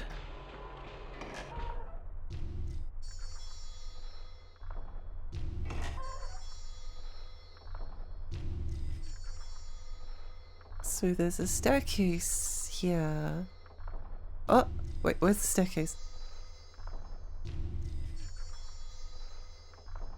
Back this way. That one goes, oh, 3rd floor basement. There we go. Nice. Do writers fall for the, we make this guy evil or he gets brainwashed with soup? I feel the way to make him interesting will always be moral dilemmas. Ugh, that would be hard. I like the animated series one, but I can't remember if it was good. I need to, I mean, I've been wanting to like watch more, again, because I don't want to watch YouTube. I don't want to look at like social media unless you only like need to check it like every, whenever there's like a message or something. I was rewatching a little bit of Rocco's Modern Life, but I think I need to torrent and download it. ここら辺のグイリーどもはタチが悪いんだ。万人の体から勝手にいろんなものを剥ぎ取っていきやがる。門を閉じて水路の水がなくなるたびに、俺の海が消えていくんだ。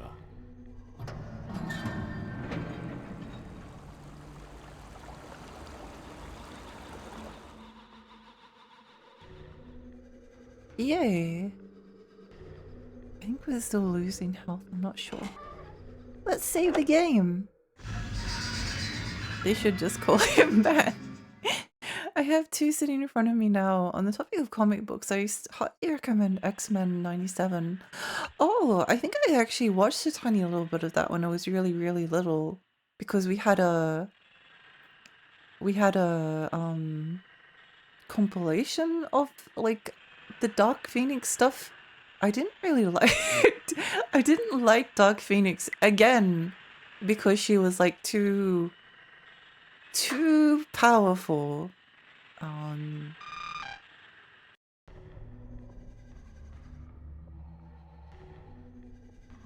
That was baby Lexi's opinion on it.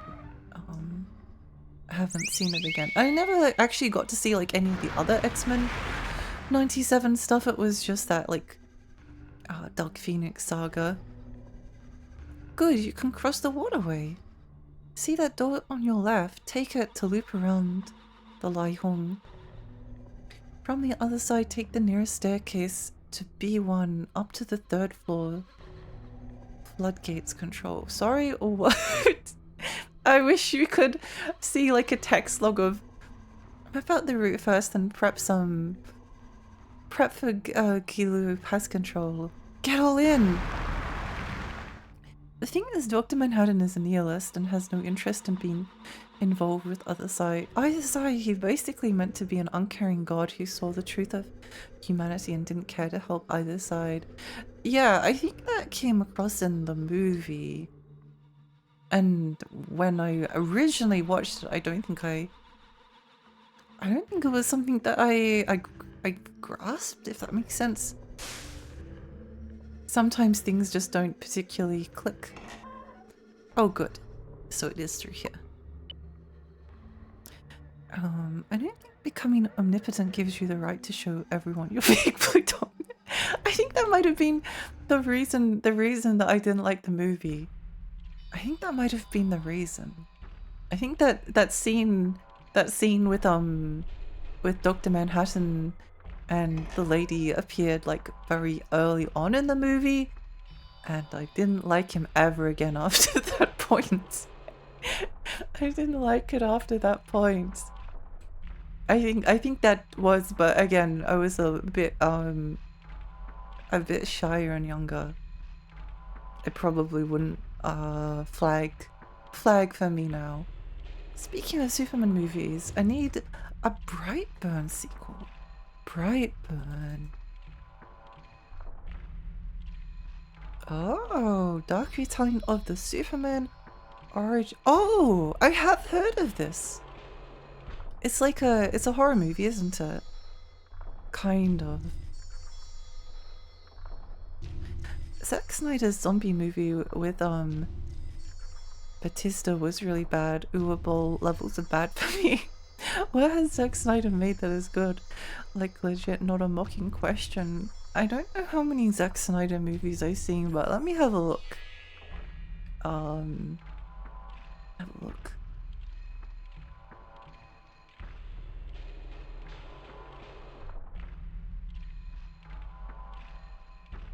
He made, of the ones that I've seen, he made Watchmen. He made 300. He made Sucker Punch, which at least has cute girls in it. Sucker Punch was like cool visually. He made another 300 movie. He made Legend of the Guardians. Yeah, I don't know. I don't know. Maybe nothing. Maybe nothing. Oh, Shiflex, hi, welcome. The Snyder Cut is long. Is it? Interesting. The new season is really good so far. Oh. Is that the one where the funny scene of Lana Lang's parents getting hit by the meteor? I believe his remake of Dawn of the Dead could be considered decent, if not viewed through the lens of the original. Also, 300 is a polarizing movie, but in other ways than his later films, so maybe that. Some people like his animated owl movie as well. I don't think I really had like an opinion on 300 really. As in, it wasn't really good, but I was a big fan of Herodotus. Oh, this one's water, isn't he? Or is he earth? I don't remember. Earth, yeah. Well, we have trees, so that's good.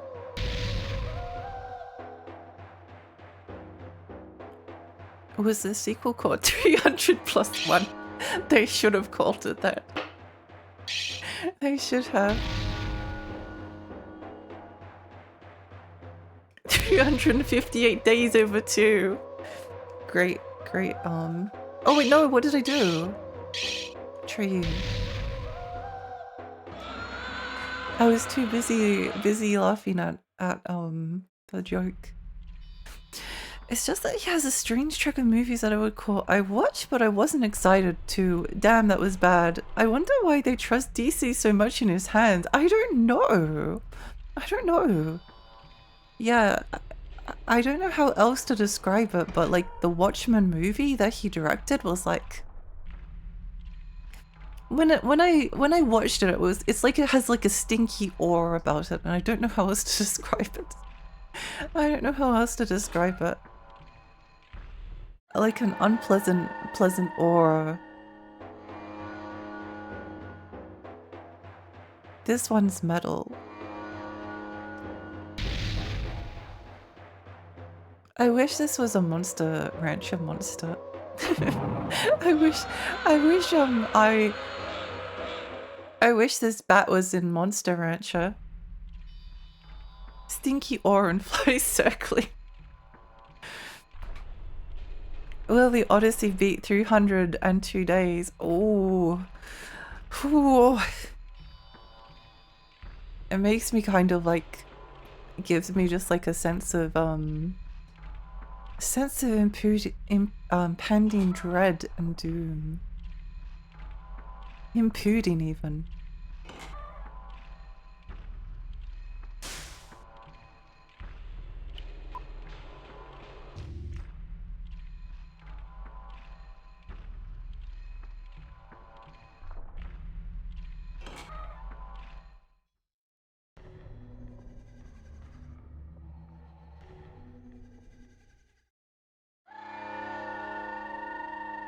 It's like a movie that smells like it's farts. That smells as farts. I don't know how to explain it. I know what you mean. I know what you mean. I understand.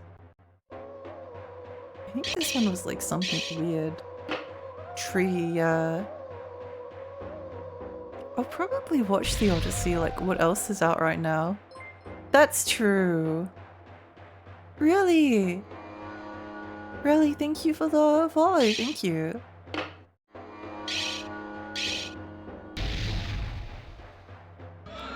Toy Story 5. I don't know if I'll ever watch. Well, I never watched Toy Story 4. I never watched Toy Story 4. I do like kids' movies. Like, I've always kind of enjoyed animated movies and watched them like relatively frequently. Go straight ahead and you'll be at the other side of the operations room. I think there's a Gulu there that's worth you taking a swing at. Defeating it could open a door elsewhere in the area.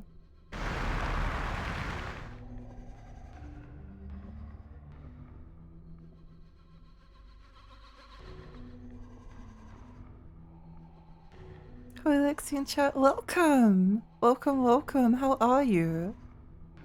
Toy Story disturbs me. The first movie is very scary. They all like have a slightly unsettling feel about them.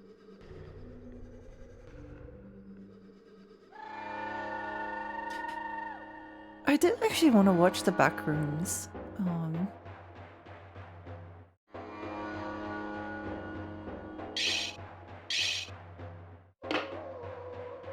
Oh, Earth. Unfortunate. Unfortunate.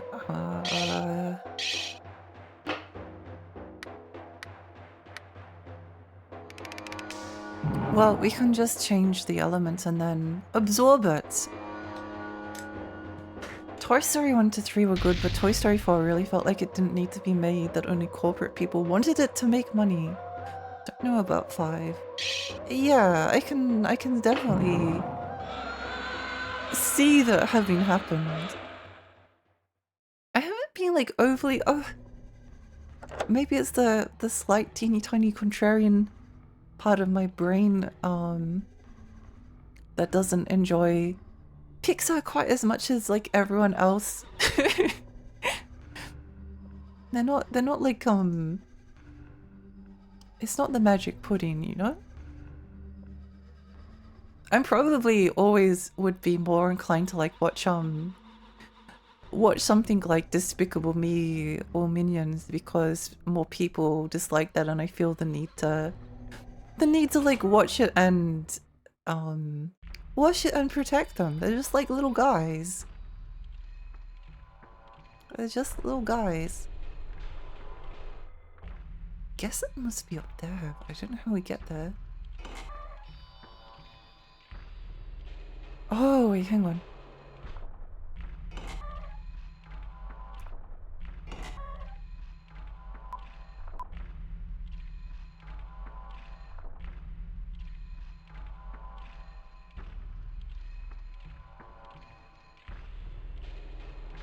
But like I kind of joke about being a contrarian, but again, it's not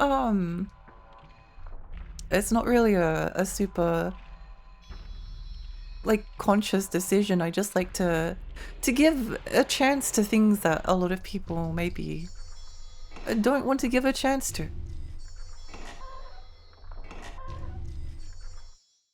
Or that people say is bad, and I oh, we had this guy. Isn't it Earth? Isn't this guy Earth? Water. Oh, good. With Dawn. He's all with Dawn.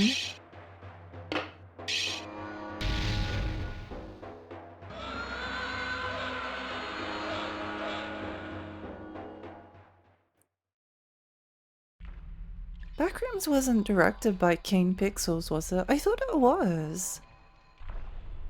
Toy Story 4 is one of the few movies I walked out on. I'm debating watching it, as I'm not sure considering...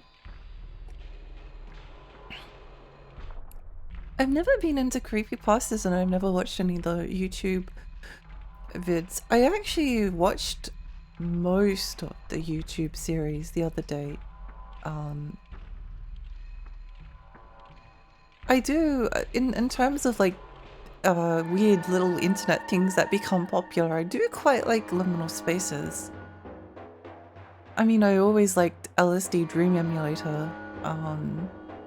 Absorb! I always liked LSD Dream Emulator. So those, and I liked I liked a lot of things that had like a liminal feel to them before it became a concept. So when it started becoming popular, I just kind of like enjoyed it instantly.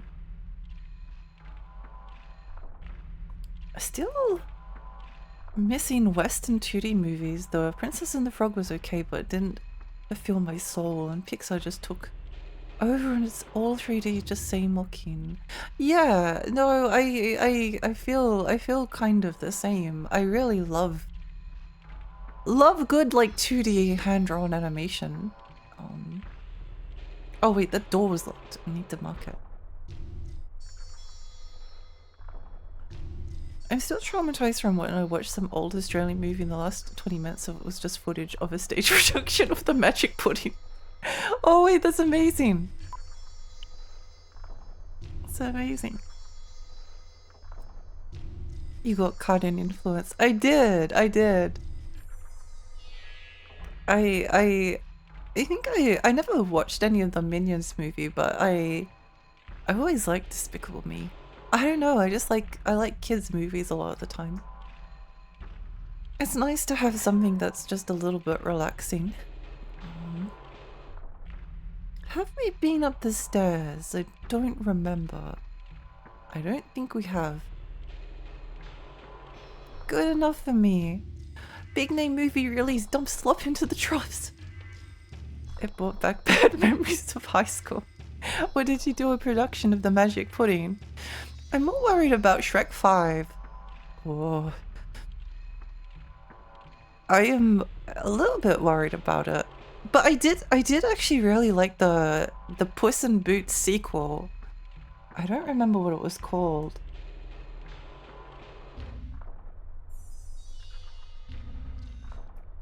But I thought it was good. I thought it was really good. What was it? The Last Wish. It was very, very surprising to me.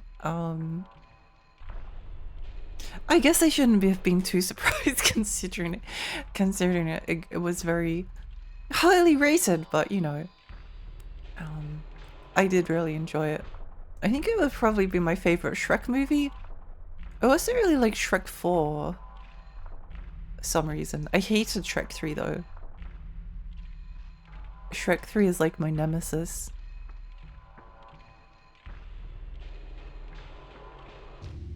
I'm interested to see anything Kane P does, but he's going to have to work hard to top the oldest view. I don't think I've seen that one. Also, Millie, thank you for the stretch. I think the first movie was where I stopped. Surprised the franchise kept going. It's like, it's not bad. It's not bad. I guess some of the jokes don't quite age. Oh no, they're probably fine. Anyway.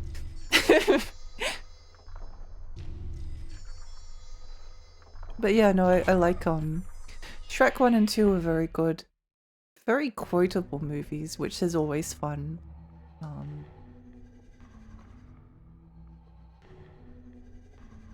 Shrek 3 was terrible, and I really enjoyed Shrek 4. But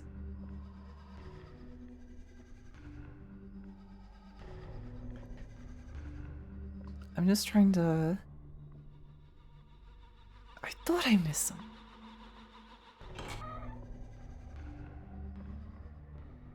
Oh no, wait, that leads back there. And this is the room. Room with the locked door. I see. I see. They made us read the Magic Pudding out loud in class. Puss in Boots, Puss in Linderhosen. That should have been the name of the movie. The first Puss in Boots movie was really bad, to the point where I didn't want to watch the second. And I probably wouldn't have watched it if I hadn't heard that it was good.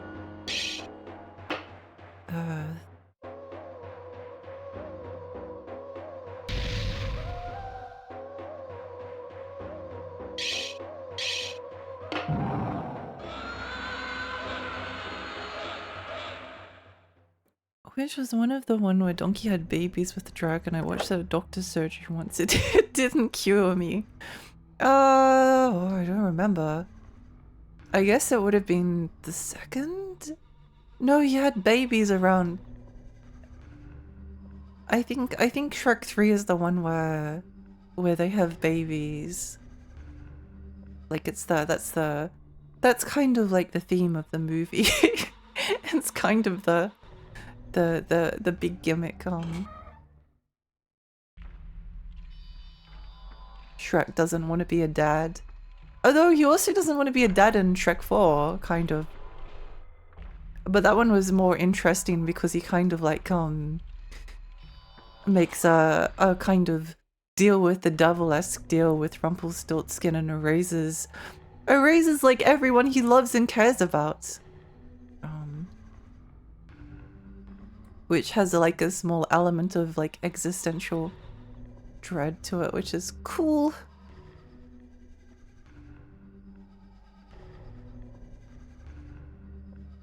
Shrek 3 was weird. Arthur was just there. Yeah. Shrek 3 was very bad. Extremely not a fan. Extremely not a fan of that movie. I thought Megamind was okay.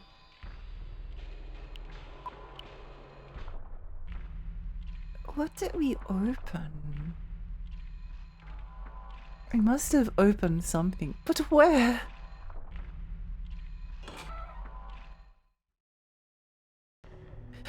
I just thought someone had broken into our garage, but there was a couple of silly crows foraging around. That's quite funny. Bro has sex and then doesn't want to take responsibility. He should be ashamed. He should be ashamed. They hopped on this clear rain shield and I had a Jurassic Park flashback. Oh. I've never actually seen Jurassic Park, but I know the scene that you're referring to. Again, I kind of like avoided a lot of the big like movies. Why watch Jurassic Park when you can watch like The Counterfeiters or something? That's how my brain worked. If it doesn't have subtitles, then I'm not interested. Run or Run is a very good movie.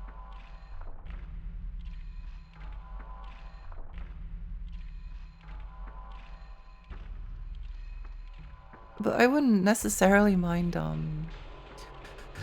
watching Jurassic Park. Although I don't have the dinosaurs autism.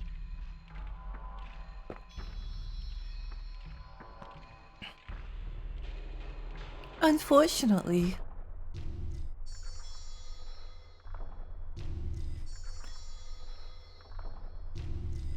We should check this door or this door to see if I'm unlocked. Not this door specifically, but this door.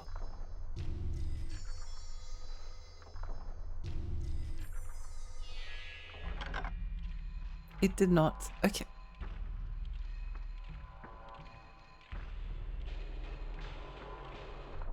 There's a very good I kind of hate Christmas movies, Santa Claus animated movie, not animated. That's just eyes. Yeah, it's this one. This is a very good movie. The question of how Donkey and the Dragon got babies is like the question of the shells in Demolition Man, always present. I read that as Demolition Goal initially, and I got really excited. You know, I thought Shrek maybe was the kind of guy that would change and just like having a family, but he turned out to be that cynical dad that just wants to get home, watch TV and drink beer while his wife does all the housework. Well, that's how I see it after the third movie. He kind of disgusts me how he went back on his development. We are all scared by responsibility because he was just leaving Fiona with no support at all. Yeah, it was bad. I think that's why Shrek 4 was an improvement to me, because he makes like a similar mistake, but it was a mistake like born out of I think like the deal was initially or something. I don't remember, but I don't think he makes a deal with Rumpelstiltskin, and he like promises to like send him back to give him like back his like bachelor days in his swamp just for like 3 or 4 days. I think it was like supposed to be a temporary agreement, because he just needed like a break, and it was kind of like yeah, no one will remember this, you just get like 3 or 4 days back in your swamp, back in the good old days, have a little bit of time to reminisce, and then you can go back to your family. And then it turns out that like the entire world got messed up in the process.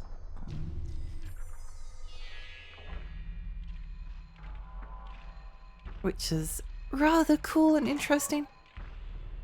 Oh, that door.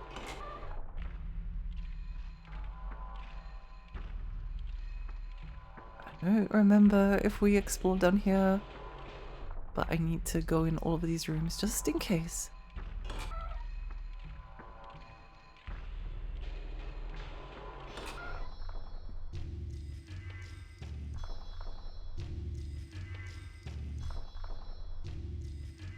Actually, let's explore that long hallway first. In exchange for a day of his life, I think he was so stupid to forget that was the day he was born at. Classic male. Yeah. I think like a character that makes a deal with the devil in that kind of like a fairy tale scenario is always so much fun. Like makes a deal that's probably obviously bad to the audience, but why not make a deal with the crooked man? What could go wrong? What could go wrong?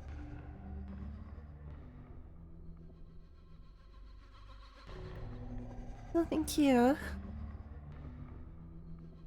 It's about him wanting to be an ogre for a day where everyone hated him and a mindless baby where nobody remembers him. Oh, that's it. Yeah, I did quite like that. I liked the movie, I don't know. That was fun.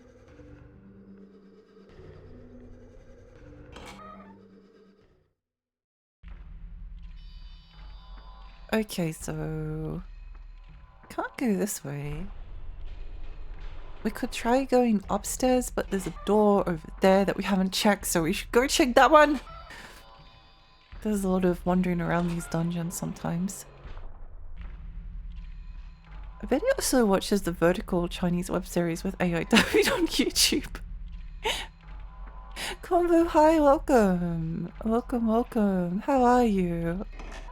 I hope you've been well. Oops.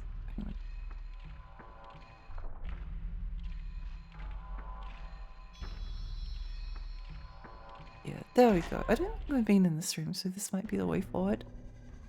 Beef boy, thank you for lurking. Good luck with your work. Oh, this door is unlocked now.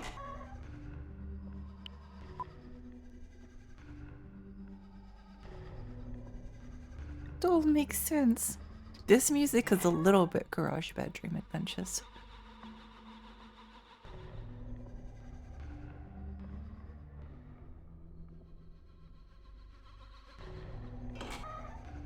Unfortunately, my vinyl record player got fried because when we moved house, my mum desperately wanted to listen to something on the record player and the wrong power plug got plugged into it. And yeah, it never recovered. Whoops. Oh well, it's not the end of the world, you know. Those things happen sometimes. Sometimes. I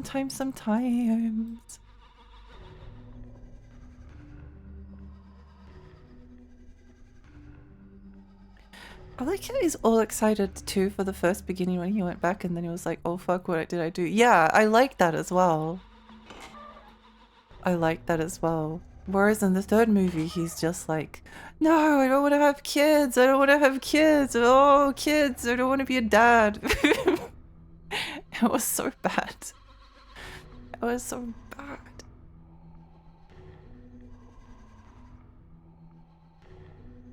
I guess we can call him.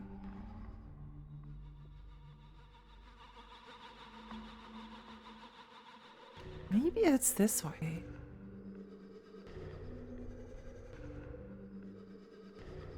Maybe it's this way, or maybe I don't know.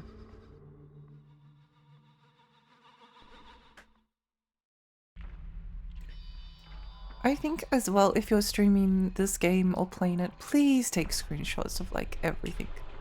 It will make your life so much easier. It will make it so much easier.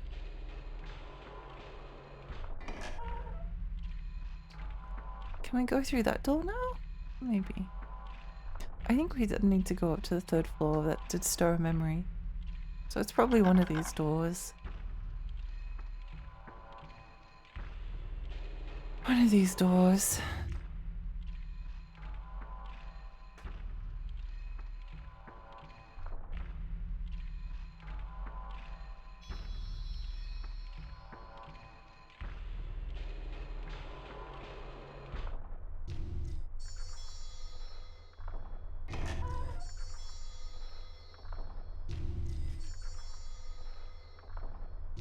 But which one? Movies that Shinzo Abe hates. Shrek 3. Terrible movie.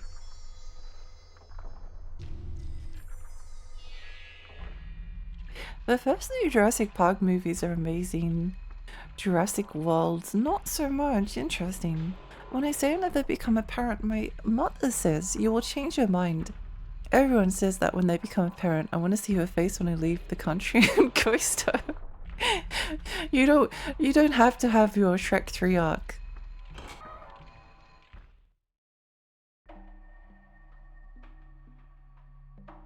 Do not download the Shrek 3 optional DLC. Is this the door? Blah blah blah.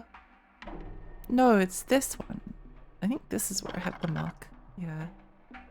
So we were able to get through this door earlier, but what about this one? Oh, okay. I see how things are. I see how things are.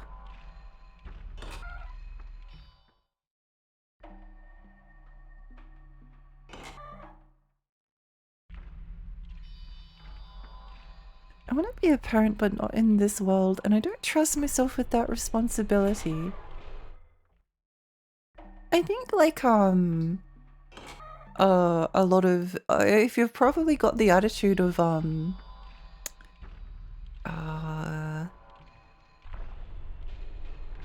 I don't know if I don't know. Well, it depends.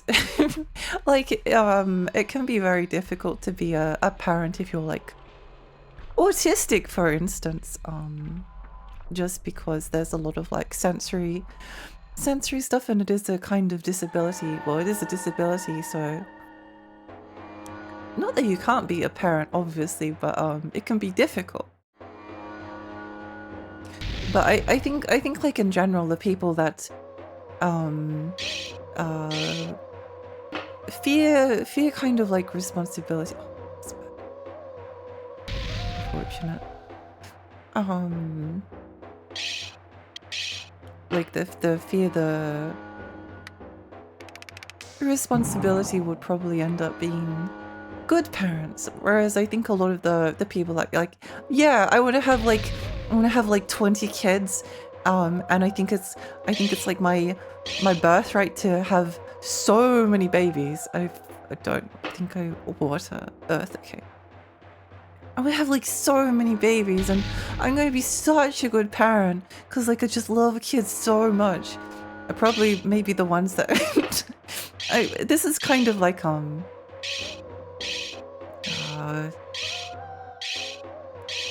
stereotyping a little bit, but maybe the ones that are going to like more likely to end up traumatizing their children. But it's kind of like a very similar case of the people that don't want the leadership roles are often the people who make the better leaders because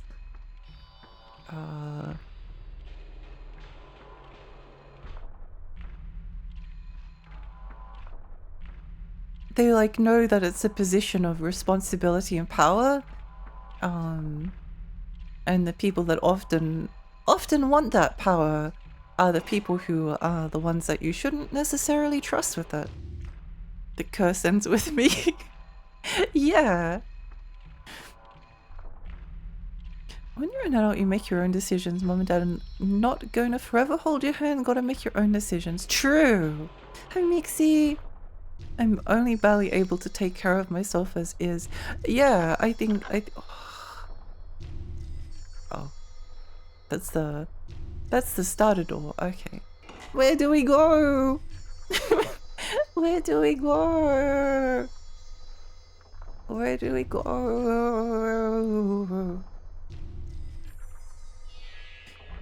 Like most people, I'd be fine with being a parent if I was rich enough. It is very expensive, unfortunately. You don't need to be a parent. You can just play Conception 1 and 2. And have star children that fight evil. That's way better than being like an actual parent. Just play Conception. A lot of people aren't financially able to take care of their kids, but they manage. Let's see how expensive Conception. Which one should we do? Conception PS4 first.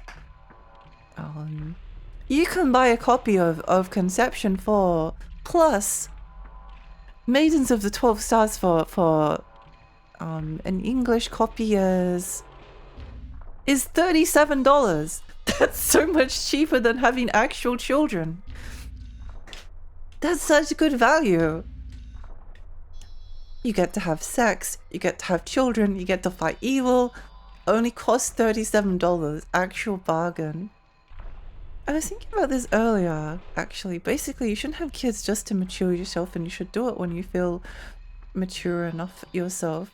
Yeah, I mean, I think that was what my parents, because they were older parents, they were older parents, you know, and I think my dad had some kids when he was a bit younger, and then he had kids when he was a lot older. And he definitely enjoyed the kids that he had when he was a lot older far more, which was my sister and me. Was this guy Earth?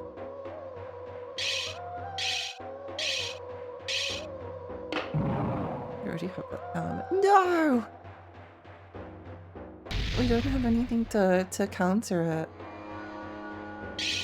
Wait, why are we fighting him? We can just run away. We can just run away. Go to sleep, bye. Bye, Millie, bye. Was going to be a stepmother with my ex's girlfriend and her daughter, but her parents hated the fact that we were women and didn't like us dating.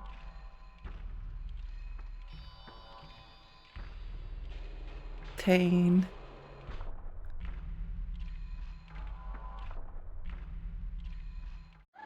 It's unfortunate when parents have, like, influence. It's unfortunate when some people have influence. We can just run away. We don't have to fight him. Unless we do, because we keep getting stuck in this battle.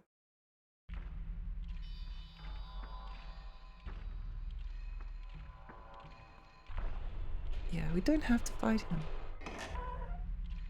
I don't know where to go. Oh, where to go. Don't know where to stop. If you like rub against the walls, you like scoot along. It's not money for me, it's time.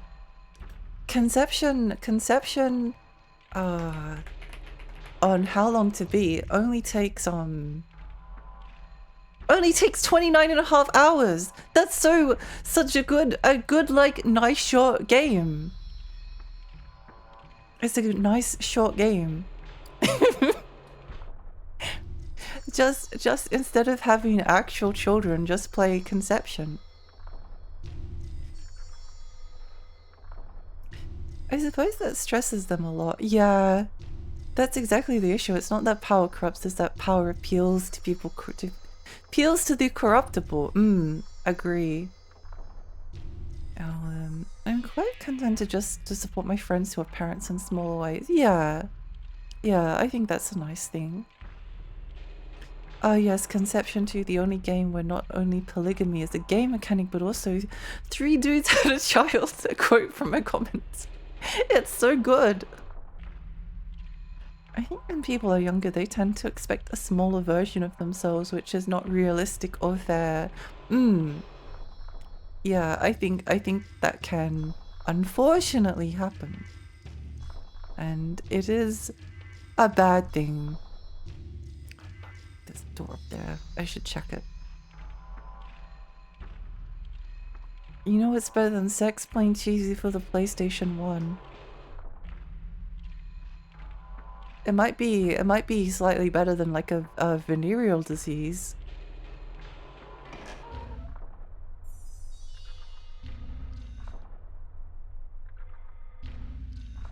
I don't know where they go. I don't know where they go. I don't know where they go.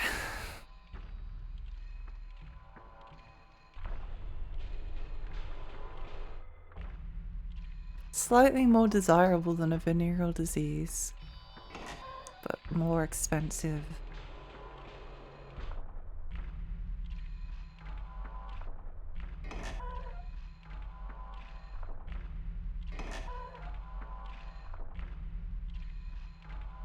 Is this guy joking himself right in front of us? I don't know. I didn't pay enough attention. I'll have to have a look next time. I don't know which place we went down. Oh no, it was here. I would give up sex to never have to play cheesy for the PlayStation 1.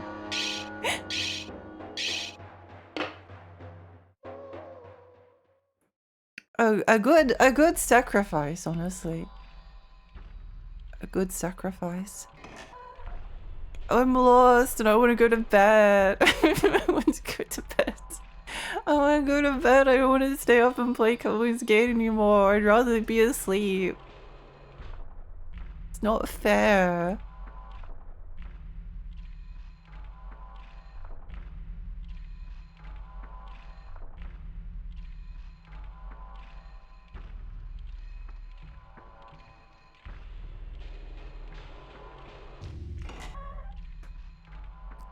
It's not fair. I need to write something down.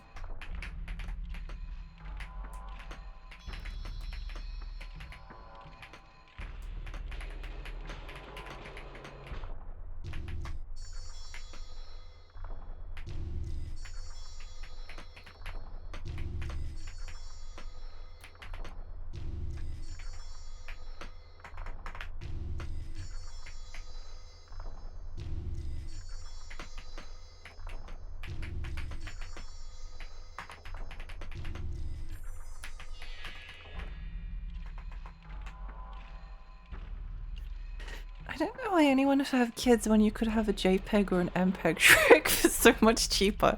True, true.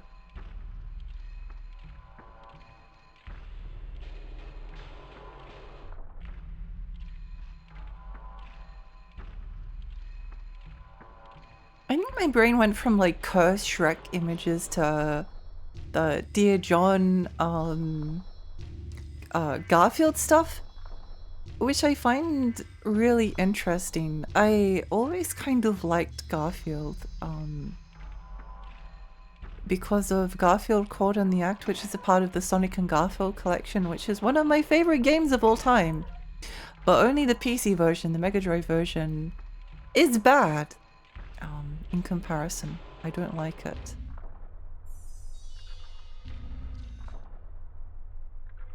And because of that game, I was kind of like a fan of the comics and the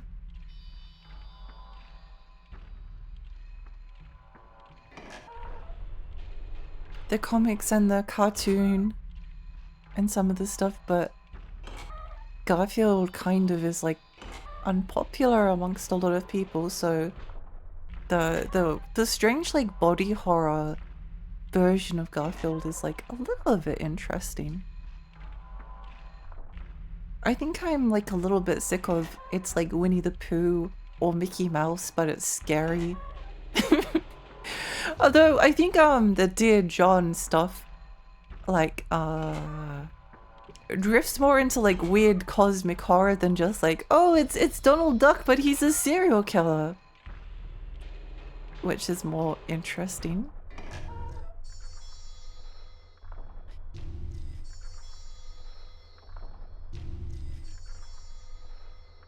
How do we go? Maybe we need to go up that stair. No, those stairs.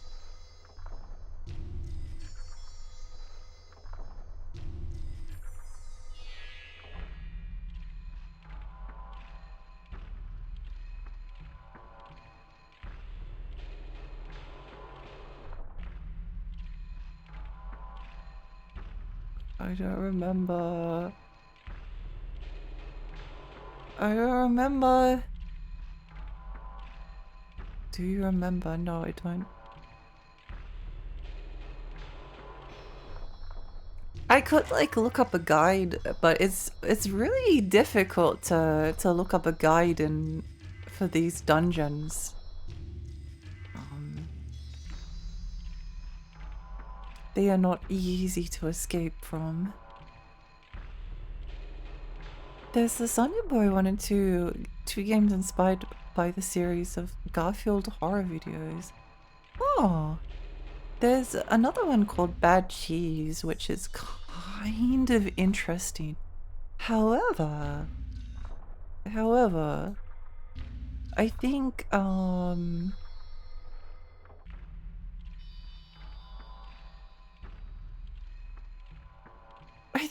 it's like a little bit too modern horror video game, which isn't like necessarily like actually modern, but the kind of like horror game where you have to like find a bunch of things. I really disliked Bendy and the Ink Machine, even though I like cartoons. They hyped the Only the Pool horror movie up so much, and then when it came out, it was finding out everyone bashed it for being so bad. I think because maybe it's like a kind of cheap gimmick, although I haven't seen it, but I don't think I'm interested in watching it.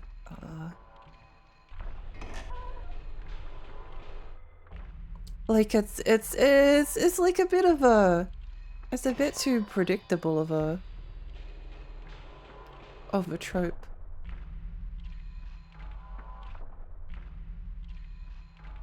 There was a Finnish movie I watched. I don't remember what it was called, but it had like an evil Santa and an evil Christmas elves. That was quite fun. I did like that, especially the ending. I think the ending really made it for me. I think we need to go back here and just check. Because this is the...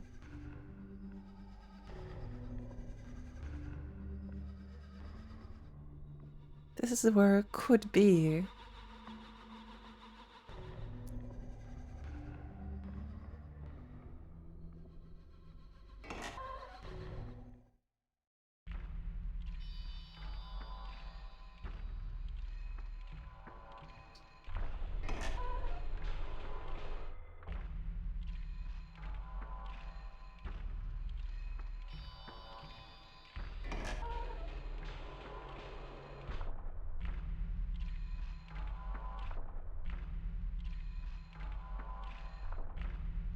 What? Nothing here. Whenever you see like whenever you see it like flashing like that, it's probably, oh, but then it would be around here.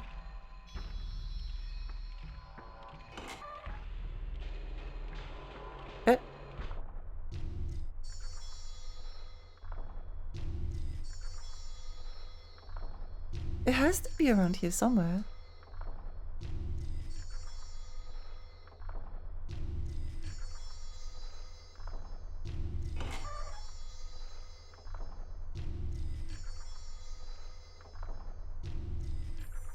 Where are you? Where are you? Unless it's in that room. Which would be bad because that's the one we can't access.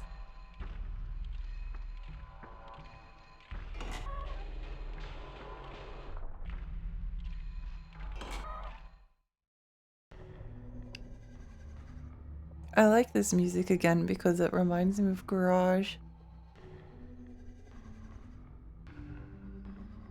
I don't think that is the way. It's like around here somewhere. No, it can't be in this room.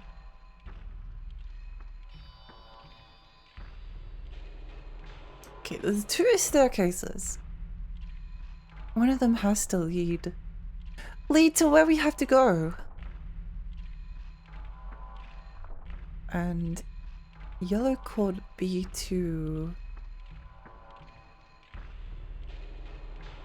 Oh, it could be here.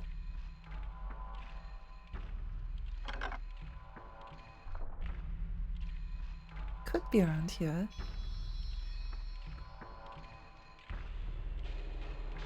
Don't remember if we actually went here or not. This doesn't look familiar. I think this might be the way. I think this might be the way.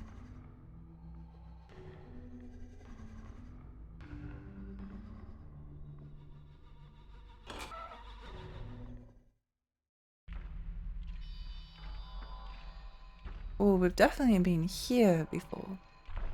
Oh! Wait, this door is locked? No, this door is locked.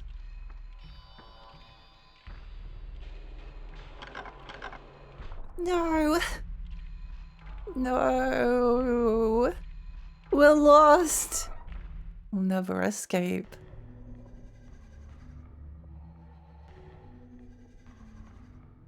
We'll never escape.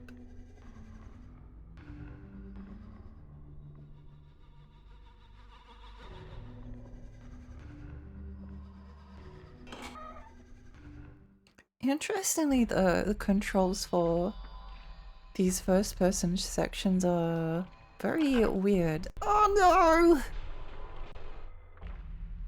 So it's not here. Unless there's like something that... Okay, time to check the guide. Where'd the guide go? Where'd it go? No, let me open it again.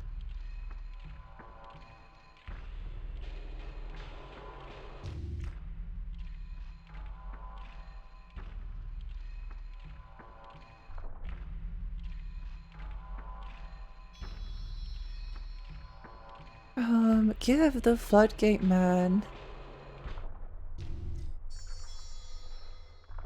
the Kowloon we just found.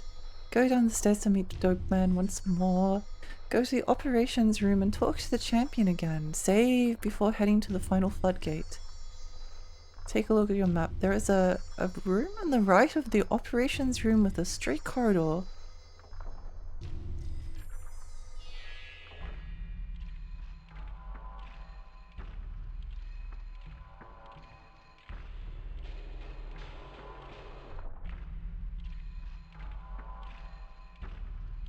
Operations room. I struggle to... I know where that is. Mr. Dope, help us. He's supposed to be guiding us. He's supposed to be guiding us, but we don't know where to go. Apparently there's a second Bendy and the Ink Machine game that's supposed to be better, but I feel like after the first Bendy, I disliked it so much that I don't trust them. I don't trust them.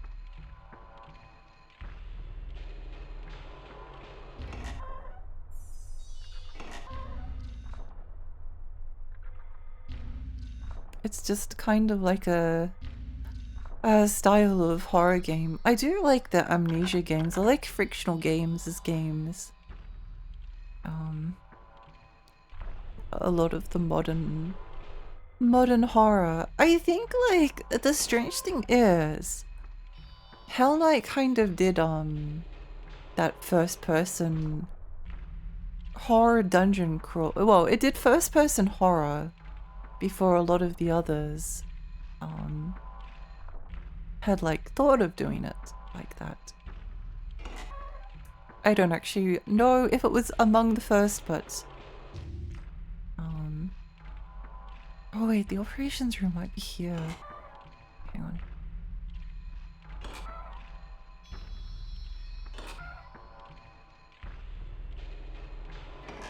But like not many horror games that I've played that has the kind of like invincible monster like chasing you down does it as well as like Hell Knight or Alien Isolation.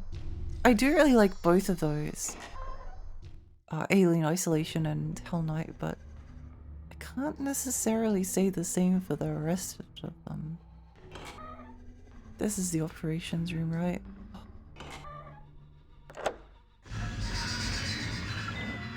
I like the second Bendy game. Makes it more of a weird sort of SCP thing going on and fleshes out the lore. Maybe I'll have a look. I think I like deleted it. I think I deleted it from my wish list.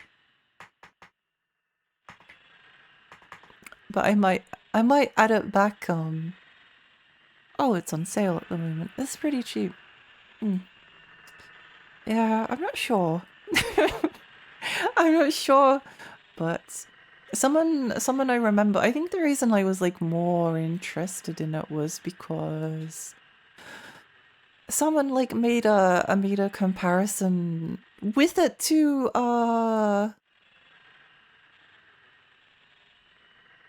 BioShock. And I do like BioShock.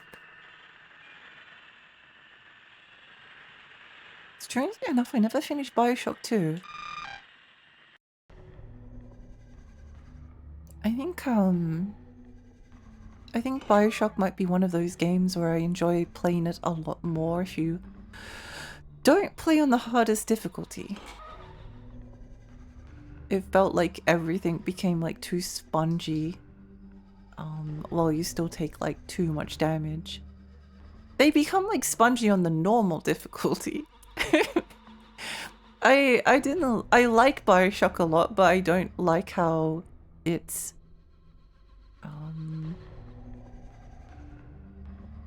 I didn't like its difficulty, but I did like most of the rest of it. Okay, let's see what the game. There's a door to the right of the operations room with a straight corridor. My right or your? I'm dyslexic. Well, if it's to the right, then they probably mean you're good. I mean down here.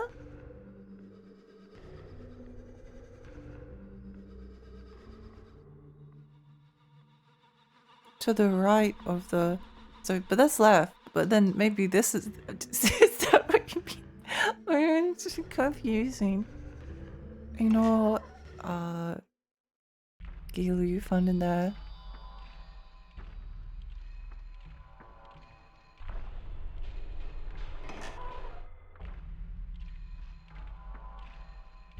Mr. Dope Man will tell you to take the stairs, but you can ignore him. These stairs? Instead, enter the next room.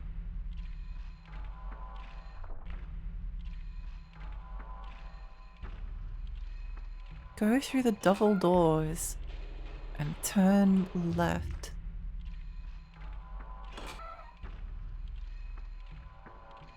Continue on and Mr. Dopeman will appear again.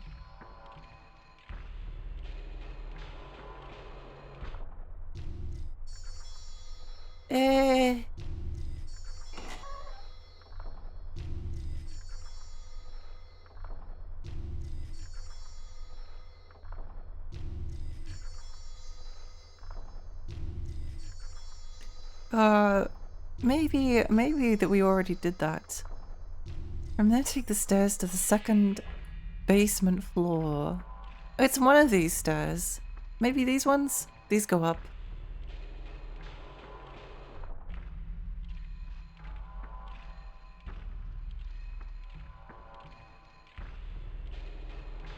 This isn't the second basement floor, this is the yellow cord.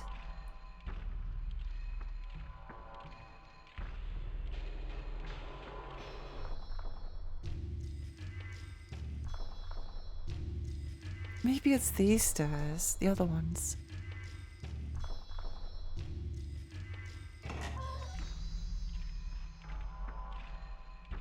Not these ones, the other ones.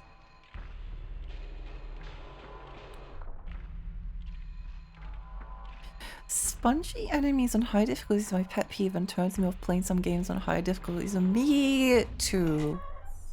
Me too. I think it's like very important in a shooter as well because the guns need to feel punchy, and if the enemies are too spongy, then it stops feeling punchy. It's okay in the context of like Borderlands because the power curve in like a loot-based game like rises and falls. So like if you pick up have like an average gun, then you're just going to kind of like do weak damage, but then if you pick up like a really strong gun, then they explode, and that's fun. Second basement floor. Hi Naomi, good morning. Morpheus is calling to EP. I hope you find your way out of the dungeon, Lexi. Good luck. Bye, Alex. Good night. I hope you sleep well. I'll probably end soonish as well. Wait, what floor was this? Second P2. Second basement floor? Maybe that is the one. I do remember getting some Bioshock vibes from Bendy too. Maybe I'll have a look into it. I think the fact that like Bendy 1 was episodic as well. Oh wait, this is Yellow Quad again. Yellow Quad again. No. But there's nothing else in this room.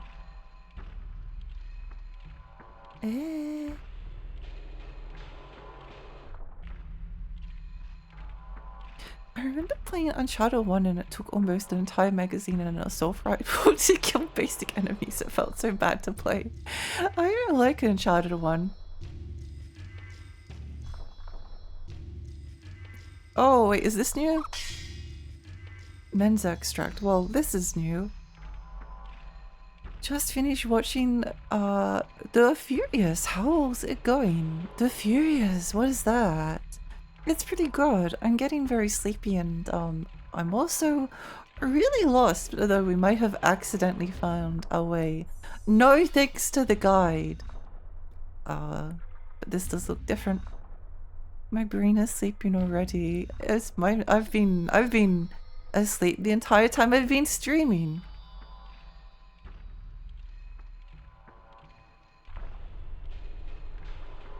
Fairies are always sleepy.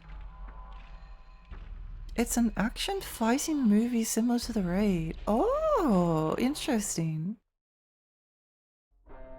Interesting. Action fighting movie. Good night. Oh, good night, Lumi. Sweet dreams.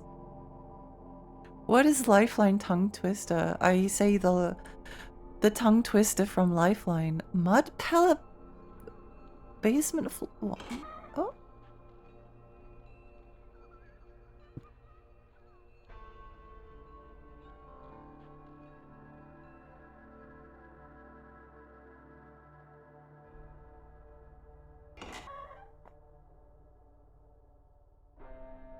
Yeah.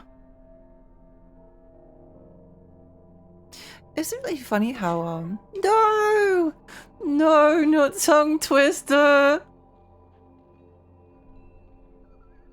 I've never seen this get redeemed. No.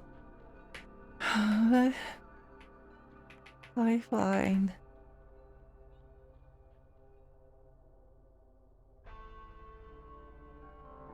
Here we go. I saw Esau kissing Kate. Kate saw I saw Esau. Esau saw the I saw Kate, and Kate saw I saw Esau. A big black bug bit a big blue bug, and the big blue bug bled black blood. This is very difficult without water. Betty Butter had some butter, but she said this butter's bitter. If I baked this bit of butter, it would make my batter bitter. Fuzzy Wuzzy was a bear. Fuzzy Wuzzy had no hair, so Fuzzy Wuzzy wasn't fuzzy, was he? A noise annoys an oyster, but a noisy noise annoys an oyster more. She stood on the balcony, inexplicably mimicking him hiccuping, and amicably welcomed him in. There we go.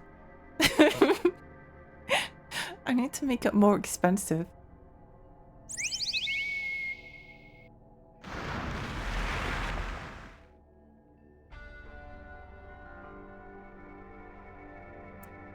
The third floodgate room should have been at the end of this hall. Let's entertain another route. There's a lift on this floor. Why not take that? Here, I'll power it with brute force. I exercise. You exercise. He's so good. What a great character. What a great character.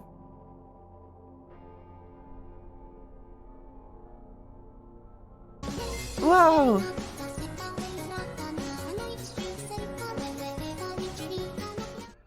Oh, this Fuzzy Wuzzy Slender, they have luxurious spas. They do! Membranes, thank you so much for the 9 months, thank you! Thank you, I appreciate it.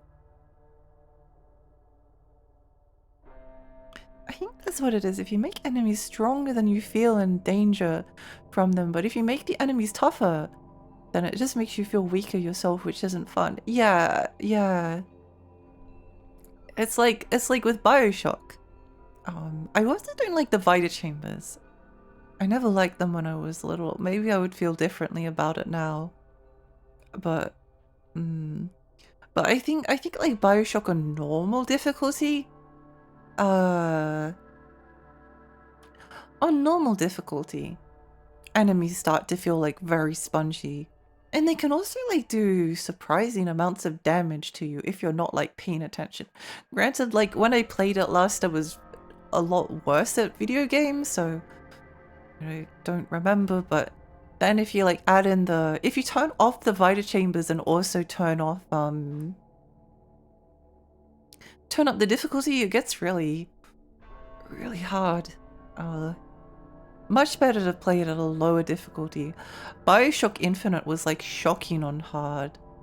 I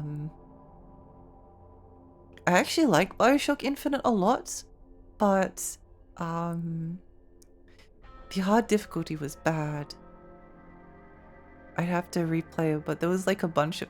It's always difficult though. Sometimes it's if you run into like a section on a hard difficulty that you don't like and you think that it's bad, and it often like is designed in a way, but then maybe it was just me being bad. But I got through the entire game. I finished it all, but some sections felt like brute forced my way through them. I love this guy. He's so good.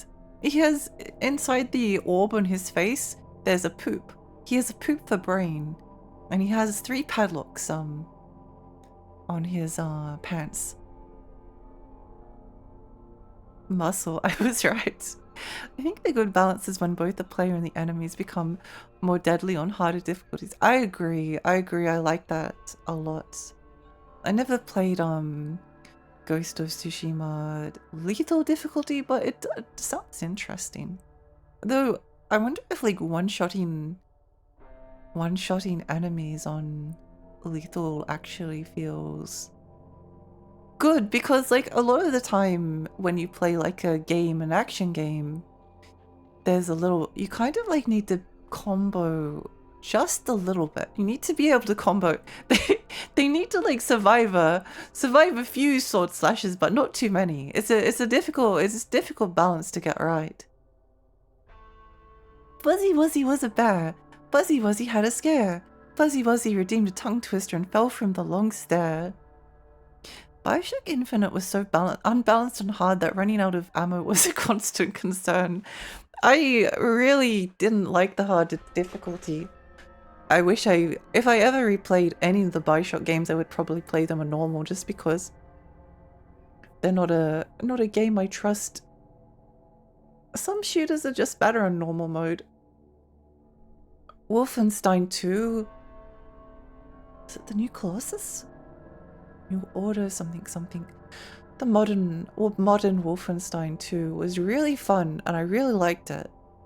And I played it on the normal difficulty, and it was like a good normal difficulty because it wasn't baby easy, but it was also it was like relatively difficult while not like putting up enough of resistance that you got stuck on a section for ages. Except for the last battle. The last battle in that game was so difficult. It was like such an insane difficulty spike. And the strange thing is that it wasn't like the first game had an actual boss battle as the final battle. Wolfenstein 2 doesn't. It's just like a battle with like a bunch of mobs and some big robots. But it was so difficult, like the kind of like configuration that they made was so difficult. It was so difficult. It's a rough start on hard since HP scales, but enemy damage is fixed. Hi Tara, welcome. Yeah, I hesitate to play a lot of shooters on hard difficulty because I have more mixed experiences, and I think like, I don't know, if you're playing a shooter, sometimes they can just be like more fun on normal mode. You know, it depends, but there's definitely somewhere I really enjoy the hard difficulty.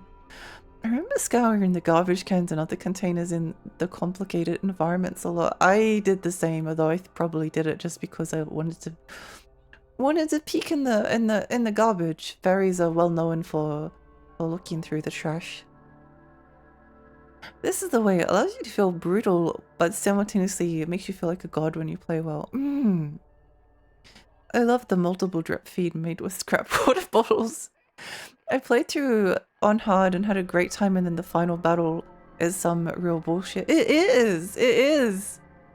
It's like, it's not fun. It was, maybe, I don't know. I was hot that day as well. Like, it was the middle of summer and it was hot, and I was like, I thought that I was like basically done with the game and nothing had been difficult in the game up until that point.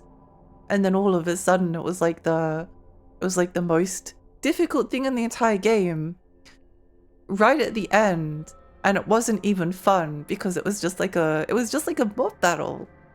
They did the same thing in Bioshock Infinite, strangely enough. Like, the final battle is just like killing a bunch of guys. Good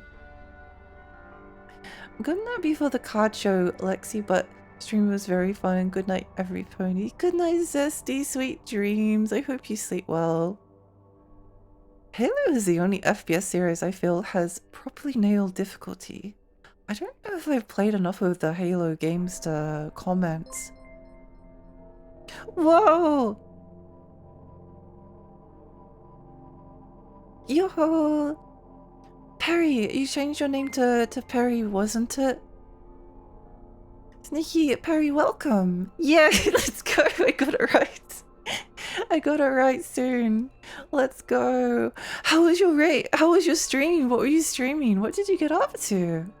I hope you had a lovely time. I'm excited to see the new model. Welcome, welcome. We're talking the dope man. Underneath the dome is a big poop. I'll power it with brute force. I exercise, you exercise. It was fun. We played Mario Kart Wii. Oh, let's go! I love Mario Kart Wii. Mario Kart Wii is fun. Were you playing it online or was it just single player? I hope you had a good time. I hope you had a good time. I have a lot of happy memories of Mario Kart Wii. I think it might be the Mario Kart. I never played Double Dash. I never got to play Double Dash because I never had a GameCube. But I think it might be my favorite Mario Kart, maybe. Welcome, BD. Welcome Bonnie. Welcome Wink. Welcome Feet. Welcome Spaces. Welcome Chow. Always comes back to Double Dash. I need to play it one day. I do like the concept of it. Like the two riders is really really cool. I just played it to finish the game to get fully gold license. Let's go! Let's go. That's really hard as well. The NPCs don't mess around. They don't mess around. They like to use their items. It was hard. Yeah, it is hard. It is hard. I remember the enemies, they will kill you. The lift stops on B3, so once that drops you off down there, take the stairs up to reach B2. It's B3. To B2. What is this? Bananas in pajamas? There's not 3 bananas. There's only 2 of them. You'll see 3 doors. The left one leads to the stairwell heading to B1. Damn my balls. The 3rd floor floodgate room will be there. Oh yeah, that's also a terminal in B2. Goodbye, Mr. Dope Man. We love you. We love you. Also, if you need to raid and run and get some snacks and stuff, I'm sure you were tired after streaming, then I understand. Thank you for the raid. I wonder what this door does. Oh, we can go through. Have I been through this door before? I think I have. It looks familiar. Oh, is this where we need to go? I love the bananas. It's such a good kid show. We'll make dinner. Have a good stream. I hope your dinner is wonderful. Thank you again so much for raiding. I think the elevator we need to take is... Was it here? I'm gonna have a small pee break because I have been streaming for 5 hours. 5 hours without a pee break. We probably won't go on like super longer, but I think I need to. I think if I want to survive, I'm going to need to take a quick pee break.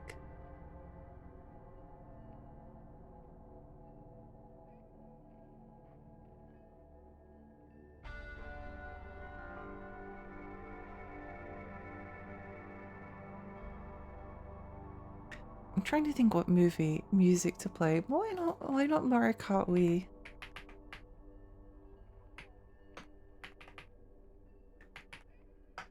Mario Kart Wii, but we don't start with Coconut Mall.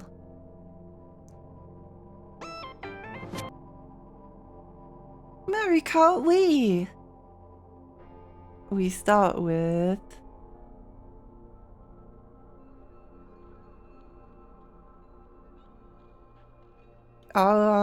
Maple Tree Way! I love that song. I liked Maple Tree Way. Okay.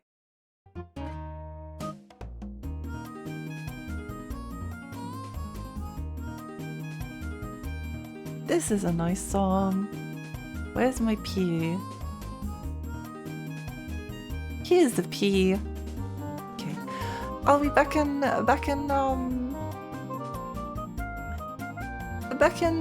5 or 10 minutes or so. See you soon. Bye, P.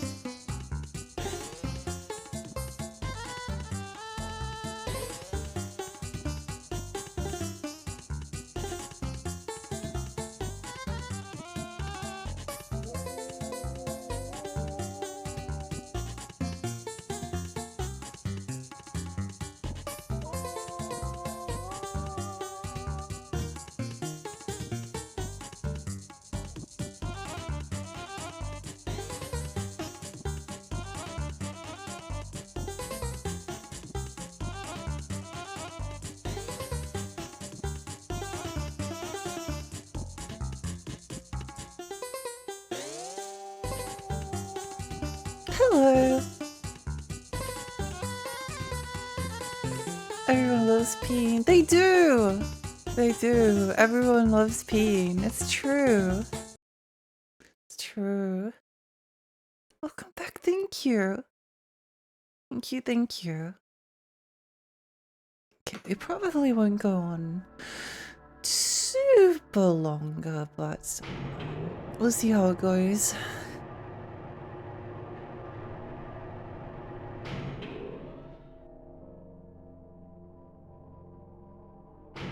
No!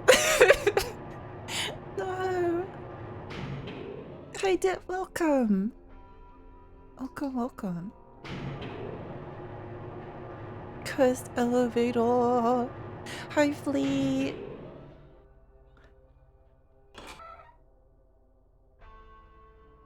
Mud Palette Basement 3. Such interesting names. Such an interesting creature, yet we have seen him before. Is he water? That would be bad. Fire? No. Okay, well that's nice. Ow. Ow. Ouchie owie.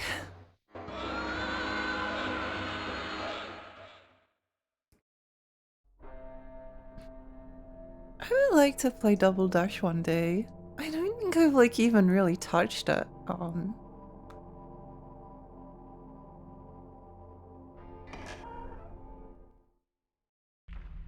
Oh, okay. Here we go. Sometimes you just need to stream 5.5 hours of Kowloon's Gate. This guy is fire. If this guy— wait, no.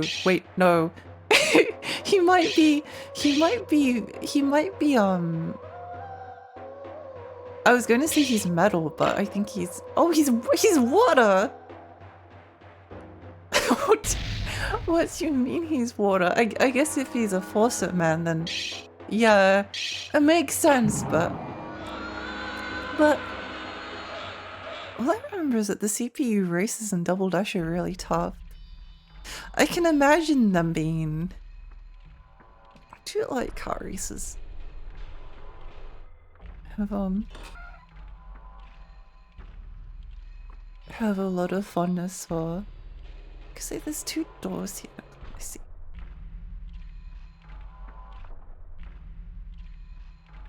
Oh.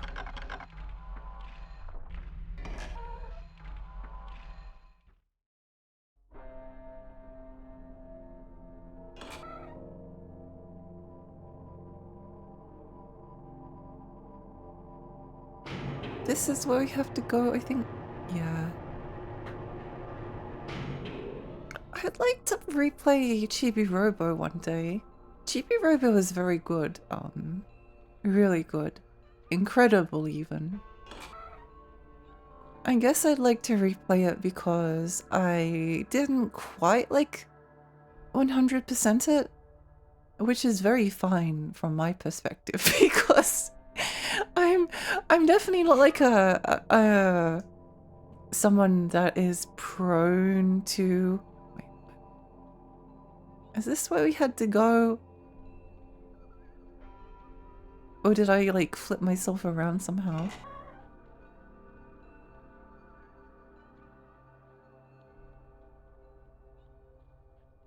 Wait, let me have a look at the elevator again. I think this might have been the— I think we got flipped around somehow. I think with like a game like Chibi Robo or Tulip Moon RPG,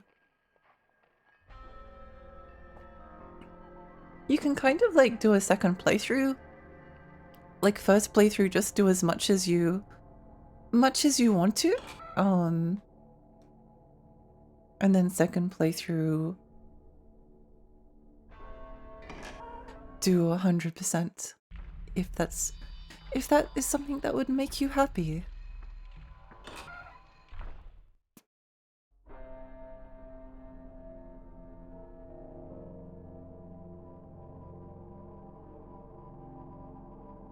And it's a good excuse to replay it as well.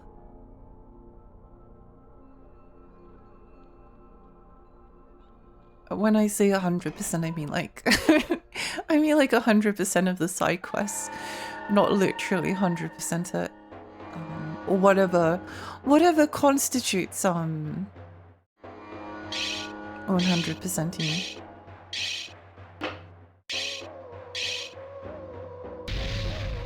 Do 100% of the stuff that is interesting. Vault acquired. Okay. What other GameCube games? Oh, Doshin the Giant. I keep thinking that there's a sequel. I keep thinking like, oh yeah, I need to buy Doshin the Giant 1, and then I also need to buy Doshin the Giant 2. But there is no Doshin the Giant the 2. There's only one. Why do I keep thinking that there's two? I don't understand. I don't understand. Why do I keep thinking this? I keep getting fooled. Oh, here's a terminal. You want it to be two? I do. I do. I think I must have had like a dream once where I dreamt I bought it off eBay. I think this might be where it came from. I had a dream that I bought it off eBay. And then I was like, oh, I woke up and I was like, oh, I need to make sure I buy the sequel as well. I need to make sure I buy the sequel as well. Just hoping to enter reality. Maybe Nintendo will surprise us with a new one. I do want to play Cube of War as well at some point. GameCube, cool. But the one I want to play the most is well, maybe not the most. The one that's a higher priority is Beautiful Joe. Cause I know I will like it. I was playing it like semi recently, and I had to stop because I was I need to save it for stream. Oh, save it for stream. Oh, save it for stream. Save it for streaming. The next floodgate is the last one. Actually, that reminds me. Did you know the Sea of Chi got its name from a part of the human body? Don't know which part, but it's true. Same for Yellow Court and Mud Pillar. It's all kinds of yuck if you ask me. Wait, what is mud? What? Is Mud Pillar poop? Were we in the poop corridors? They were poop colored. Is the yellow court the bladder? Maybe we should start calling like public toilets that are dirty the the yellow court.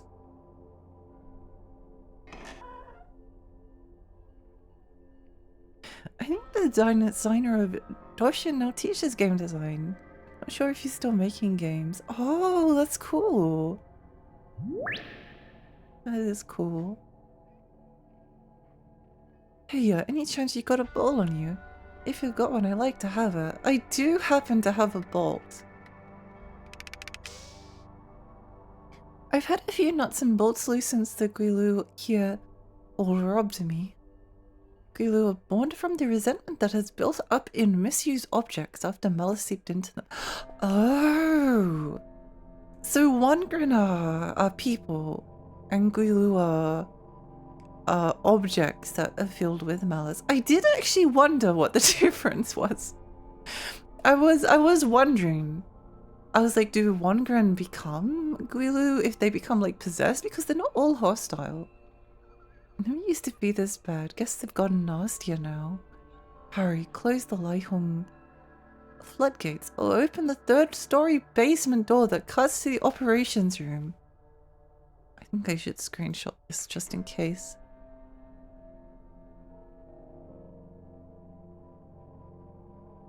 What other GameCube games do I want to play?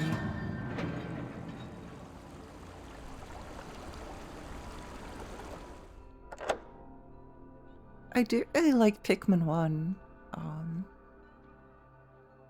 Really big fan of Pikmin 1. I should buy the Pikmin 1 and 2 collection on Switch at some point. It would be nice to have those games portable. I've already forgot. I already forgot what he said to do. Something about basement floor, something. Is this horror? It's got some horror themes, but I wouldn't say it's a horror game. Hi Nix, welcome. Technically there are 1.5 dozen the giant games, the GameCube and 64 Double D version. Yeah. I don't think that version has a translation yet. I think the N64 version of Animal Crossing has like a partial translation, but not a full one. I consider it horror with how cursed the enemy designs are. Yeah, it definitely like has a very like slight horror vibe to it. There are also like some jump scares, but also kind of not really jump scares. Like it's not usually like a monster jumping out at you. It's like an NPC like spawns behind you and then talks to you, and it's scary because I don't like it when strangers talk to me. Open the 3rd story basement door that cuts to the operations room. 3rd story. Oh, I know what that is. I know where that is.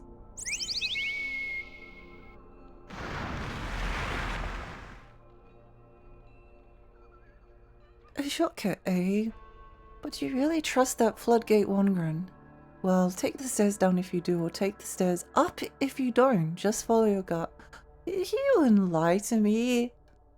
And by gut, I mean your brain. Sometimes it really is our most important muscle.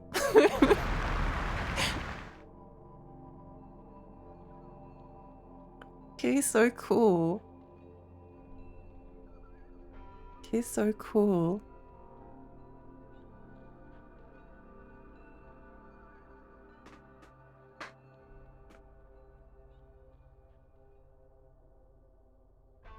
I can't imagine he'd ever try to lie to me.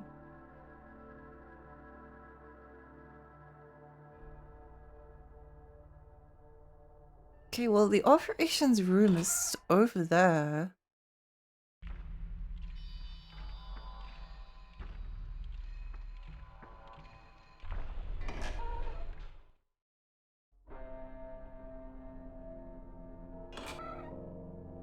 Oh, okay, that's the elevator.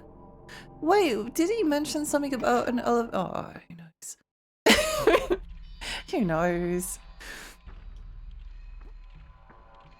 Maybe, maybe not. It's possible.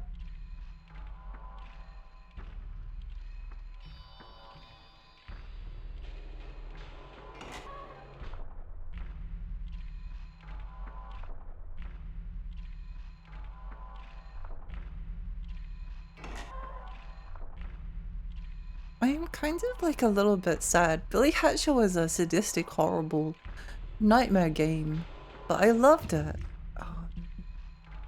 I loved it. Okay, well, not that way. They mentioned the operations room, so maybe it's over there somewhere. Who knows? Could be, maybe, maybe not.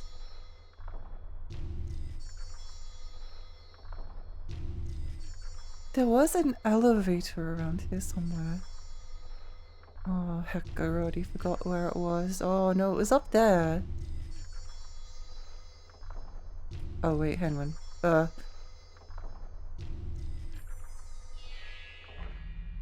Well, I don't know if we accidentally went the wrong way by falling down. Yeah. But let's go to the operations room anyway and see what happens.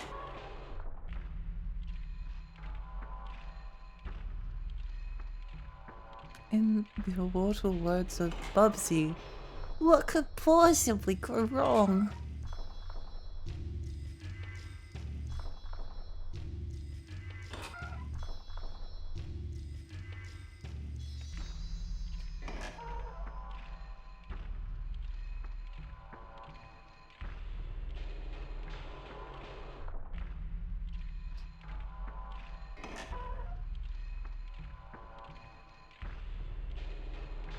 Operations room through here! Through here. Yum yum yum yum yum. こんな汚い水でもな、海につながっているんだ。水が全部なくなると、海を忘れてしまうかもしれない。最後の水門まで行ったんだな。水門男がまだ動けるなんて不思議だ。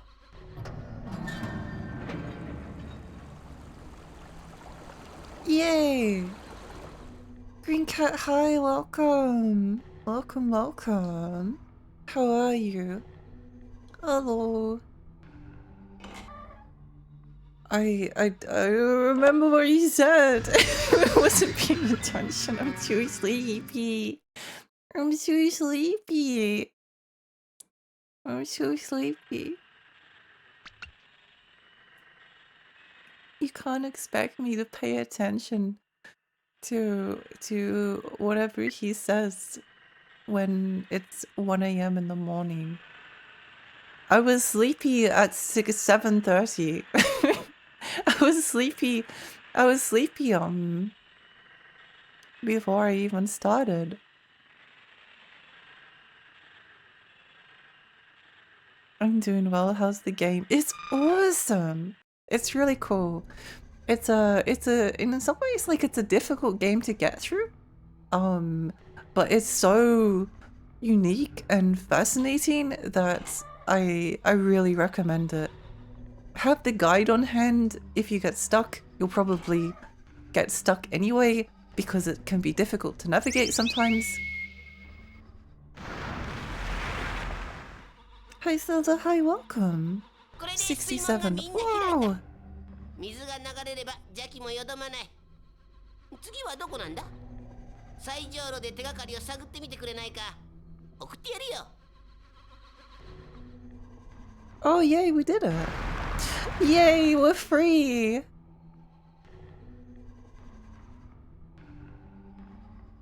If you get stuck, you need help. It's true. If you get stuck, then go see a doctor. Seashell trader. Oh. The dude looks like an art piece. What is this timing? I join a stream and someone talks about getting stuck. I just remembered something about the liquid Wongren. If anyone gets too close to him, he often soaks into the ground and flees. He's as slippery as they come. Oh. He has, Mr. Dope Man has like 4 bottles of something like connected to his body via needles, and he has a literal poop brain, and it has 3 padlocks on his pants. He's such a great character. Whoa, you scared me there. What the heck, buddy? Well, since you're here, I've got something to tell you that might strike your interest. First, did you know that there's an out-of-use dock just down from here? Plus, there should be a seashell there. And if you put your ear against it, you can hear the waves. Whoa! Must be some kind of good luck charm. So cool. Needles and padlocks. Now I'm intrigued. He's a very intriguing guy. Oh, you're back. How did it go? Were the hutongs packed with Kowloon? Gee, then maybe it's true. Did all this happen because of one man's innocent wish on a stone? But I'm certain you had no idea. I remember playing this kind of game when I was a kid, always kept graph paper to draw the map. If it was too weird, it's a good thing. It's a good thing to it's a good thing to have a game that requires you to take some notes in a notepad or draw out a map or stuff. Mapping is fun. I love the Atrian Odyssey series. He left to organize his photos. He lamented to me that he didn't have a good theme down, and then he needed to take another look at his photos. If you ask me, who needs a theme? Yeah, Mr. Military Apparel Man, who needs a theme?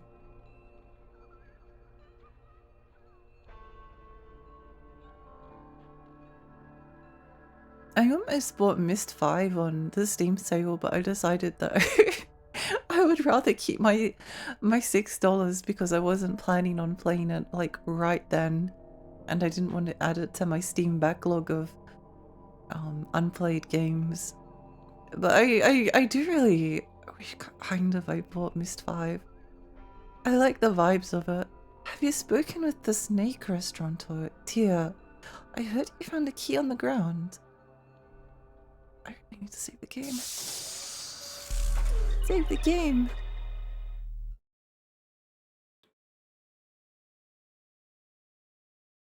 I was looking at the remakes of Myst and Riven.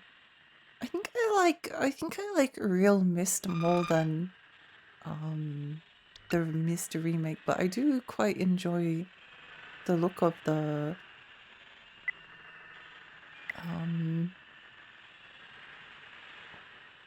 look of Riven, because I think those games are very fun to explore, like, without the pointing and clicking. It's kind of like strange as that sounds.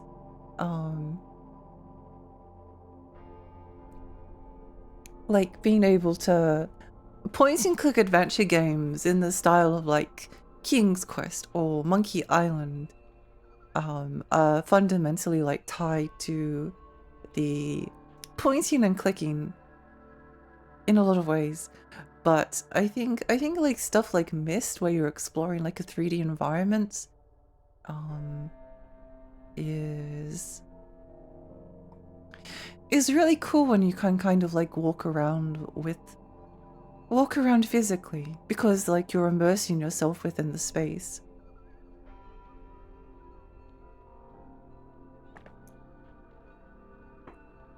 There are so many good point and click games. Gebels is an example, is phenomenal. There are a lot of good ones. I haven't heard of that one. Oh, interesting. I actually quite like the look of it. But yeah, point and click is a fun genre. A game with a talking cat and Cthulhu. That game also has a VR, which would make me want to get it. Yeah, yeah. No, I think they're cool games to have in VR. I think like sometimes there's often like a question of like, well, why does a game need a remake, or a remaster, or whatever you want to call it? And I think that like sometimes the opportunity to take something that was like in 2D and allow you to walk around the space is actually quite interesting at times. I guess that's why I like VR chat quite a bit.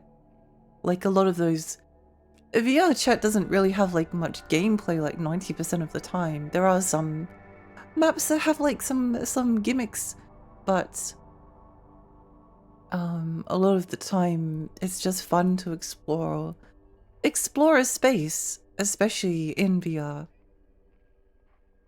You're not going to believe this. I heard this commotion under my house, right? And when I went to look, all the water was draining from the waterway. I plucked this off the wet soil. Do you think this key goes somewhere? Take it in case you need it. Actually, oh, Tiger Dragon Key. I haven't been back to like No Man's Sky, really. When I first played it, they didn't have a. When I first played, I think it was like when it came out, which was obviously like the bare bones version of it. And then when I played it again like a number of years after that point, and they had a hard mode, and because like I like hard mode, so I was like, yeah, I'll give that a try. I don't think I like the hard mode in No Man's Sky, but I think like a game like that again is kind of like about like the immersion and the journey and the feelings that can be evoked without like saying anything. Which is maybe why it probably would have been a much better game if it wasn't like procedurally generated. But there is like a story there that was like kind of intriguing. I don't know. I like a good like atmospheric world to explore. We used to get over to Taichung Road through the morgue, but not anymore. With the bridge to the morgue gone, one can only wonder what became of all the bodies still stored there. Huh. Imagine this in VR with the flappy tree lady bouncing on your face. I have to go. Bye everyone. Bye Jill. I hope you have a lovely rest of your day. Thank you so much for coming. Again, we probably won't go on too much longer. Oh yeah, if we can get to like 6 hours, that will be good.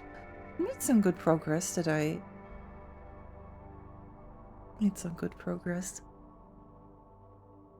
But no, like Kowloon's Gate. I think there is like a VR version of Kowloon's Gate, but it's only like it's basically a demo. It's not a remake. It's just like you can walk around a couple of parts of the city, which is cool and is probably like worth it on its own.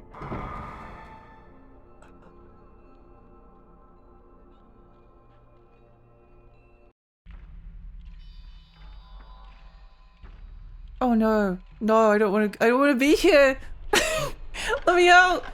No, no, no, no.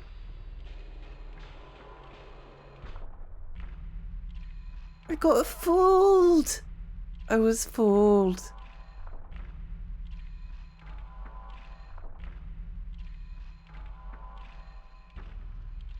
This is your life now. I'm stuck here.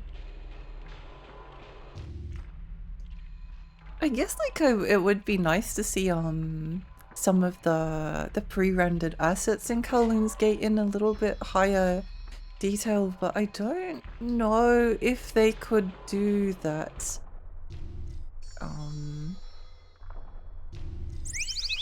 Without like, I don't know, AI upscaling it, which is very bad. Do not do that. Yo, 遅かったじゃないか。さて、いよいよだな。これからあんたが行くところは王道と呼ばれているエリアだ。王道はライフンを挟んで広がっている。水路の突き当たりにあるのが王道への入り口だ。持っているだろ、古竜の鍵。そいつを使うんだ。I think I know. I think I maybe know.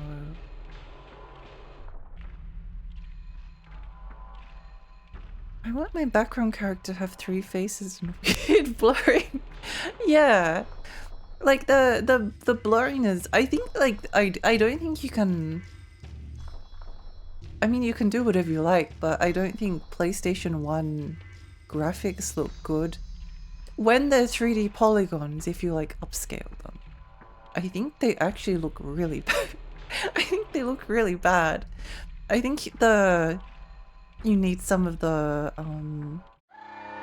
you need the scrungliness for it to come together. I don't even know. We can run away from this guy. Holy moly.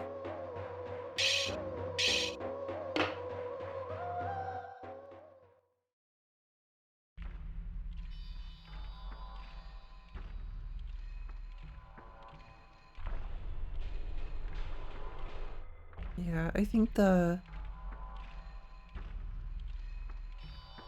scrungliness is often oh wait, maybe it's over there. I don't know. I think it might be. I think this door might have been.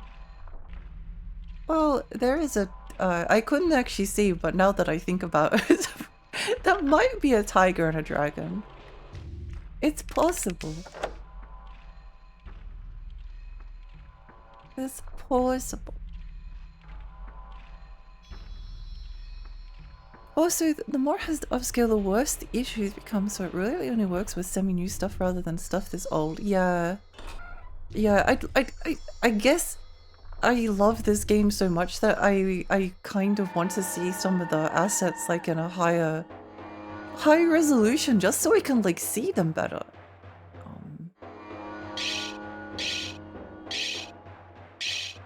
Like at the same time, it would be tricky to do. It would be very tricky.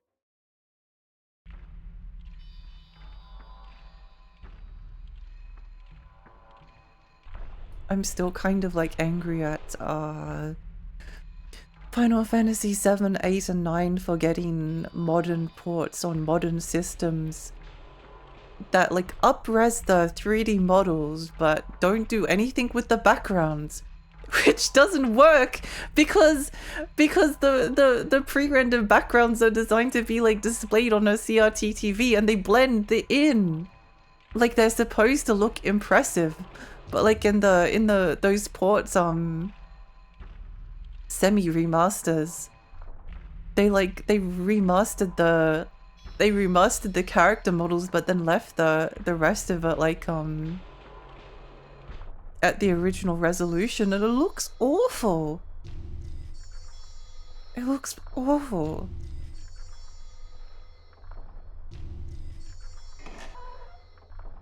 Where am I going?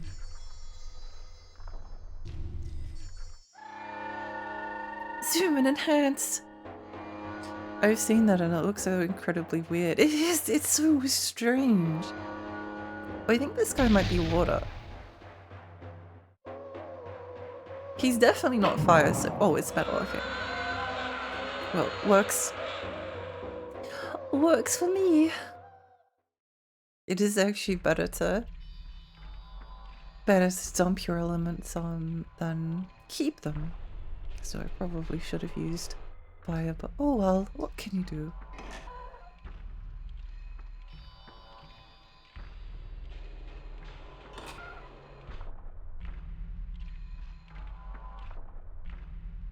Let's see.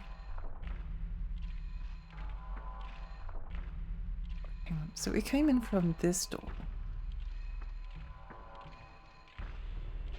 So it's one of these. Let's check the other one to see if it's locked. It is locked. Awesome.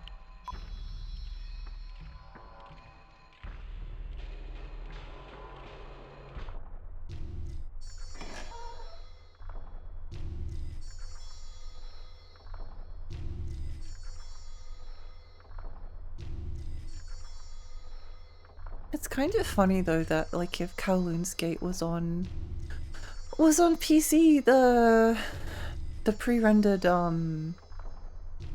backgrounds would probably look closer to something like Myst.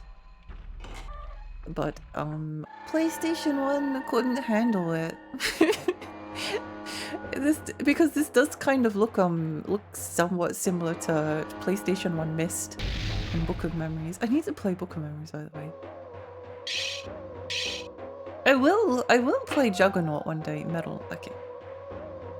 A fun fact, that's basically what you get when messing with resolution and emulator. The pre-rendered can't be upscaled to the new resolution, but the models aren't pre-rendered, which results in two visuals rendering at different resolutions against each other. Yeah, it's really something I don't like. They have to blend together, otherwise it doesn't work. Like, I think it like misses the artistic intent behind the visuals, which annoys me because Final Fantasy IX is beautiful and it deserves respect. It deserves respect.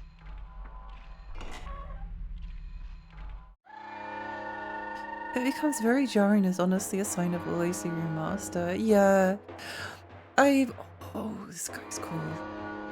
Looks like a Fear and Hunger enemy.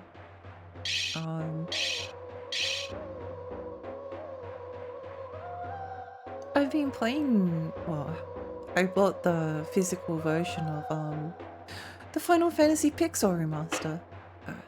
Okay, we can just absorb it. Plaster bust.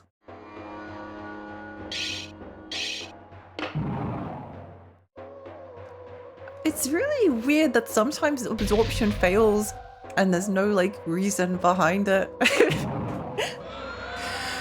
And I think like the Pixel remaster is like it's pretty good. It's pretty good, but there's one, actually no, there's one issue that bothers me, which is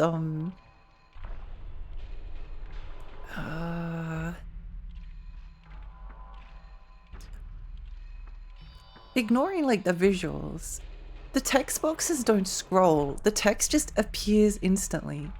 And as far as I can see, there's an option to like decrease the speed of the battle text. Like look stole, look gained nothing. But there's no way to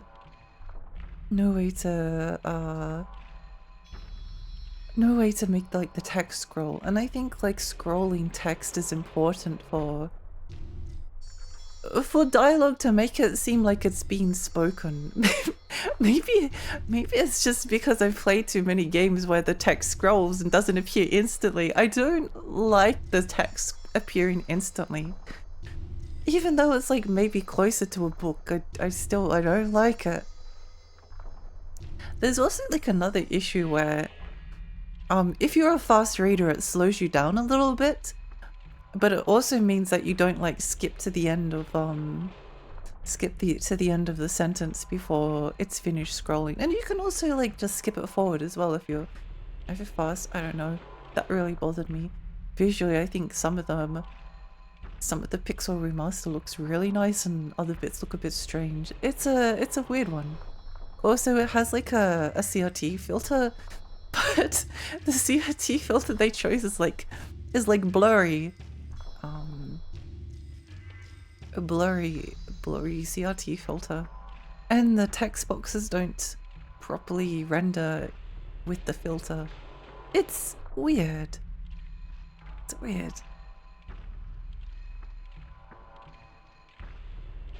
Reminds me of... Hang on.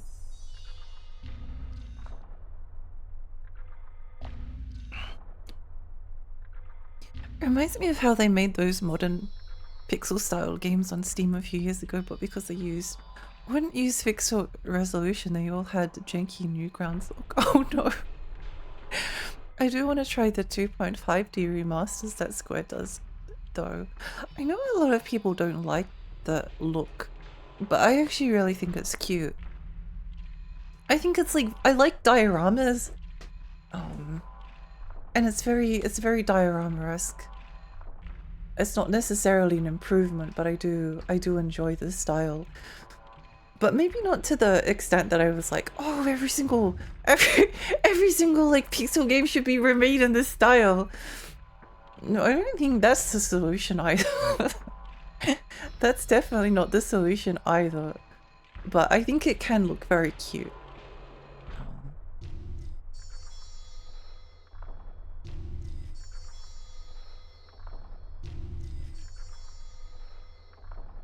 I unironically like the pixel art game style that used 3D shadows with 2D models and parallax for depth. Yeah, I do too. Assuming we're thinking of the same thing.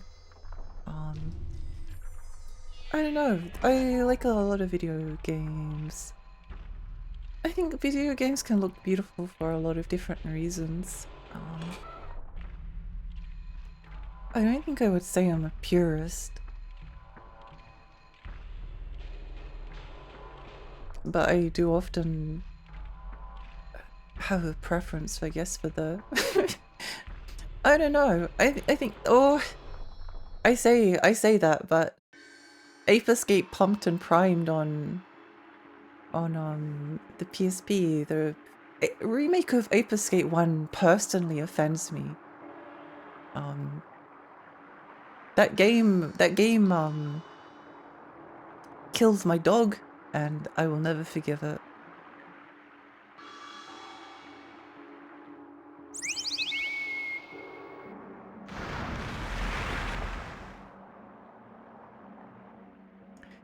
The tiger mouth is up ahead. This, along with the dragon mouth, carries the chi flow back outside to balance out West City's road chi flow. Get rid of the Guilu blocking the tiger mouth first, and then use the tiger dragon key to open the mouth. Okay. I didn't know like Octopath at first, but I think after Triangle Strategy I just got used to it, and now it has its own form of nostalgia. Yeah, yeah.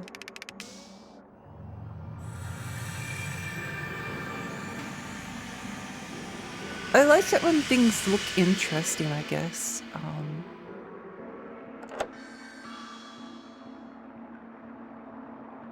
I think I always have like the perspective on remakes that's it's just like a different version or like a weird port or something. Like there's a Super Nintendo version of Final Fantasy VI, and then there's the Game Boy Advance version, and there's the PlayStation 1 version, and then there's the Pixel Remaster version, and they're all weird. They're all a little bit weird and different.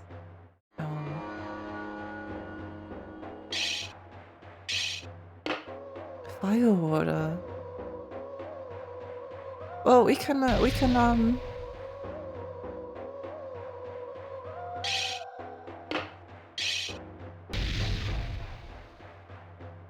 and then we'll have to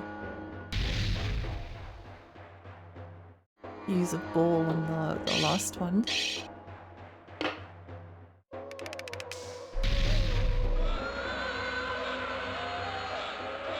That's an example of what I'm talking about. Actually, they do that in Octopath Traveler games. Oh yeah, I do quite like that style. But actually, like, boggles my mind. Actually, you know what? I think like most video game discourse is boring and stupid. And like, intentionally controversial and designed to like rile up engagement rather than like actually have a discussion about things.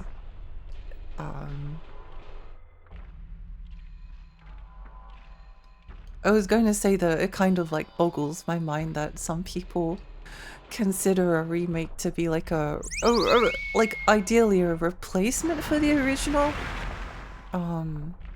Because that's so far from my own perspective, but I don't know. Those people, some people are stupid and wrong, and it's okay. That's fine. It's fine. I guess it's fine to think like that, but there's some good reasons not to. Next is the dragon mouth. Open the mouth, and West City's road chi flow will finally rebalance itself. There's a Trident waterway back there. Go straight along that waterway to reach the room with the dragon mouth. I differentiate between remaster and remake as well, although there seems to be no official separation between the terms. There used to be. The remaster used to be like basically like an HD upscale. So it's like Ratchet and Clank, but it's at 720p or 1080p or whatever. But now there's no difference between the two terms because they get used interchangeably. Like if something gets called a remaster, you don't actually know anymore whether it's actually Whether they've remade the graphics. I don't know if whether they've remade the graphics or whether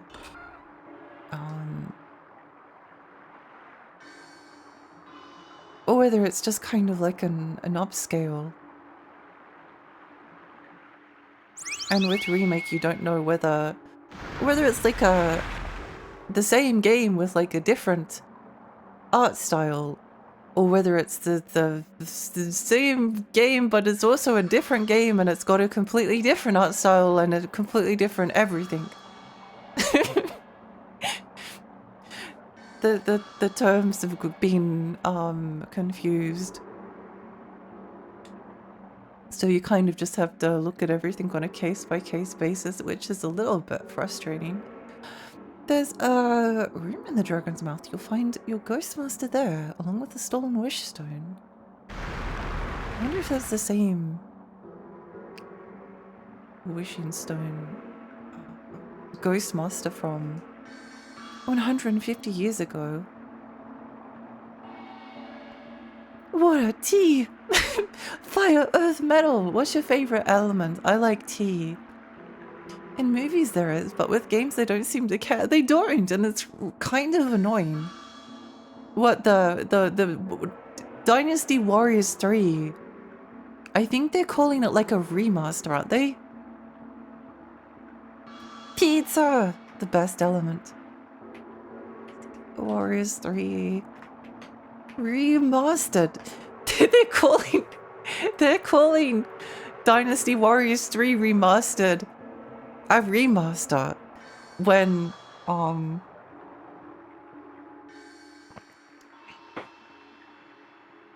it looks like very clearly to be a remake. Like a remaster would be the PlayStation 2 game, but running at a resolution that is modern. Whereas it's just modern graphics, which is fine, but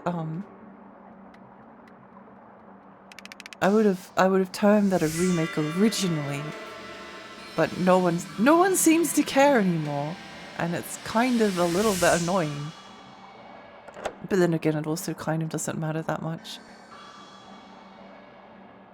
Example, the re-releases of the Star Wars movies are remasters. A remake would be if they got new directors and actors and all make the story of the first movie again.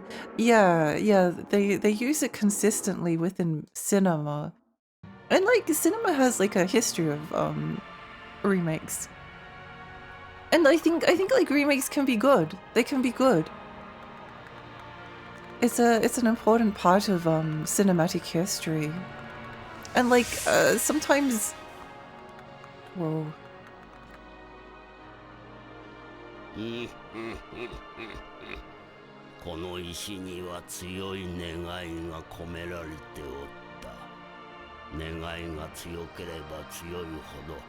like that his eyes are going like, in weird directions.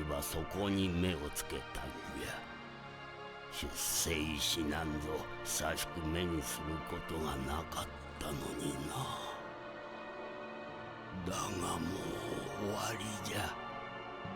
わしのもののけ使いとしての力もあんたに破られてしまった。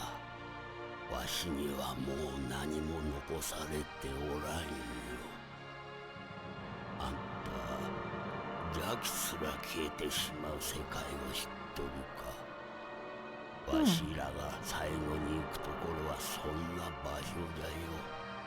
欲望も妄想も何もかもが燃え尽きたようになっておる真っ白な世界じゃ。Wow! Shin Megami Tensei full wide ending.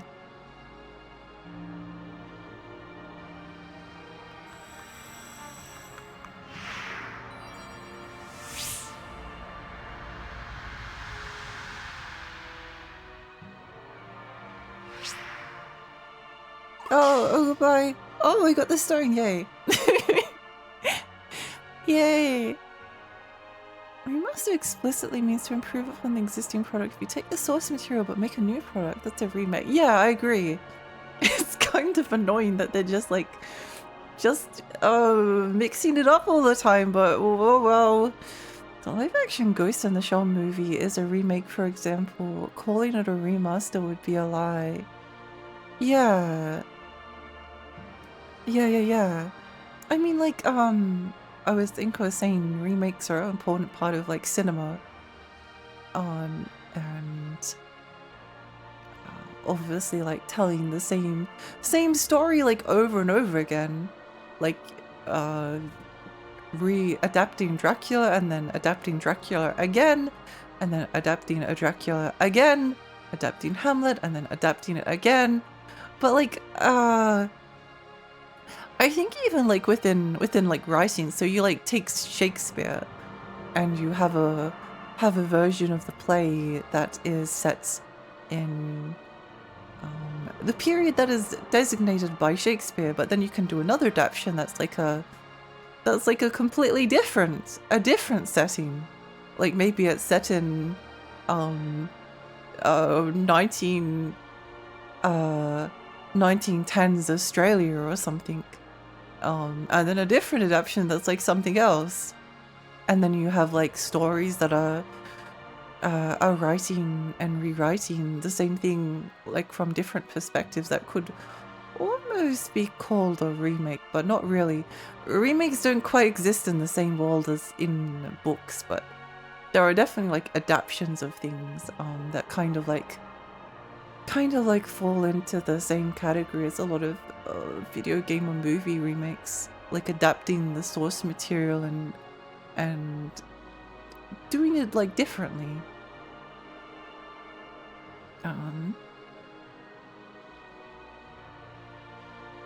Mysterio? It was. On the other hand, Ghost in the Shell 2.0 is a remaster. The creature design in this game, I can't stop wondering. It's so good! He's a materia now. He turned into materia. I'm not saying remakes are bad. I really enjoy the System Shock remake. They just have to use the term properly. Yeah. It is really annoying that they don't tend to call them the proper thing. Like most of the stuff that Night Dive does is a remaster.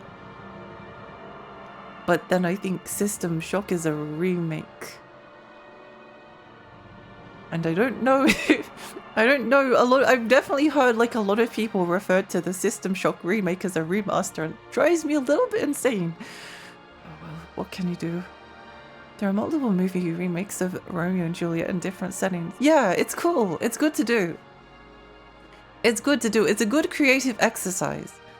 I often think about like how I would remake a game, because not that the game needs a remake, but because like thinking about how you could remake it different to the original is like a fun, creative and artistic exercise to do. And I mean, I can't I don't have any money. I can't like open a video game studio. So it's just like it's fun to think about as a thought experiment sometimes. And then you can gain a lot of perspective and wisdom from doing stuff like that. It's good to think about.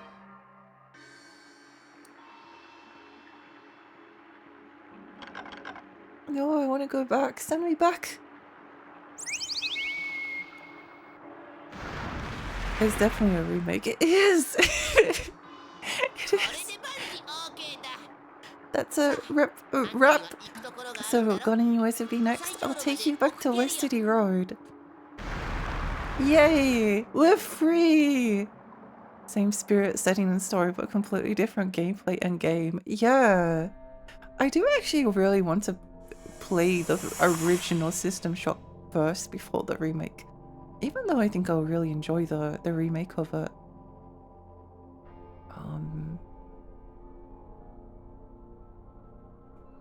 But I guess I want to feel the feelings. I want to feel the feelings that the original was evoking. Before I try a different version and adaptation, interpretation of the same thing. The original System Shock actually has an official remaster. I think I own it. I didn't like the remaster at first because they made everything look too smooth, but then I discovered you could like decrease the in-game resolution while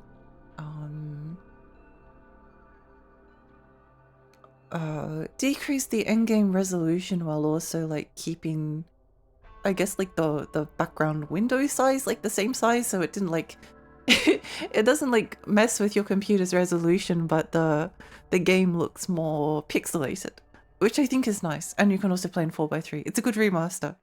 Also, you can play as a girl, which is very important. It's extremely important, because if you play as a girl, if you play as a girl, then it's Toxic Yuri. It's the Toxic Yuri game.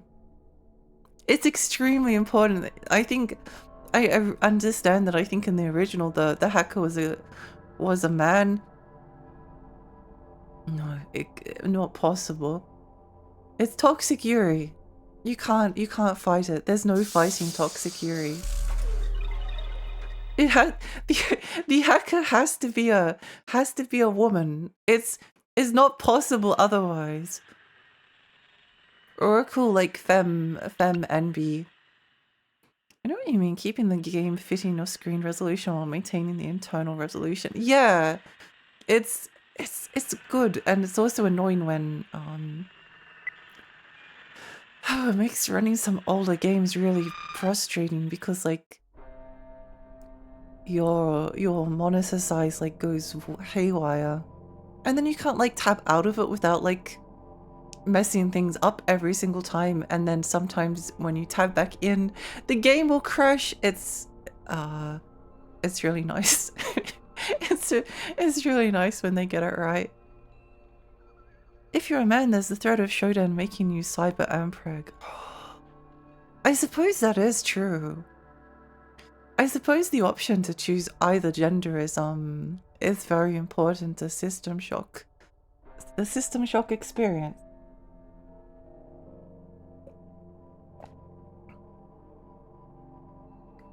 But I think that might be the end of the stream. I have been streaming for 6 hours.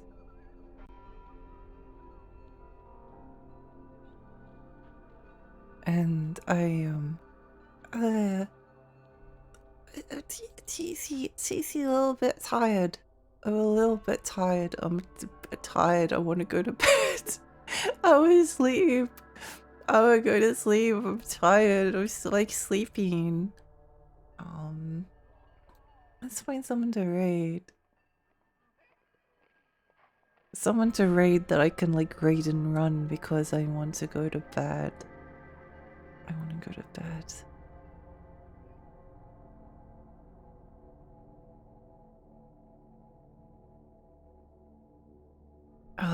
I think we give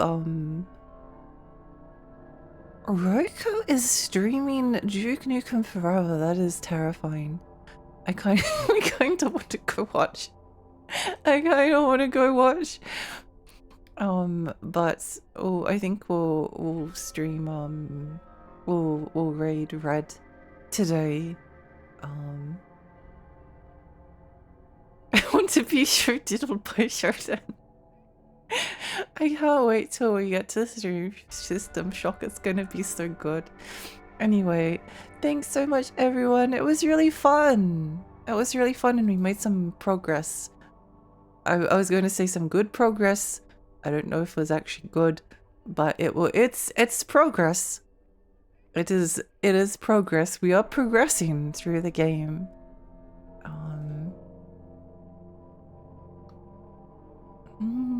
Yeah, I've reached peak eepiness. Peak eepiness. I might go have a bath and then hop into bed. Yeah. Good night, everyone. Thank you so much for coming. It was a really fun time, and I'll see you all later on. See you, probably,